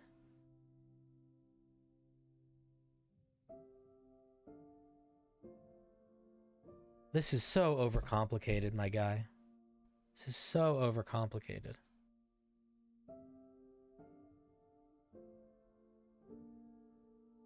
Yeah. This is a lot of words. This is so tedious. Holy moly. Here's my main feedback for you. If your CR1 monster makes the person reading it get tired, that's not a great sign. I think what you need to do is you need to go back to the basics and say, what is this monster supposed to do? What's the point? I would say, based on reading this, the point is a monster that can steal people's faces and their identities. We don't need a 6-step routine to get that. We don't need this 1 month thing. We don't need a saving throw behind a saving throw behind 3 saving throws. It's just way too much, man. This monster is never going to be fun. So boil it down to the basics. Why not give this monster a feature that's an action, where it says the creature, it makes an attack roll or something, and then it attempts to grapple a creature. If it succeeds on the grapple, it can force the creature to make some sort of saving throw. On a failure, that creature is blinded and deafened, and the other creature takes on their identity.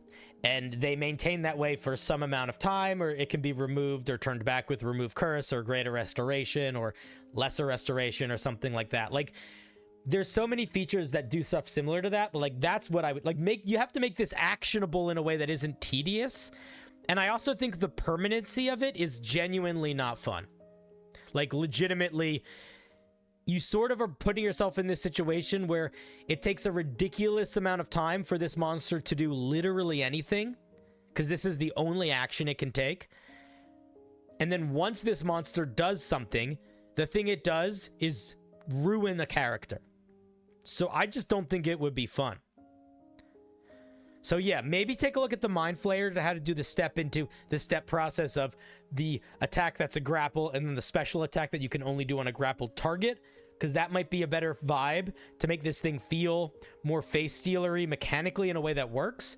But straight up, there's just so much stuff here that feels like it doesn't need it. All the regeneration stuff feels completely unnecessary. The lengthy thing of the body snatcher thing feels completely unnecessary. The incorporealness, I mean, I guess maybe it works for the vibe, but like, I'm not seeing why this is a ghost unless you really make it a ghost. But none of the saving throws are ghosty. Like, all ghost saving, like, you know, look at ghost possession stuff. It's all charisma and wisdom. So like, to me, if we're making a deck save and a con save, this is physically pulling my face off. So why is it a ghost? So I think that the main feedback that I have for you, aside from make sure you're doing all of your actual number crunching right, is you need to make your idea simple enough that it's like executable in a story kind of baba. You don't want to be doing steps behind steps behind steps behind steps. And you don't want the punishment to be so bad that it makes the game not fun for the player.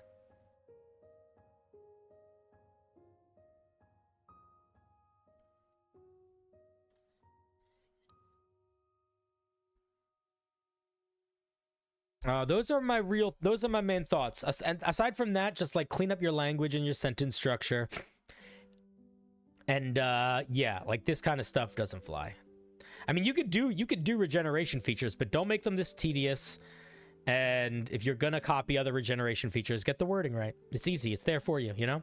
You don't need to, like, for example, if you're writing an essay and you don't know how to spell a word and that word is already written in the question of the essay, you should just copy the way it's spelled from the question in the essay. It's silly not to. Those are my thoughts. I think the concept is cool. I think the execution needs a lot of work. A lot of work. I like the idea of a monster that steals someone's face. That's creepy. You just want to make sure that whatever the punishment is there isn't so much a punishment that the players are not having fun.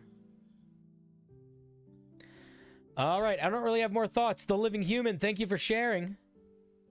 Still no idea what that monster is based off of. That's okay. Thank you, thank you, thank you. We appreciate you sharing.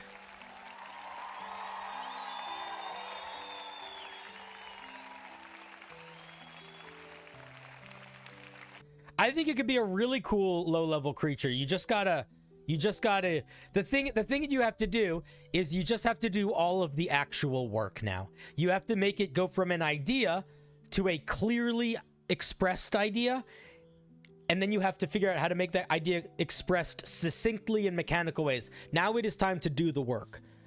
That is written like a first draft, which is great. Sending in a first draft is lovely, and the core concept is interesting. So now it's time to take that first draft and to polish it. That means fixing the sentences, fixing the clarity, fixing the balance. That's not the most glamorous part of homebrew writing, but it's very important. Anyway, thank you. We appreciate you sharing. Kaboosh. It is a really cool idea. I think the tricky thing is coming up with a way to make the face stealing not feel like such a punishment that you lose your character. Honestly, if you just make it like sort of like a curse, where there's resources or features that characters can do, I think that will be fine. That's enough to do it. And I would remove the they can't breathe thing, because then it just kills them. That'll just kill a lot of characters. Data, that might be the easiest part for you, but I think that for a lot of people, that's the part that they never do. Because I think a lot of people write homebrew just to the point that it's readable enough that they can implement it into their own game, and then they make up the middle parts, or they kind of just know the middle parts because they wrote it, so they kind of were half writing it in their head instead of on the page. The transition from the idea in your head or the rough draft idea on the page to clearly written is something that takes a lot of practice. You've been doing it for a long time. But I think for a lot of people that is the hardest part. It becomes a much easier part the more you do it, because it's also the most straightforward part. It's like, it's hard to teach someone how to be funny. It's easy to teach somebody how to like hit a baseball or do a push-up. You know, it's like you could just do that. You keep doing push-ups every day, you are gonna get better at push-ups. If you keep making jokes every day, you might not get funnier.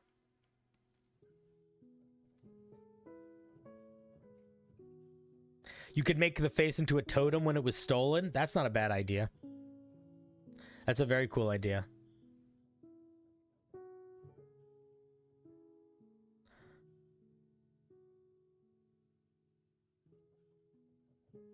Can you give insight on how to make monster stat blocks make thematic sense? It depends on the monster you're trying to make.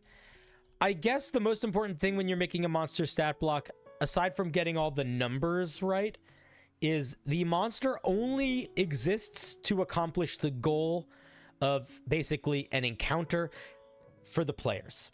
Like, you should start thinking about your monsters. You don't have to, but you could start thinking about your monsters less like, I need to make this living, breathing creature in the game world, and more to think about it like, I need to build a moment of spectacle or an encounter. They are sights at the amusement park.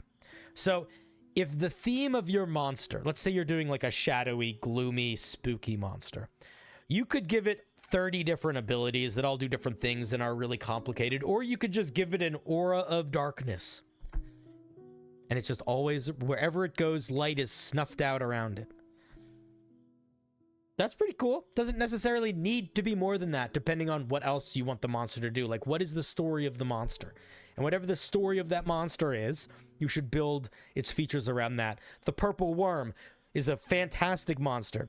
What is a purple worm? The purple worm is all about, it erupts out of the ground, scares the shit out of everybody, and eats you. So what does the purple worm do? It gets very few action economy, but what it does with that action economy is it hits like a fucking truck, and it eats you. You know what I mean?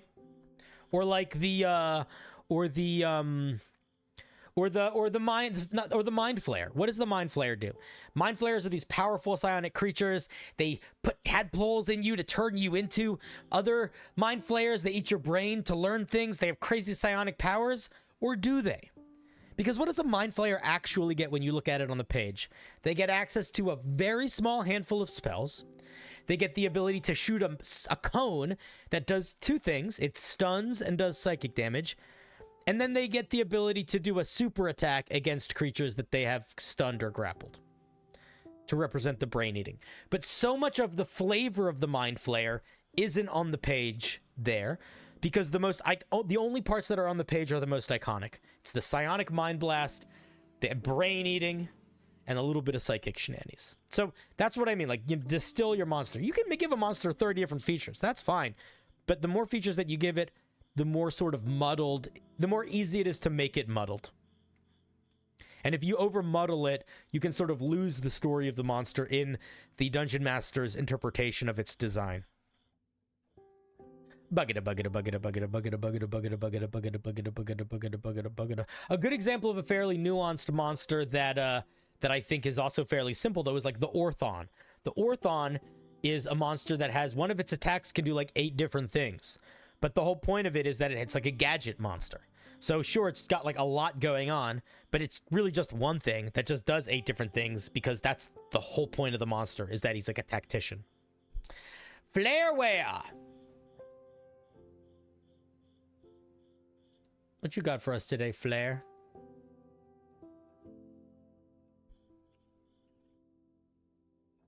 Ooh, the crickets are out in my world. I hear them. Over the past couple days, I've already made a handful of monster-inspired races, so I'm submitting one early. Cool. This is the Golubdur. A neat but overlooked monster. Golubdurs are really fun. They're like rock treants. Yeah, so Golubdur are like big rock guys. Part of what makes them fun is they're one of those monsters that like very much in the stat block. Very much in the stat block. They're very much like not bad guys. They're just guys. Some of them are bad guys, some of them are good guys. They're monsters that it's like, hey, they might be chill. I like monsters that might be chill. They're pretty good. They're pretty good. They're pretty good.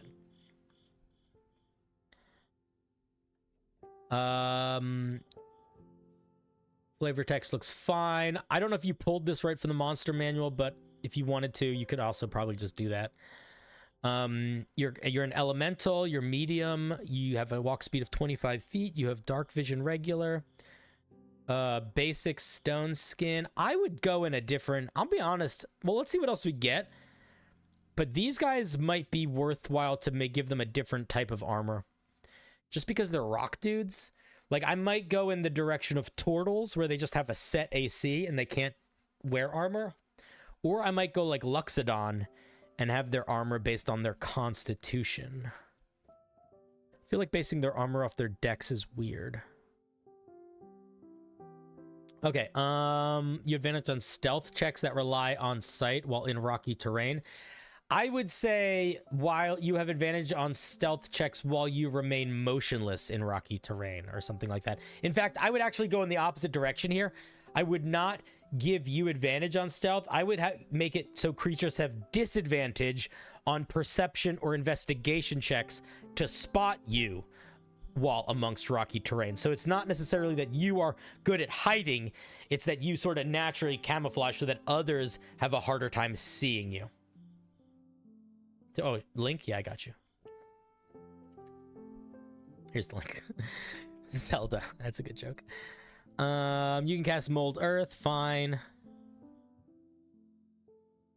Rolling Charge. As a bonus action, you can roll into a stone ball and immediately move 20 feet horizontally in a straight line. Stopping early. Only if further movement would make you collide with a wall or a creature. I feel like that's that's overly worded. I think you could just say stopping early if you hit a creature or wall. Objects should be in here too. You shouldn't just be able to smash through objects, especially like what if the object is like a giant, like a block of, what if the object is like a 5 foot by 5 foot steel cube? Should you be able to smash through that? I would say probably not. So I'd probably say creatures or objects, or creatures of fixed objects or something. While moving this way, opportunity attacks against you have disadvantage. If you're at least 15 feet this way and your roll stops within 5 feet of a creature, you can slam into one of those creatures. They make a strength saving throw. On a failed save, the creature falls prone. This is another one where I might base this off of your con, not your strength.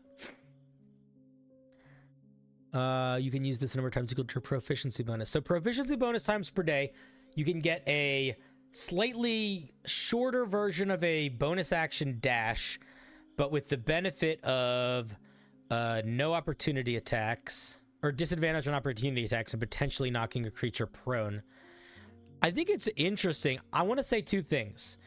I think if we're potentially knocking a creature prone, I don't think we should be doing disadvantage on opportunity attacks. I think I would get rid of that. I don't think we need it. I think if you want to keep it, fine, but it feels like we're doing a lot already. We're getting a bonus action movement.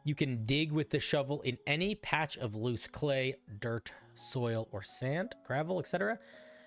That is at least 5 feet by 5 feet to expend a charge. When you do so, the GM must roll a D100 to determine what the shovel will dig up using the following table. The same treasure cannot be dug more than once. In a case, it would... in case... Okay, so we're going to look at some of these, but holy shit, dude. Rewrite this whole fucking opening. Come on, man. I've looked at your homebrew before. You're a good writer. You can write this more clearly. So, let's play the game. How do we make this worded in a way that's super chill? First of all, I have an important question to ask you, and I think it's going to answer the question. How long does it take to dig a 5 foot by 5 foot hole? I would argue that's the most important piece of information you could give us, and you're not giving it to us. If there's a magic item that does things, I need to know how long it takes me to be able to do that thing. So here's what I would do if I were you. Shovel comes with 1d4 plus 1 charges. Over the course of 10 minutes, you can use the shovel to dig a 5 foot by 5 foot hole in either clay, dirt, gravel, sand, etc. period. At the end of the 10 minutes, the shovel you can activate the shovel, expending a charge. When you do, roll a D100 to determine what the shovel finds at the bottom of the hole or whatever. But we need a time limit, and we need to simplify this language and get the once per day, not at the beginning, get it at the end. Move the charge to the front. Yeah. You want to move the charge to the front. Remember, when we're writing magic items, or really anything, usually the way that they're written, with items with charges, actually, we usually set it in. Usually what we do is, this is the way that it's usually written. The triggering thing, the thing that happens, the limitations on that thing / its resources. So I would probably say you can spend 10 minutes digging a hole with this shovel to do da-da-da-da. And then it does da-da-da-da-da. And then at the end, I would say the shovel has 1d4 charges. It expends so many charges at dawn, or once it's out of charges, it loses them, or whatever. Magic items sometimes say the number of charges immediately. Like wands, for example. Literally every wand, the very first sentence, I think, is how many charges it has. So there is some precedent for that here, especially if it's a limited time item. But the rest of the sentence, the rest of it, I think there's more stuff to wiggle around. All right, so let's see what it does. It just makes a bunch of different types of treasure. It creates gold. Creates a crystal ball. Creates fake gold. Creates stinky gems.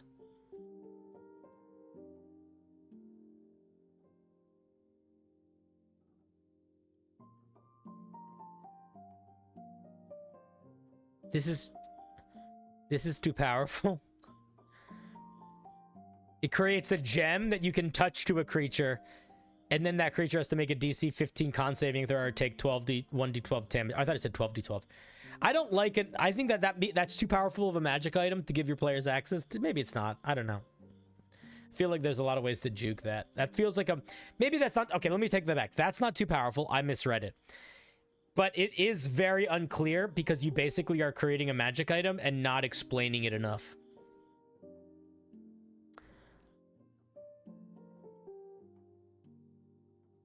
This one is more explainable because it's a one-time use.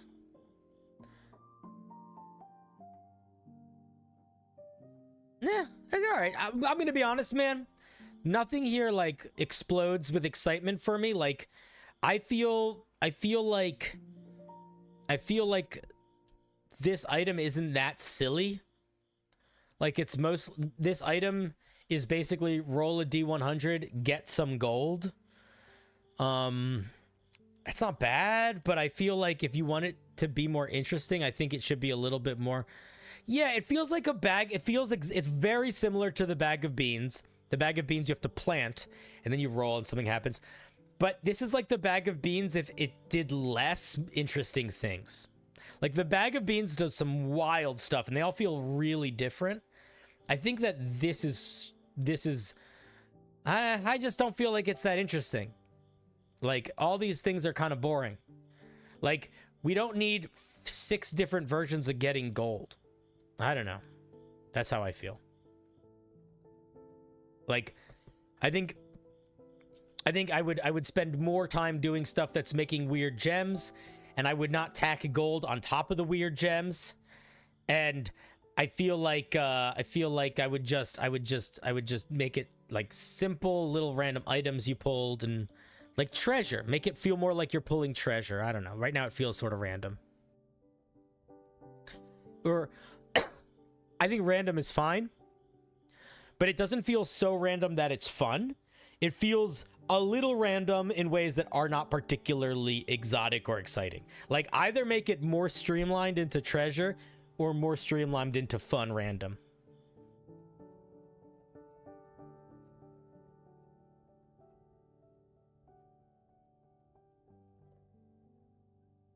And those are my thoughts. I think if the goal is silly, it needs to be sillier. I think the goal is just a shovel that sort of gives you a random thing. I would maybe simplify it. Like, I don't think it needs to be a D100 table, especially if you're doing this thing where it's like, some have gold, some have gems that do a thing.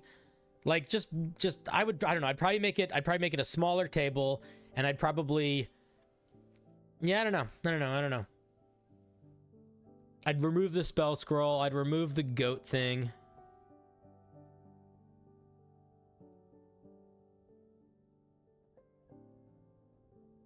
Like, I would lean into it being treasure that does something interesting. Make all of them treasure that does something interesting. Or all of them are random that does something interesting, with 1 or 2 being treasure. I don't think... This feels too in between. Like, these ones just feel out of place. And they shouldn't feel out of place. They're kind of fun. Like, I like them. But they shouldn't feel out of place, you know? Alright. That's my opinion. Thank you very much for sharing. Milky. The shovel of randomly digging stuff. We appreciate you sharing.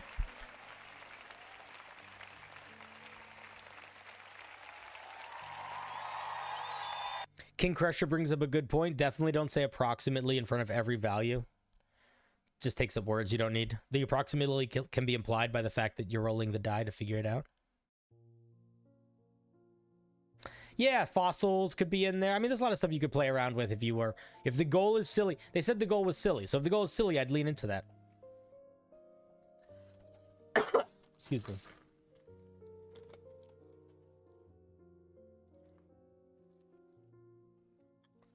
Alrighty. Kaboosh.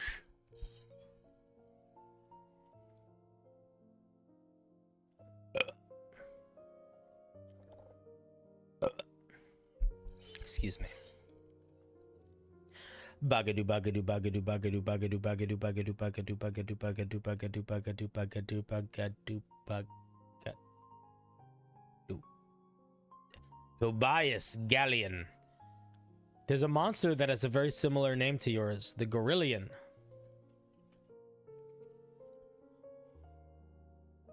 Let's see.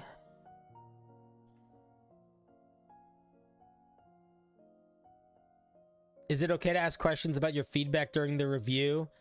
I would say save them for after. The only time I really want you to speak during my review is if you need to clarify something because I genuinely read it wrong. But if I like, the thing is, here's what I don't want. I don't want you to say, well, then how do I fix that? Because we can talk about that afterwards, but we're not going to have that conversation the whole time. And the truth of the matter is, and I don't mean this to be a dick, I'm not your editor. I'm reviewing your homebrew. So I'm here to help, and I'm here to give my thoughts. I'm not here to rewrite your homebrew for you, and I'm not here to tell you what to do. If I have ideas, I'm going to share them when I have them. But genuinely, the most benefit you're going to get out of the feedback is just listening, noticing how I feel about it, noticing how chat feels about it, and then maybe chiming in it afterwards if you want, or then taking it to the Discord and, you know, editing it and getting home feedback there. But like, when I was doing like college level writing workshops, nobody was allowed to speak when their piece was being reviewed. And it worked. It made the reviews work better. It would not have worked if they didn't work well. All right. This is going to be a mini boss drop. This is from Tobias. A mini boss drop for a low-level, mid-level campaign I'm making. It allows you to temporarily be a lycanthrope of your choosing. I would love help with the grammar and balancing. Wait, is it an item or a mini boss? I'm confused. I guess we'll see. It's a thing that a mini boss is going to drop. So it's an item they are getting from a mini boss. Mini boss. Okay.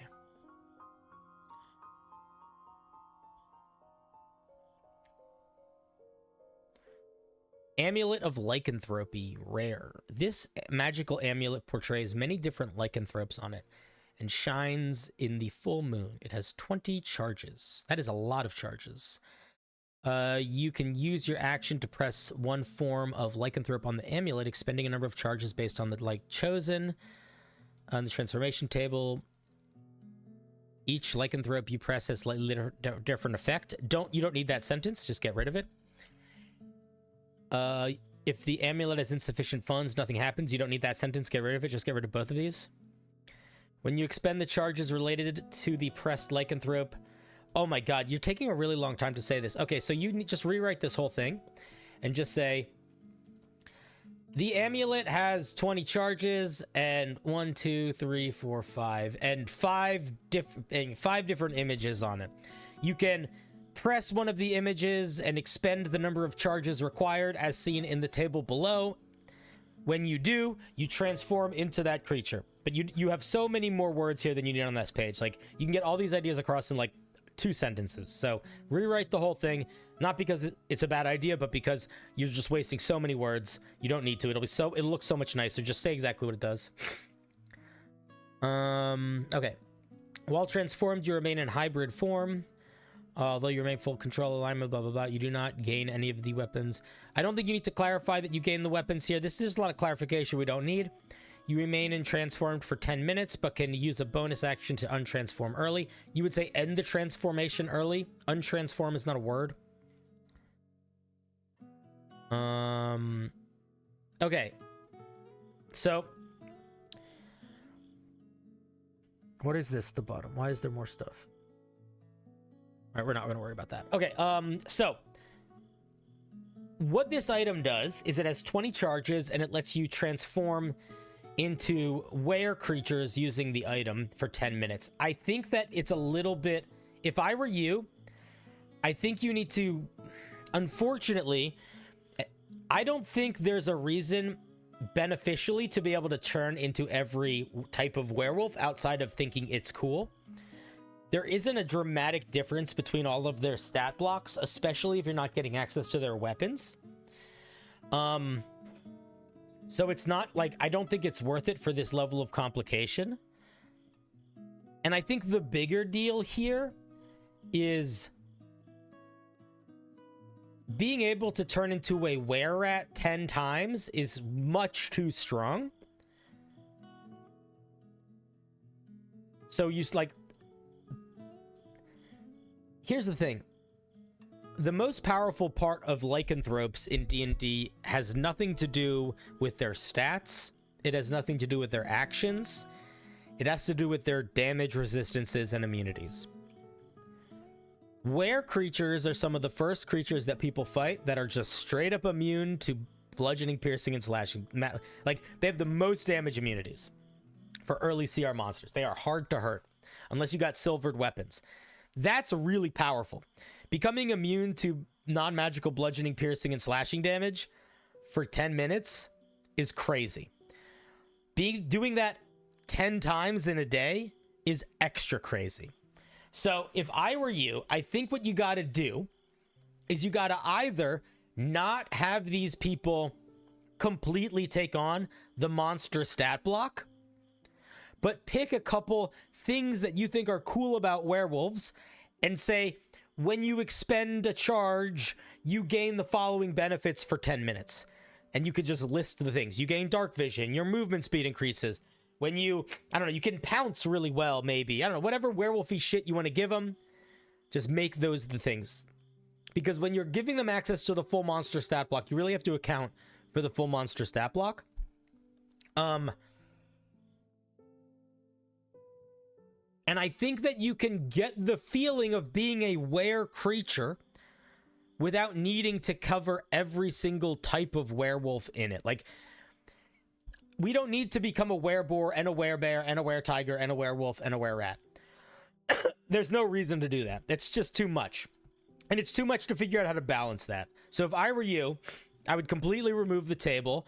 I would probably not make it have 20 charges. I'd probably give it like maybe 1 charge a day, maybe 1 use a day, maybe 2, but not much more than that. And then I would just pick the things that you liked a lot about werewolves and basically be like, for the next 10 minutes, you get that. It's a neat idea. I like the idea of being able to get werewolf powers. Stop. Don't use this stuff. Those are my thoughts. Neat idea. I think the execution will feel much better and much smoother if you drop the literal monster transformations and just describe it as a monster transformation and give you some special features. All right, Tobias, let's give them a round of applause. Thank you for sharing. Thank you, thank you. We do appreciate it.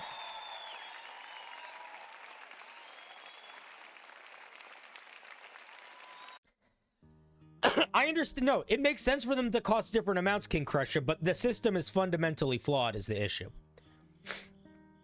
Like, the disparity between the difference between the were-rat and the were-bear is really big, but the were-rat on its own is still too powerful to be able to turn into 10 times a day. You got to figure out a different balance system.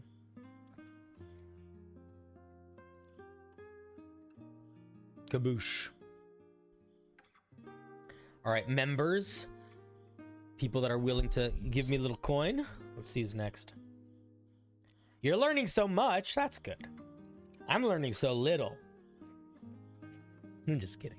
I don't know what I'm learning. I actually think that you end up learning more when you're in a teachery position a lot of the time. Buggada, buggada, buggada, buggada, buggada, buggada. All right, next up is Hakase.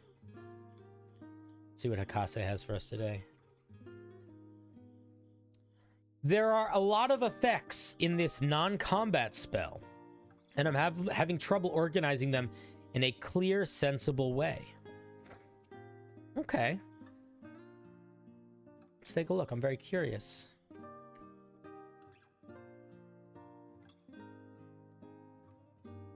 This last month is the first wheel I've skipped in around 15 months. That's crazy. Well, listen, you're fine. Let's see what this does. Farewell. Necromancy spell. 1 action. Touch. Concentration up to an hour. As an action, you can touch a willing creature to bestow a final piece. For the duration, the target experiences the following. Target can't feel pain or die, and is immune to all conditions. Interesting.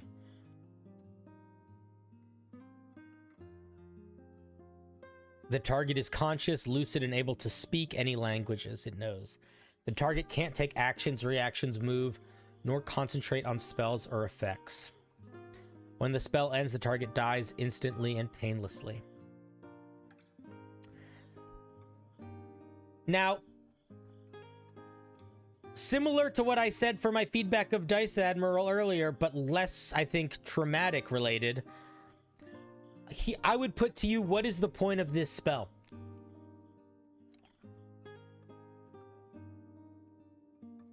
I would argue all of the flavor of this spell can be put across in Spare the Dying. I think Spare the Dying basically is doing what this spell does. I also think that this spell is too powerful for a cantrip. I think dying instantly is too powerful, and I think immune to all conditions and cannot die is too powerful. So what is the goal here? I think that truly everything this spell does is too much. This is only there to make the spell seem balanced. This is too much. This is too much. This is nothing. So it's not even a first level spell because it doesn't, I don't think this spell needs to exist as written. So my question for you would be, like, is the goal here that you can make somebody like, let me ease your pain? It's supposed to help you give a last goodbye? I don't think that, I don't think it makes sense as a spell. I would say, I don't know, man. Because here's the thing. Here's the problem. Here's the problem. We do not have mechanics for how much pain a creature feels when they take damage. There's no mechanics for that. We have hit points, and you have hit points and you're up, and when you have hit points, you are at full capability. Or you have no hit points and you are unconscious. There isn't a middle ground. So, what I would say is any creature in the game that you could cast this spell on, you could also cast Cure Wounds on. And I would argue that Cure Wounds, from an RP perspective, does everything you would want this spell to do, and doesn't make the creature die. Do you know what I mean? Like, healing magic is so often flavored as easing a creature's pain. So, I just feel like it's trying to be I just think it's too niche in a way that it feels like it's doing things that are implied in roleplay and other things.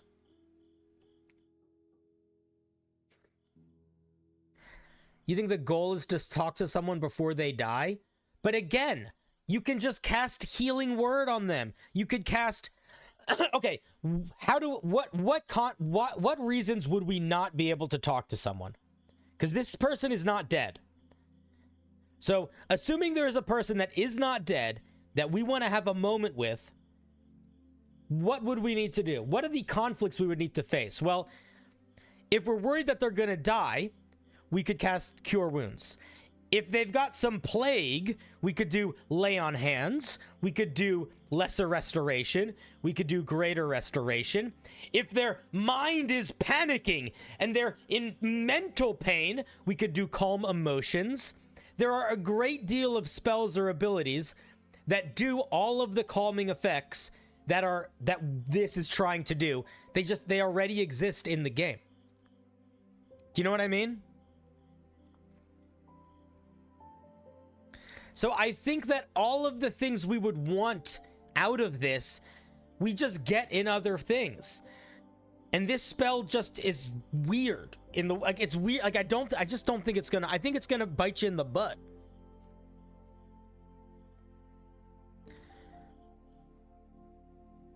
So that's my thought process. My thought process is, I think the cannot die for an hour and immune to all conditions is just too strong. I think the instantly dies is just too strong.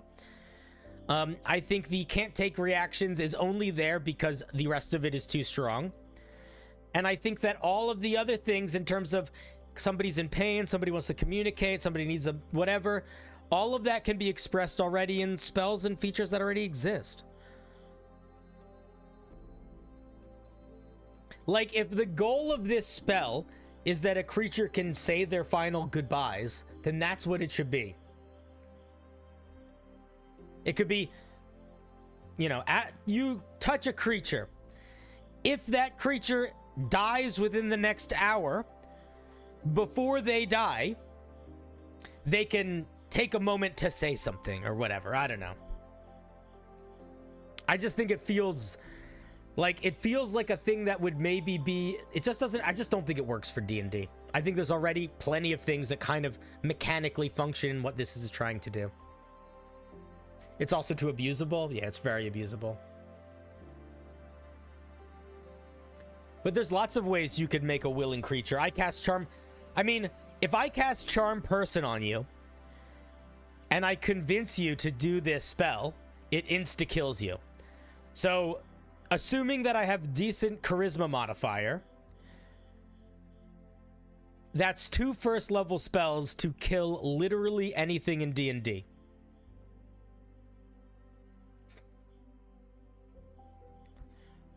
You know, you are always 1 persuasion check or intimidation check away from being willing. Or deception check. Any of those things. So yeah. A little too abusable, but the bigger issue here is that it's abusable because you're doing all of these really extreme things to try to create this very specific moment, but I don't think we need to build a spell to create that specific moment. Does it need to be dying then? But what is the dying condition? Does that mean it's making death saves? I think it would be more reasonable if it's making death saves, but then how is that different than spare the dying gentle repose element? I don't know. I just don't think it's necessary.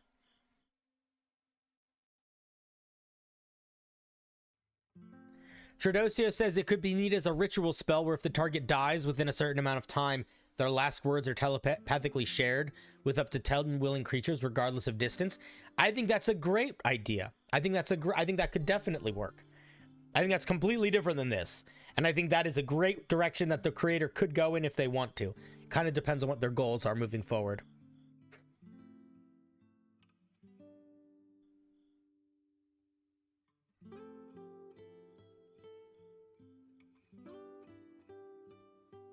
You feel like Speak with the Dead does everything this is intended to do and more? I see an element of... I think the thing that this does that Speak with Dead does not do is that this keeps the true creature and their consciousness present and talking to you. Speak with Dead doesn't do that. What's the test, Takase? Speak with Dead does not do that. Speak with Dead, like, you can't have a conversation. You're very limited. You know, it's like, ask a question, get an answer. So it's a little different than that, but there's a similar element. Okay. Yeah, I think it's a neat idea, but again, I think it's being covered by other things. I don't think we need it.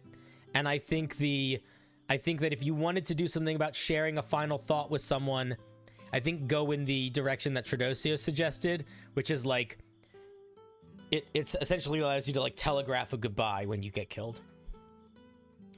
Those are my thoughts. I do not really have more. Thank you very much for sharing, Hakase. Let's give them a round of applause.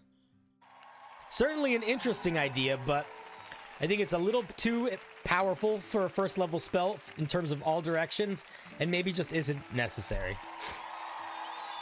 At least in what it's specifically doing at this moment. Thank you, thank you.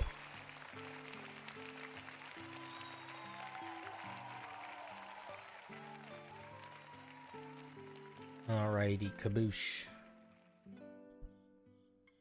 Anybody else? Anybody new for the big wheel? Ah, a couple new ones.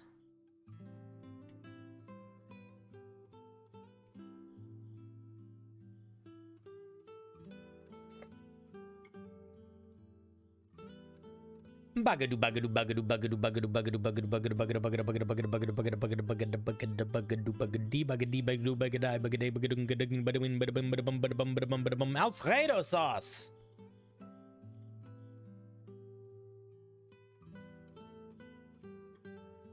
What you got for us today? My goal with this item is to make reckless attack feel more impactful. Cool. Items that tie into character features is always an interesting thing. Why isn't it loading? There we go.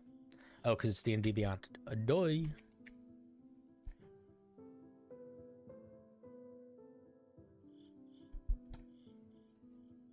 Could you imagine your cleric doing really morbid morning prayers with the party, telling them they now carry magic that allows them to say goodbye with everyone if they die?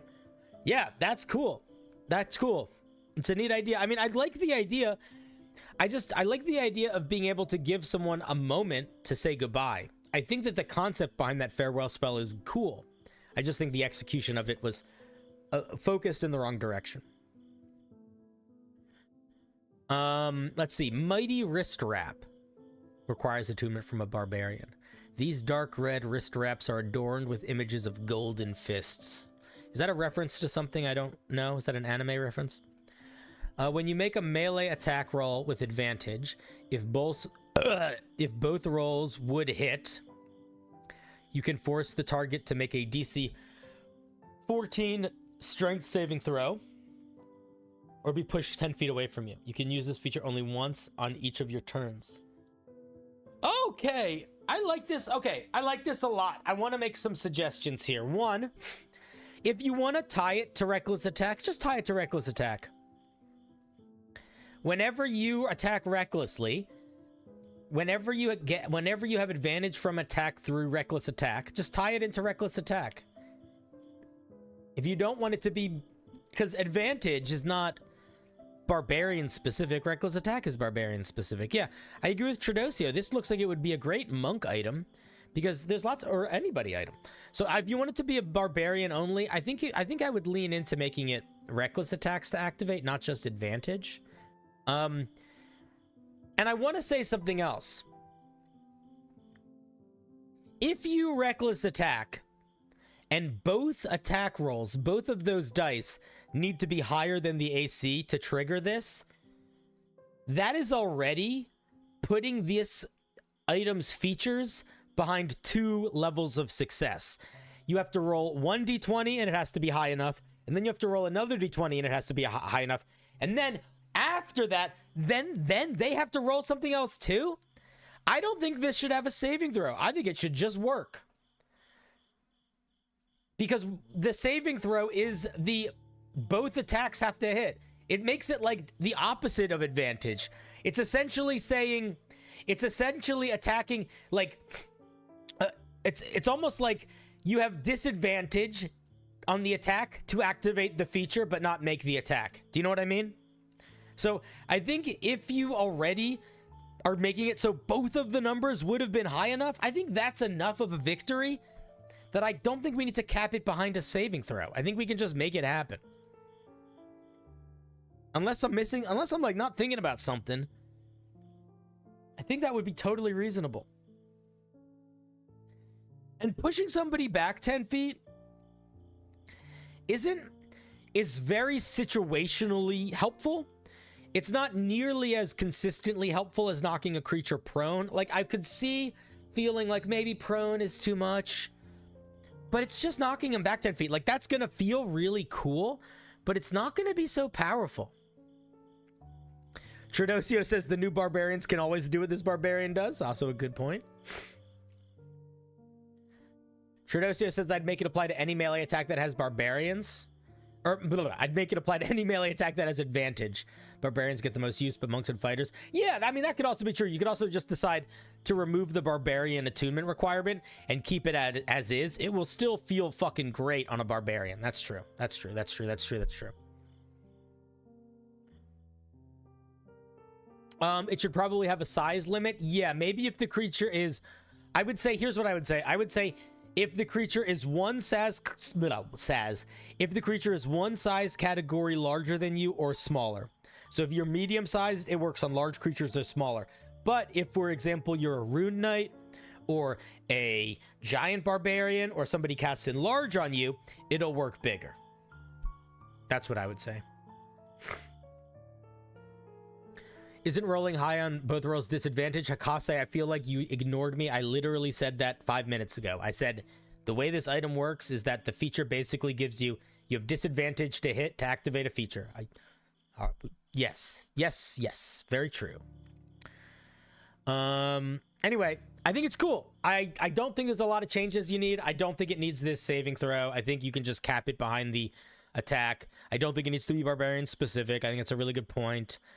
And I think it's a good item.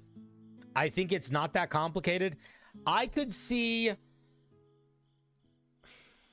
if I was playing in a low magic game where I wasn't dishing out a shit ton of magic items, I could see this being an item my players really liked.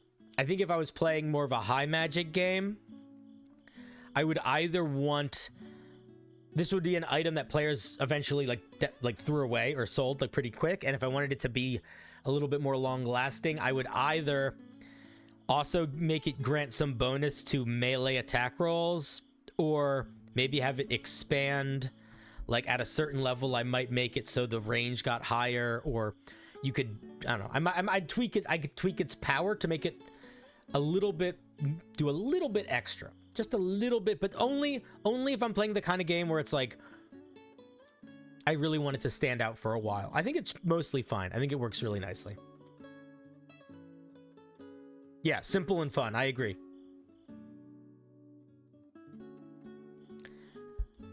Cool. Thank you very much, buddy. Alfredo sauce. Very simple, fun item. I think that realistically, I think anybody could use this item in their game right now and have a great time with it. I think it will be better if you remove the saving throw, but I think it could work right now. All right, let's give Alfredo a round of applause. Thank you very much. Oh, and put a size cap on it too. Duh.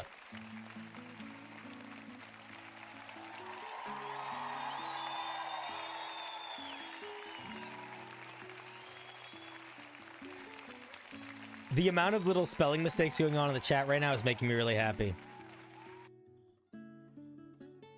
If you put the effort into pushing a dragon, you should be able to shave a dragon.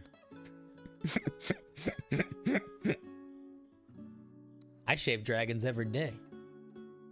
What does that even mean? Who knows? You could also say if both rolls are above a 15, it works. You could, yeah, you could do something like that. I think basing it off the AC is fine. You're intentionally talking about the name of a fish? I was talking about the word shave versus shove. Why do you think you never see dragons with hair? That's not true. There are some dragons with hair.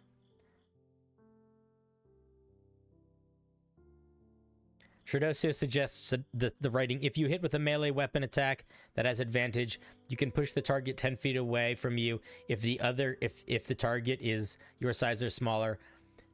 You would just make it so it always happens if you have advantage. You don't want to cap it behind anything at all. You could try that. If that felt too strong, I think capping it behind both attacks would have needed to hit. But if you, it might just work as just a when you have advantage, you can just do this. That could totally work. I think that's more of a playtesty headspace thing. I ran a dragon fight today. Fuck yeah. Like the Crusher feat. Yeah, true, Trodosio. I see that. I see that logic. That makes sense. If you wanted to make it really crazy, what you could do, here's what you do. If you want to make it really crazy and you want to follow Trodosio's advice, you say, whenever you make a melee attack roll and you have advantage, if it hits, the target is knocked back 10 feet. And then you say, if both rolls would have hit, the target can be knocked back up to 20 feet, or the target can be knocked back 10 feet and knocked prone. Like, you could make it so it does a special thing if both of them would hit. You could always do that if you wanted to give it more oomph. That's always an option.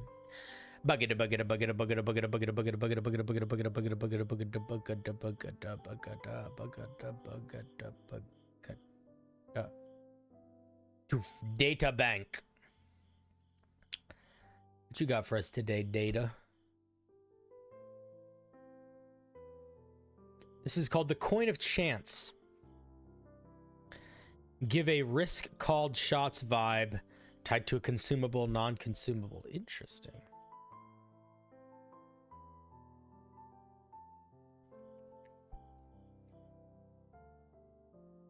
Don't be ashamed. You're fine. Dude, the amount of bad spelling in here is astounding. I'm a bad speller, you're a bad speller, we're all bad spellers. Excuse me. Okay. Coin of Chance. Oh, it's legendary. Very cool. I like a good legendary item. So often we want our items to be very rare. So often they should be legendary. You are not too late to submit something. We're not going to be going that much longer. We've been going for like 5 hours, but the wheel is always open while I'm streaming. But we're reading the legendary version. Wait, do you want me to read the non-legendary version or the legendary version? Which one? What did you ask for?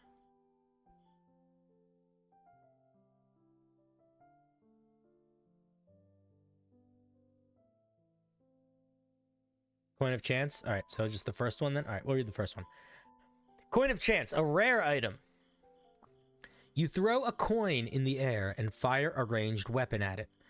Choose a number, roll a 1 or a 2. If what you roll matches the number, you hit the coin and your ammunition magically flies and hits a creature within 200 feet of your target. This attack triggers sneak attack, even if it doesn't meet the conditions. Hit or miss, the coin is destroyed and its magic is lost. So this is based off of a mechanic from a game that I have seen before. I'm gonna say I think it works. I think that you gotta lower the range. I think 200 feet is way too far. I think 100 feet is reasonable. And I think that the only reason this is balanced in any way is because it's a one-time use item. I think if you made this a not one-time use item, which I guess is what you're doing here, I think that I would never put this in a game. This version. This makes the game you're now playing a game that doesn't use D&D rules. And while that might be fine, I would say genuinely I would never, ever, ever use it. And I would say if anyone ever was thinking about using it, you should know that this makes it so maybe 50% of game mechanics that matter don't anymore, and you're no longer playing D&D. So I would not ever use the second version. I think the first version is interesting. I think a one-time use item where you can flip a coin to hit, that's cool. I think an infinite use item where you can flip a coin to hit makes it so most of your stats don't matter and most of the monster stats don't matter. Which I think makes the game not matter. Might as well just play a different game at that point. Yeah, so those are my thoughts. I think it's cool. I don't really have more. I think 200 feet's too far. I don't think there's no logic to me that the range of the coin is longer than the range of, like, you know, most ranged weapons. That feels silly to me. But other than that, I think it's cool. I could totally see using this in game. This one. I'm not sure if I'd call it rare or very rare. Probably just rare. But yeah, those are my thoughts. No more thoughts, Data. I like it. This is fun. This is madness. It's not even that this is madness. This is just needing to decide to play a game.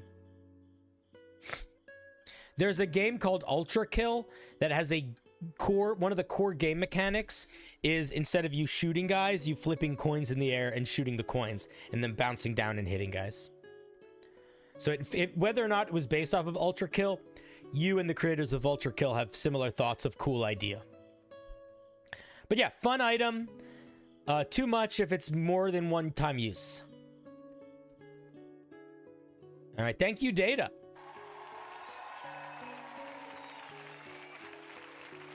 A very rare consumable should affect more than a single encounter. What a naive, simple-minded, and narrow-minded thing to say. Why? Why should a very rare... What if the very rare consumable does something so powerful it merits being very rare? That's such a silly thing to say. You can have an artifact that doesn't exist beyond the encounter. Don't live by such standards, my dear friend. Remember, power is not in the longevity, but in the impact. Alrighty. Thank you very much for sharing, Data. I like it. I think it's a fine item. I also think just from like a design perspective, it's a really good example of how you can take an idea that's kind of crazy and a little bit unusual, but make it work in your game. But if you tweak it a little bit, it can very quickly destroy your game. You know? Like, by making something one-time use, that gives you as the designer a lot of power to play. And isn't it interesting how much that power to play changes depending on how you change how available a resource is or what sort of resource it is? Like, I'll give you another example. This would never work as a spell. It works as a magic item because you're not guaranteed to be able to get access to a magic item. That's what makes it work. By limiting access to things or by guaranteeing access to things, it really changes the way you should think about, you know, like how much power you can put where. Which is not a bad thing. That's a good thing. That means you can really fuck around with some mad shenanigans if you play in the good headspace for those right shenanigans. And if you're ever doing something and designing something and it feels like, oh, it is not enough or it is too much, ask yourself if it would sit better in another form. There's a lot of magic items that could just be spells and might work better as spells. There's a lot of spells that could just be magic items. There's a lot of player race options that would work much better as subclasses. So a lot of the time when you're trying to balance not just the power of what you're making, but like the complexity of it, like how much it's doing, sometimes you don't need to change it as much as you need to change the lens from which you're viewing it. Maybe you're viewing it from the lens of magic items, but really you should view it from the lens of spells or whatever.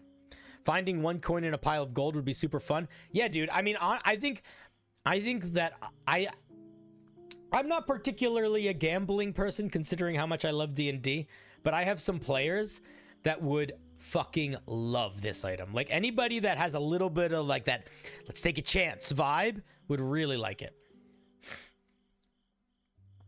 All right. Did we round of applause? I don't remember. Round of applause again, in case we forgot. Thank you, Data. Fun item. An interesting exploration of a concept where you sort of are fundamentally breaking the system, but for 1 second, so it doesn't matter, you know? We talk a lot on this channel about bounded accuracy and like the fundamental rules you gotta follow when you're doing game design. But that piece that we just looked at, I think is a really good example of like all of the rules have exceptions. There are always... not always, but there's often times that you can change things, you can twist things, you can push the boundaries. You just want to think about like the frame from which you do it, you know? But it's a good example of that. Also, another thing that you can do is you can always decide that something's an artifact. If you ever decide something's an artifact, you can basically decide it doesn't need to be balanced, and it can kind of make the game work differently a little bit. That's not saying you should always make an artifact, but if you're ever feeling like you just want total freedom and you never want to think about balance again, make an artifact. You have more homebrew than Wizards of the Coast has things. That's not surprising, man. You write a lot, and Wizards of the Coast writes at a slower rate than a lot of us do. But also, they have more writers that they have to work with and more systems they have to navigate through. Yeah. My species idea for tomorrow's stream fit more as a subclass than a species. Yeah, it's that I wouldn't be surprised. So tomorrow's stream we are looking at tomorrow's stream starting at the same time, 6 o'clock p.m. Eastern Standard. We are looking at monstrous player species.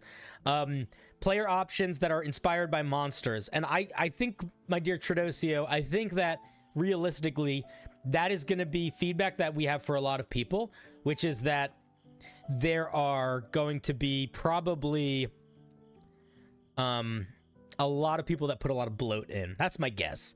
Not even in a way where it's like, you guys don't know how to write, but it's like, that's the easiest mistake to make and the hardest thing to avoid a lot of the time when you're trying to build a player option that is very specific, because you don't get a lot of option. There's not a lot of space to play there, you know? It's like trying to park a big vehicle in a small parking spot.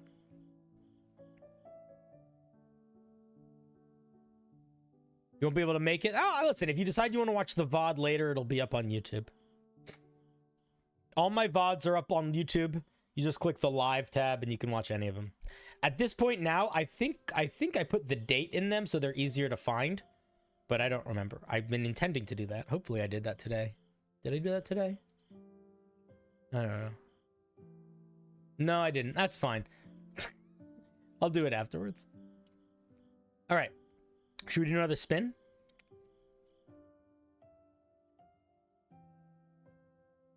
You want to make a ball spawn, but decided against it. I don't know what a ball spawn is from. Is that from Diablo? Or is that from something else? Sounds like a Diablo thing. Baldur's Gate 3. What if I told you I never got past Act 1?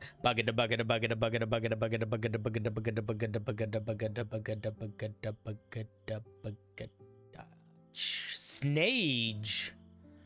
Snage is a fun name. I saw you in the chat earlier. I wonder if you're still here. Let's check. Well, we can't check that, but you can say, I'm still here if you want. You can never know. This says, you whipped this up during last stream. It is something I plan on using my own campaign. It's written as an optional rule for combat. The goal is to add more importance to damage types. Interesting. Let's take a look. Now, I'll be honest here and say I am generally not the biggest fan of dramatic new rule changes. So let's see how simple this is. That's really what I'm going to be looking for, is I want to know how simple this is. If this is simple, I'm probably going to like it. If it's not simple, I'm probably going to take issue with it. Well, you say it's simple. Let's see. This is a simple... The irony. Let's see if it is. Let's see if it actually is as simple as you claim, dear Snage. Here you go. This is a simple single page combat mechanic homebrew to add some spice to damage types, blah blah blah. The essential idea is that each damage type now receives a debuff they apply when an attacker rolls maximum face damage to one of their dies. Oh, interesting. The debuff's duration equals half the damage die. Okay, that is... Fuck you. Snage, doing an extra debuff when you roll the highest on the die is a really cool idea. Now, separate from that, needing to do math to calculate the effects of the debuff is a horrible idea. That is so annoying to keep track of. Make it last a round or make it not last a round. The next attack. I guess we'll see what these things do, but fuck that. Big fuck that. Big that's awesome. You have... Oh, what a lovely idea. Right next to what a buckle idea. Isn't that so interesting? So get rid of the buckle. We'll figure out what it's going to be later. But yeah, fuck that. Fuck coming up with needing to keep track of different rounds of debuffs on every single damage type you do. If every single time anyone dealt any damage and that they rolled a maximum die, you had to keep track of another thing, that would just be so much. Just no. Out of here. Okay. If the creature is vulnerable to the damage type, this instead just equals the Okay, no. We're just going to ignore that sentence because that doesn't mean anything to me. That's a nothing burger. Okay, so get rid of half of these ideas. Keep the other half. The idea that I would limit it to two things. I would probably limit it to... I think you need to limit it a little bit. There's a couple reasons why. One, this gives inherent power to some items and attacks and things over others. And I don't know if you want to do that. So right now, for example, the way this is written... It is 50% more likely that I'm going to get to use these features if I use a great axe instead of a great sword. Because a great axe is only 1 dice. A great sword is 2. So if I use a great axe, I only need to roll the maximum damage on 1 die. If I use a great sword, I need to roll it on 2. And if you make it so any of the dice can be rolling maximum damage, then that doubles the greatsword's chance of doing this. So neither one of those options really works. I think you need to play around with that a little bit. That's not a small deal in terms of balancing it. That also expands greater and bigger when you take other damage types into this and think about spells. So for example, like if I do if I'm how does this work with AoE spells, for example? Or how does this work with multi-target spells where they take 1 instance of damage? So like if I cast a magic missile and I roll a d4 on one of the die, And does it affect that creature? Does that mean I could affect multiple creatures? If I cast Scorching Ray, and does that mean I could hit multiple creatures with that proxy effect? So I think you're underestimating how powerful these things are going to be immediately, and that is making me a little bit nervous because there's a shit ton of situations that you're not accounting for. Let's see what they do. Slashing damage does bleeding. At the end of the affected target's turn, they take an additional 2 slashing damage. That's kind of nothing. Like, that'll be good at earlier levels, and then at later levels, it won't matter. So I probably... Whoa, whoa, whoa. Why the fuck is it so different? What? Why are piercing and slashing... What? Why is... No. Okay. Okay. These features are too strong. Making a creature vulnerable to the damage type that you're dealing, too strong. For every feat the effect... Making a creature take an additional 2 piercing damage for every 5 feet it moves is too strong. This is just fire damage. It's fine. It's the exact same as the slashing damage. Honestly, it's the same. And it's mellow in a way that all of these probably need to be.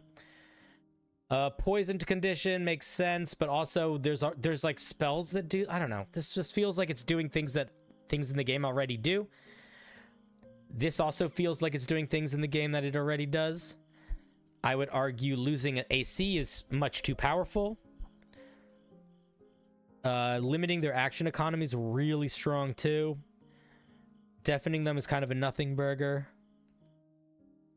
Making a creature vulnerable to the 3 most common damage types is way too much. Giving somebody... Yeah, all of these are just too strong. It's really as simple as that. Like, I think that's the problem. All of these feel too strong. Every single one of them. That's my feedback. I think the idea of you rolling max damage to do a thing is cool. I think you fucking with bounded accuracy is not good. I think you giving damage vulnerabilities is not good. I think you giving disadvantage on saving throws is maybe okay. Maybe. I don't know, man. I think all of this feels like it's too much. Just feels like it's a little too much.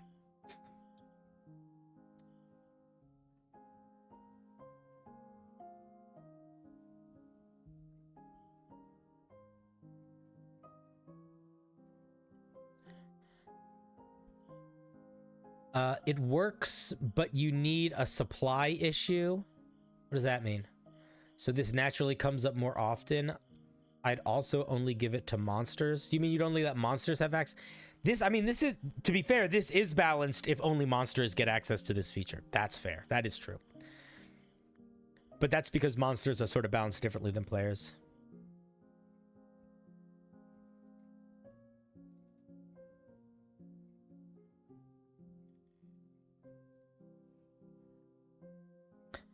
I mean, yeah, I guess it's going to be somewhat rare, but it's a lot less rare than you think. Like, it's much less rare than a crit. It's going to happen a bunch. Maybe that's okay, but I still just think it's got to be toned down a little bit. I don't know. I think the vulnerability feels too much. I think the 2 piercing damage for every 5 feet of damage feels like it's too much. I think the movement speed is fine. I think the poisoned condition is maybe fine. I think that deafened is fine, but boring. I think the no reactions or bonus actions is probably fine. I think the vulnerable to 3 damage types is too much. I think the disadvantage on saving throws is basically the same thing as poisoned, so I don't understand why we're getting 2 things that do the exact same thing. I think that dealing half damage is too much. I think that not healing is fine.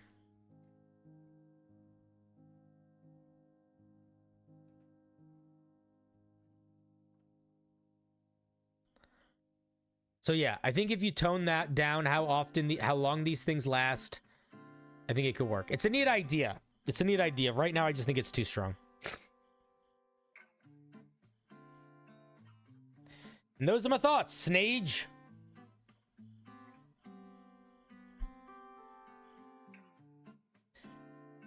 What do you mean you don't think it's face rounds?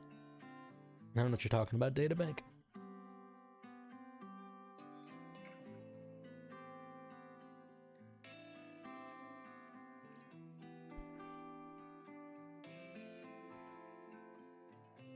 Yeah, very fun idea. I think the concept is really solid. I think the intention behind the concept is great. Like these mini crits. I just think that I would play around with how powerful they are. And you got to play test some of this. Some of it I think is just, I agree. I just think some of it's too punishing. Yes, the first paragraph needs a lot. Yes, I don't think this paragraph is written the way they intend on writing it. This feels like them just sort of word vomiting on the page. So I'm not worrying about how it's written. I'm worrying about more just the mechanics. But a very cool idea. Yeah, I don't know, man. It also does this thing that's weird that I don't know if it's good or not, where it makes using smaller dice more advantageous. And I don't know if that's good or bad or nothing, but it's worth thinking about. Snage, I don't remember all the things I just said. I do think vulnerability in general is too much to put here.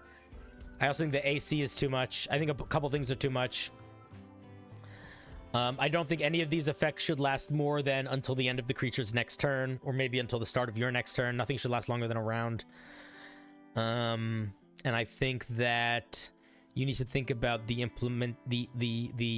implications of this in terms of we are now in a circumstance where smaller dice are potentially more powerful in a lot of circumstances, and I don't know if that's good or bad, but it's worth thinking about. That's not true. Smaller dice are not better in a lot of circumstances. It's more consistent. That doesn't mean it's necessarily better.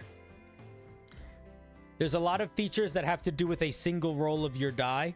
So if you have multiple die, it doesn't make them better. Beyond that, yeah, it's not always better. It's just different. It's just different. It's more consistent is what it is. It's more consistent. The more dice you roll, the more consistently similar the number is.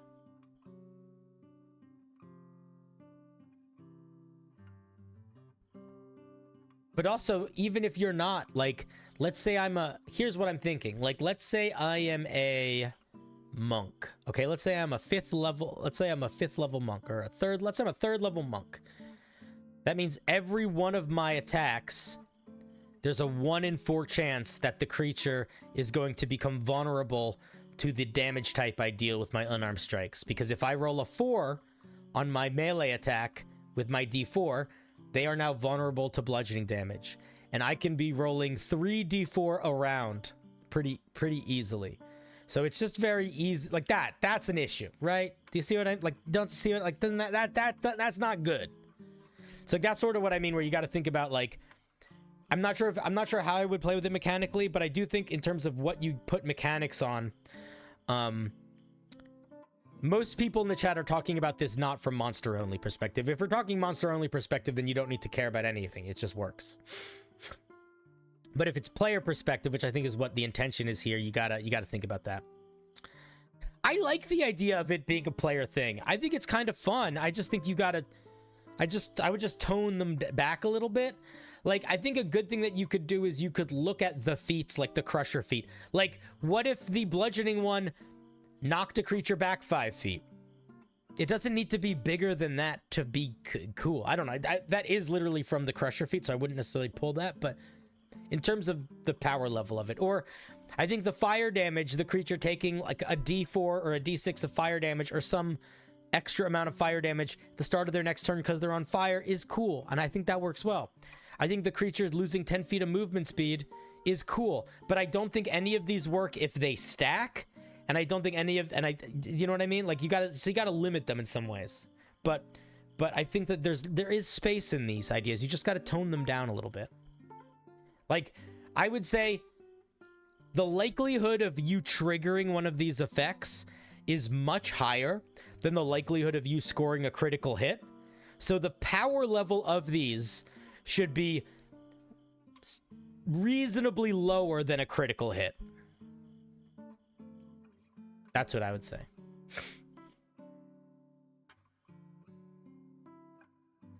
Anyway, really, really fun idea. Legitimately fun idea. Like, I know I just yelled that a lot of this doesn't work, but that doesn't matter. What matters is it's a cool idea, and I think that there's something really, really, really usable in here. Specifically, the mini crit where you roll with your max face on the die. Like, that's such a fun idea. Like, if you don't want to keep this... Like, do you know what you could do? Do you know what you could do to make this balanced? And you definitely don't need to do this. This would make a sick magic item. So think about it like this. Let's say it's a magic sword, and that magic sword deals an extra D8 elemental damage on every swing, okay? As a bonus action, you could change the damage type, right? Maybe keep it just the elemental ones. And then say, if the D8 that you roll with that extra damage is maximum, it does one of these other effects, and it can do that once per round. Like, that's a fucking great magic item. What a cool magic item that is. It's basically like a flame tongue where you can shift the element, and each element could potentially have its own unique mini crit that isn't tied to the attack but tied to the damage. Like, that's so cool. So, like, what I was saying earlier, remember what I was saying earlier? Like, sometimes when you're making your homebrew, the idea works. Just play around with different lenses, you know? If this idea is a little too much to be on with everything, maybe it's perfect for a magic item. So like, don't lose... Just because I say something is jank in this setting doesn't necessarily mean it's jank in another setting. And if you like the power of these mini crits, maybe they just need to sit in a different space. You know? Maybe they just don't need to be on all the time. Am I on the big TV? Hi. Gina, are you watching me on the telly?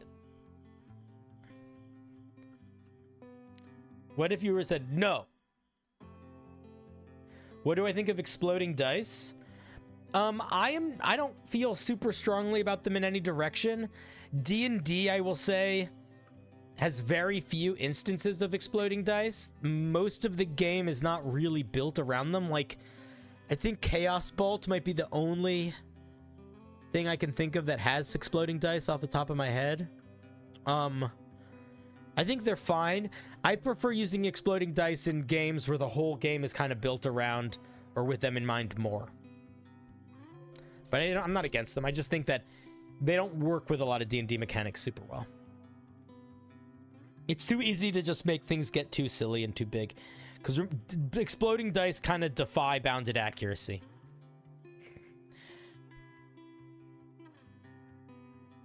Exploding dice, and if you don't know what it means when you roll the die, if you roll the highest, it's just you roll it again, and you keep doing that forever.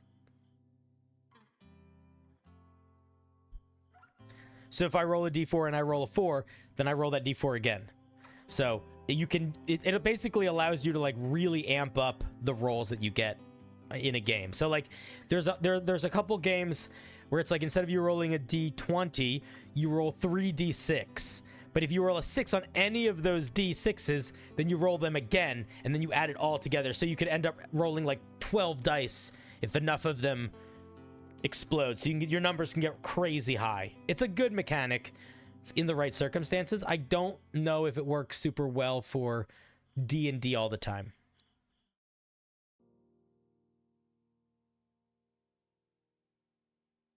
I think it's a cool mechanic, but I think it's just not super prevalent in the game. Anyway. Thank you very much for sharing. Really legit fun idea, even if right now it's a little too dangerous. Thank you for sharing. Dankeschön. Darling, Dankeschön. Where'd the music turn off? Oh, it's a very quiet song. Next song. We're just in chill music night, guys.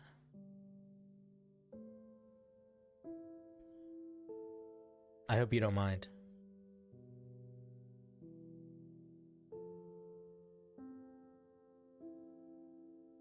Any new people for the member wheel? Let's see. Yeah, a couple. Sweet.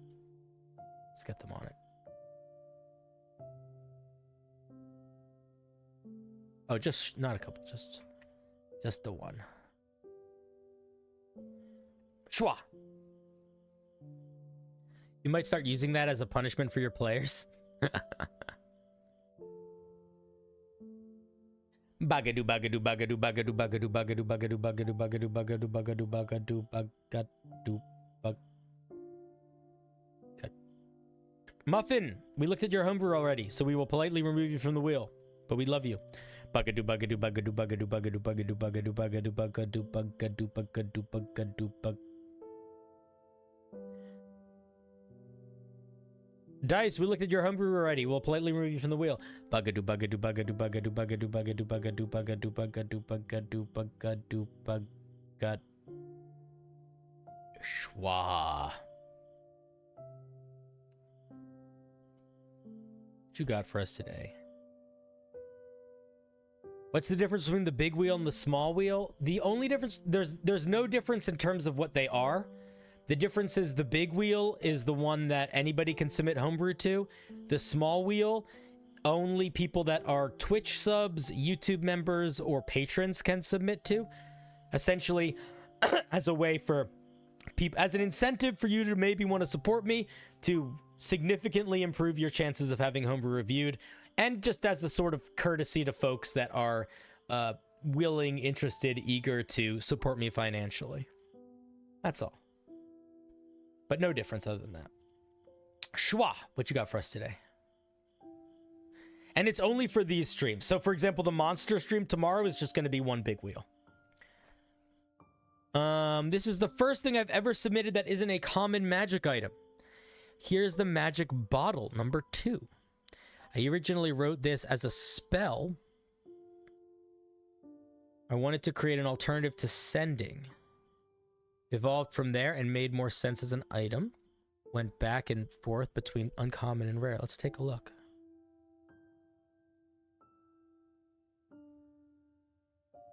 I just like the color coding here. You support the idea? Yeah, I just changed it. So what I used to do was I used to do one stream a week I used to do it one stream a week where I only looked at basically subs / members homebrew, and that I just wasn't enjoying that structure anymore. I didn't like it. I like the idea of having the members get a little bit of benefit every stream, but also have every stream be open to everybody. You know, it feels nice for every single person to be able to participate, while at the same time for every stream to feel, for the people that are paying to feel like they're, you know, that they're getting something a little special. I think it's uplifting both people's experiences. At least that's what the hope is. We'll see. Who knows? At the end of the day, what matters is, does it lead to me not losing my mind and potentially making enough money to survive? Those are the two things. I need to maintain sanity and maintain cash flow. Okay, message in a bottle. This glass bottle is weathered from extended time in the water. I don't know if... Okay. I want to push something here, Schwa. This is accurate, and I accept that. But I do think that this is also the way I would describe literally any bottle that was left in the water. So I would try to include at least some element of detail that distinguished it as unique. Or, if it's not unique, make that the thing that you say. At first glance, this appears like any other bottle weathered by water. Something like that. But it feels like because you're saying it like it's a certainty, like this bottle is weathered by water. It's like, it's just a little too on. It's like, yeah, like every bottle that was ever in the water. Do you know what I mean? All right. A single piece of paper can fit inside the bottle. As an action, you can throw the corked bottle into any body of water large enough to allow the bottle to float. Large enough to allow... Schwa! What is this fucking passive voice? Large enough to... Like... I don't know. I don't like the way this is written. As an action, you can throw the corked bottle into any body of water large enough to allow the bottle to float. Large enough for it to float. still sort of passive, but less so. While thinking of another body of water. What? So Schwa, the way that you wrote this is what you're saying. You're saying you can use an action to throw the bottle into any body of water that is large enough to allow the bottle to float, and that is thinking about another body of water. That's how this sounds. This while thinking of another body of water doesn't fit the end of this sentence, and it's fucking the clarity of this item. The bottle is instantly teleported between the two. The bodies of water can be any distance apart, but cannot be on different planes of existence. So I see a couple pretty big issues here. Issue number one. No, let me rephrase that. I see one big issue. I see little issues. What does it mean, a single piece of paper? I think we need to clarify word count here, unfortunately. I see a lot of arguments at the table about what could be on the single piece of paper. So I would probably say something like a single sheet of paper that could contain illustrations or up to 250 words of writing, something like that, but put a word cap on it for the word element. Bodies of water is very vague, and maybe that's what you're trying to do, but like, if I throw this into a river and I want it to appear in the ocean, who does that help? So here's what I would do. I think if I were you, I think you need to be a little bit more specific. Like, I almost want to say, like, you can throw the bottle into a body of water and have the bottle wash up at another point on any body of water that you pick. Like, or pick a person that it's washed up to. Like, do you know what I mean? Like, we need an element of control over where it lands that is more specific than another body of water.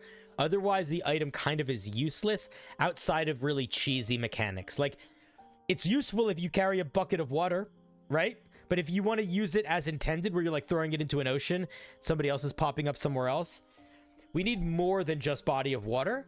And I think you can clarify it by location or by people. Like, here's what I would like. Honestly, if I was going to do this item, I'd make it more like sending. You write a letter, right? You address it to someone. You roll it up in the bottle. You throw the bottle in a body of water. If the person who the letter is addressed to is at sea or within some distance from a coast or body of water, the bottle washes up there. Right? If they're not, it fails. I would just keep it like that. Yeah, and rewrite this. Rewrite the whole thing.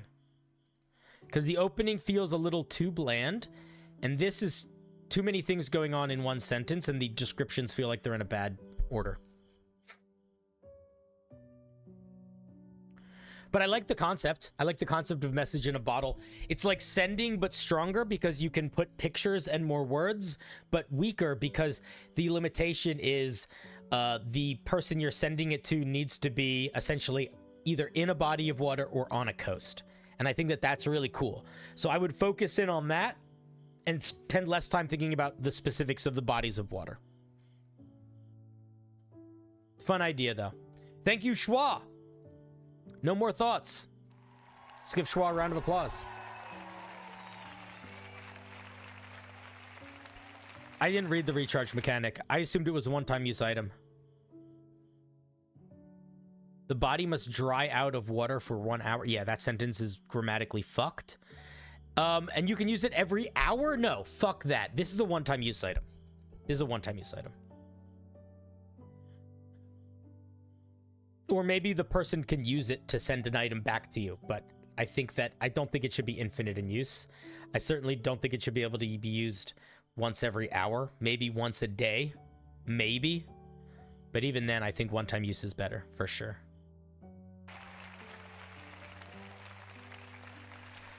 I think once a day or one-time use. I think once an hour is crazy.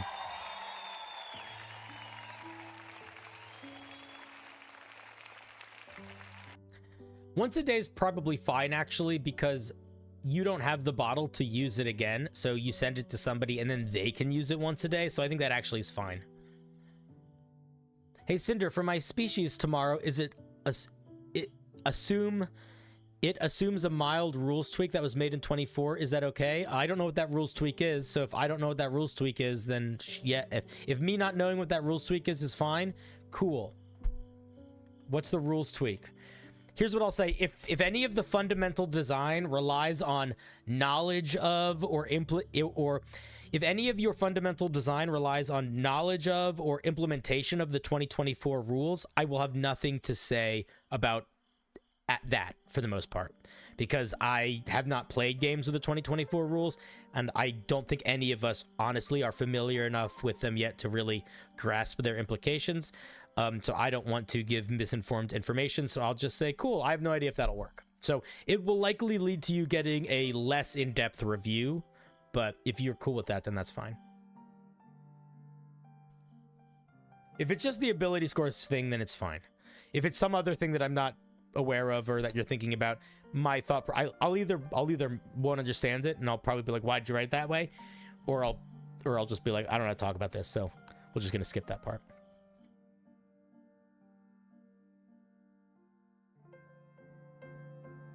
All right, thank you, Schwa. Kaboosh. Kerplunk.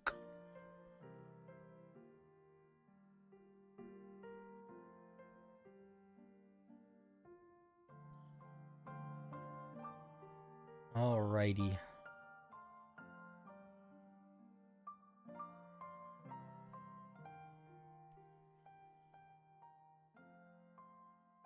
On and off the wheel just like that, yeah. Yeah, it was a fun idea for an item. Also, good concept, right? Like, taking the idea of sending, but making it more powerful, but also more limited. I think that's interesting. I like that.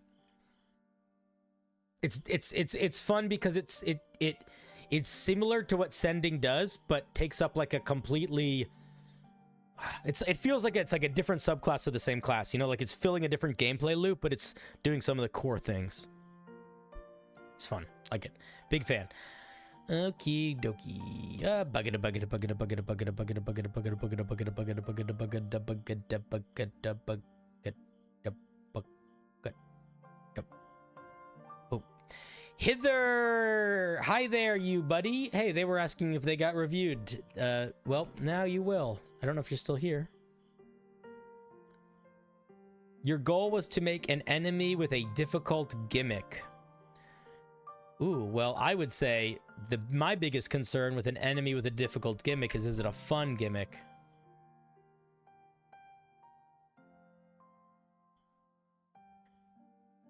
All right, let's take a look.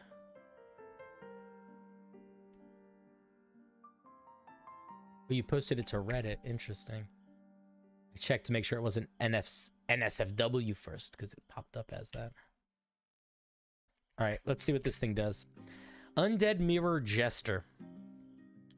This thing has 11 AC, 22 hit points. It's got some stats.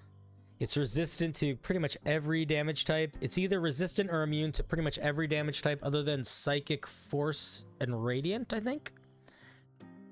It's immune to most conditions. It's incorporeal. It has a feature called Mirror.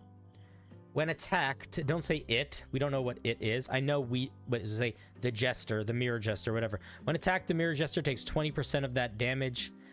It reflects 50% of the damage back at the attacker. This will be stopped if he is hit into the mirror behind him. Holy shit. Okay, let's talk about this as kindly as possible. One, what mirror are you talking about? What mirror is behind him? There is literally nothing anywhere in this stat block that tells us anything about a mirror other than the title of this monster. So if a core component of this monster is it being hit into a mirror, you need to figure out how to explain that in the stat block so that we know that it always has a mirror that is somewhere within range. You know, it could have a feature that says the undead jester always appears within 30 feet of a mirror, and it can never be more than 30 feet away from its mirror. You know, like that's how dryads work. So dryads are trees spirits, and they literally are limited. They can't go far. They have to be within a certain range of their tree. So if you want to do a feature that is built around you hitting a creature into a mirror, give us mechanics for tying the creature to the mirror, or it doesn't, literally is nothing. 2, this is an insane math to ask someone to do in D&D. The biggest math you should ever ask someone to do in D&D is divide by 2 or multiply by 2. That's it. Or addition or subtraction. So 20% is ridiculous and insane. So don't do that. What you could say is whenever the undead mirror jester takes damage, it reflects 50% of the damage back at the attacker. I think that's fine. You need to tell us whether it's rounding up or down. Also, what does it mean for a monster to be hit into a mirror? Does that mean that it is forced into a space within 5 feet of the mirror? Does that mean it is pushed against the wall? Does that mean it needs to be within 5 feet of the mirror and then it needs to be shoved?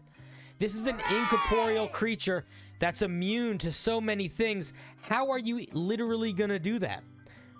So you're sort of building a monster and then you're making it so you can't, like, I would say having it so a ghost has a feature where that only activates when it's forced into a certain spot is not going to be fun, because they're never going to force it into that spot, so they're not even going to know that it has that feature, because they're just going to be moving through it. You're not able to grapple these things. So much forced movement stuff doesn't work on ghosts. So they're incorporeal. They can just fucking dip out if anything's holding them down. So, like, it's like if you give a monster a really cool feature, but then also make it almost impossible for the players to engage with that feature, you're not giving a monster a cool feature. You're just putting words on a page that no one's ever going to notice. This monster can summon 1d4 zombies. I don't know how fun that's going to be. And then it could heal itself from touching okay, so I guess my thought to you would be, do you think this is going to be fun? So what is this monster going to feel like in combat? Let's think about it. So in combat, this monster is immune to most conditions, and it takes very little damage. So in terms of haptic feedback, the players are basically going to feel like there's nothing they can do, regardless of what they're doing. That is going to be frustrating. That's not going to be fun. Now, it can summon zombies every turn. So the fight is just going to get longer and longer and longer. And then the characters are going to either have to decide, do we fight back the zombies, or do we continue to attempt to hit the thing that doesn't seem to work and is immune to, resistant to everything? Like, that's not fun. Neither one of those situations is fun. So you got to be careful when you're building monsters around them being hard to fight. And you don't want to confuse hard to fight with this fight is a slog. And that's, I think, what this monster is going to feel like in its current iteration. I'm worried that if I used a monster like this in my game, it would not feel like a fun fight. It would not feel like a memorable fight. The main feelings my players would have around it would be, this is annoying. And I think the reason why it would feel annoying is because this monster doesn't really do anything dangerous or exciting. Everything that this monster does just means that you, as the player and the character, do less. You do less damage, your abilities have less effects, and your impact on fighting monsters is basically zero because you are constantly summoning more zombies. Even if the summoning zombies is once per day, I still think this is not a fun monster to fight. I still think it's not a difficult fight. It's just a tedious fight. And we don't want, like, tedious is not, like, D&D is very much not Elden Ring. There is an element of struggle and perseverance in a lot of different video games, as well as a lot of TTRPGs. But those TTRPGs usually are much more built around psychological horror, and those games are usually much more like Souls-like or roguelike. You know, like the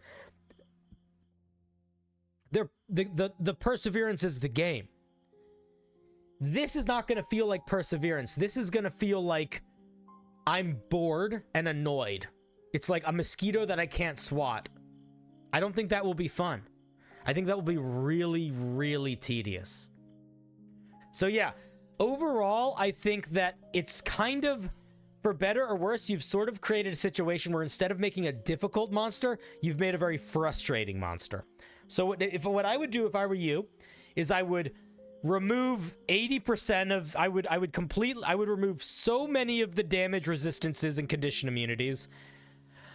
I would remove the summoning. I come up with a gameplay loop. Like, I guess I don't see what the gameplay loop is. Like, it keep summoning zombies and it's hard to fight. That's not fun. If you want to do a monster around a monster that's like empowered and hard to fight, but then it loses its benefits when it's forced into its mirror prison, I think that's cool. But we need clear mechanics for how we can force it into its mirror prison. We need clear mechanics for where the fuck its mirror prison is. And we need to think about like where is the fun? The fun here is like, because right now this monster is not fun. Right now this monster is, congratulations, you do less damage. Congratulations, your spells and abilities have less effects. Congratulations, nothing you do works on it. Congratulations, you take damage whenever it damages you. Also, the fight never ends. Also, beyond the fight never ending, it also heals itself, so the fight really never ends, you know? Like, yeah, you don't want to build it to be difficult like Elden Ring. You want it to be difficult like fast-paced difficult. So I would also, yeah, I would remove flying. I would remove summon zombies. I would maybe keep something where it's like a creature that is empowered, and then when you figure out how to shove it into its mirror or get it too close to its mirror or its item or whatever the thing is, that it's weakened. I think that could be really cool. Like, that's a fun thing to play around with, but fuck me, is this doing... It's just too many defenses in too many directions. And this percentage thing is madness and nonsense. And dealing 50% damage back on the attacker, I don't know. It's just a lot. It's just a lot. It's just a lot. So, yeah. You can't divide. You can't do 20% math. So, yeah. I think if I were you, this would be a 95% go back to the drawing board. I don't think anything here needs to be kept at all. I think the concept is interesting of a creature that's tied to an object. But I think beyond the concept, I would start over. And you really want to think about, like, difficult means... The difficult doesn't mean boring, and doesn't mean no impact, and doesn't mean too long. Difficult means big choices, big choices, big risks, and not confidences. This is aching, I'm getting tired. What's the word for when you do something happens? Consequences. Big consequences. Yeah. So, I don't think it's a total miss, but I think that if I were you, I would say difficult. My biggest feedback for you is difficult is not the same as this monster lives forever and can't take damage. Like difficult isn't tedious. They're different things. You got to keep them different. All right. Thank you very much for sharing. Let's give Hi There You Buddy a round of applause. What's the music? It's on Epidemic Sounds. This song is called Unopened Letters by Anna Landstrom with an umlaut. Thank you for sharing. The idea of a monster that summons other monsters is cool. You just gotta remember that D&D is not a video game, so it really you can't build with that same logic, or it's gonna crumble pretty quick. Boof.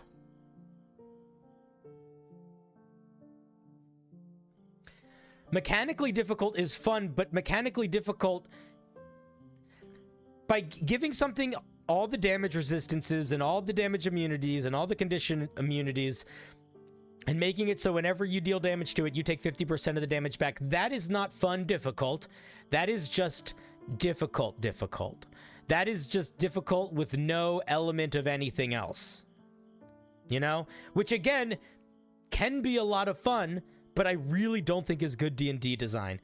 I think the way you make something difficult in D&D is not you make a monster that is unimpacted by literally everything. You make D&D difficult by making the players have to make difficult choices by using dynamic combat uses a variety of different monster types and environment types, you know?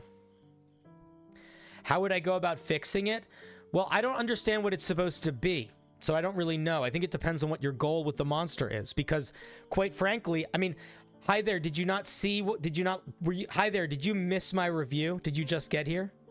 Because I think I told you the parts of it that I think work. I would lean into the idea that it's a monster that is bound to a mirror or an object, and that you build a gameplay mechanic that is clear and evident within that feature where the characters can shove that thing closer to the mirror to weaken it. But I think if that's the coolest, like, that's cool. I like that. But that's not here. Like, you're not giving us any of that. The idea that, like, this mirror feature, the idea that this will be stopped if he is hit into the mirror means fucking nothing. Remember, when you are writing gameplay mechanics, you need to actually write the mechanics. There's no mechanics there. So what does that mean? Considering this monster can't be grappled or any of this thing, how do you push it back? Like, does it have to be, is it forced movement? When you use a spell or ability that forces movement, and that movement forces the creature within 5 feet of the mirror, something happens? Like, how, literally write out the mechanic, but that is an interesting idea. A creature that's bound to an object can't be too far away from the object, but at the same time, if it's too close to the object, it's weakened. Love that idea. But genuinely, I don't think anything else here is worth saving. If you want to keep some of it, fine, but I don't think it's selling any particularly fun or unique fiction. I think giving it so many damage resistances, so many damage immunities, a healing factor, a summoning factor, makes it not fun. It just makes it tedious. I think the fun part is a creature that is strong, where its weakness is being too close to an object. Anyway, thank you for sharing. We appreciate it. I hope that helps. I wasn't trying to be too harsh, but we just have to remember when we're making monsters, there is a difference between difficult and not fun. Difficult challenges us and makes us need to make hard choices, and needs us to make hard choices and to make sacrifices and to be clever. But if the defenses are in all directions, then it's just hard. And it just being hard has a time and a place, but it's a very rare time and a place. Alrighty.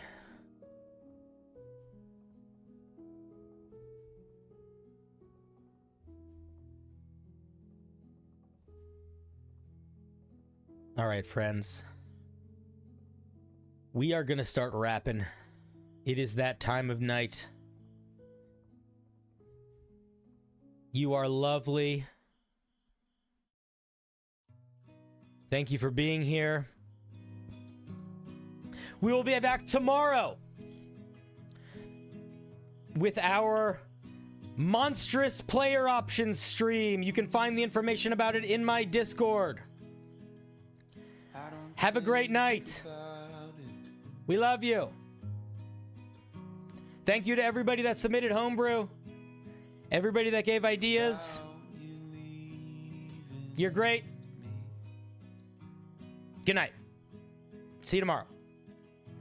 I don't know who I'd be.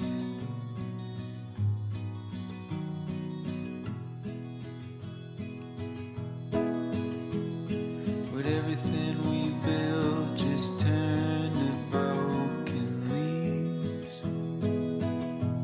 I don't think about it.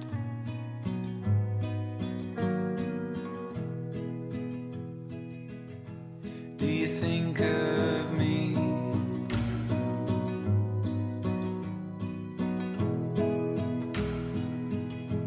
Walking out that door,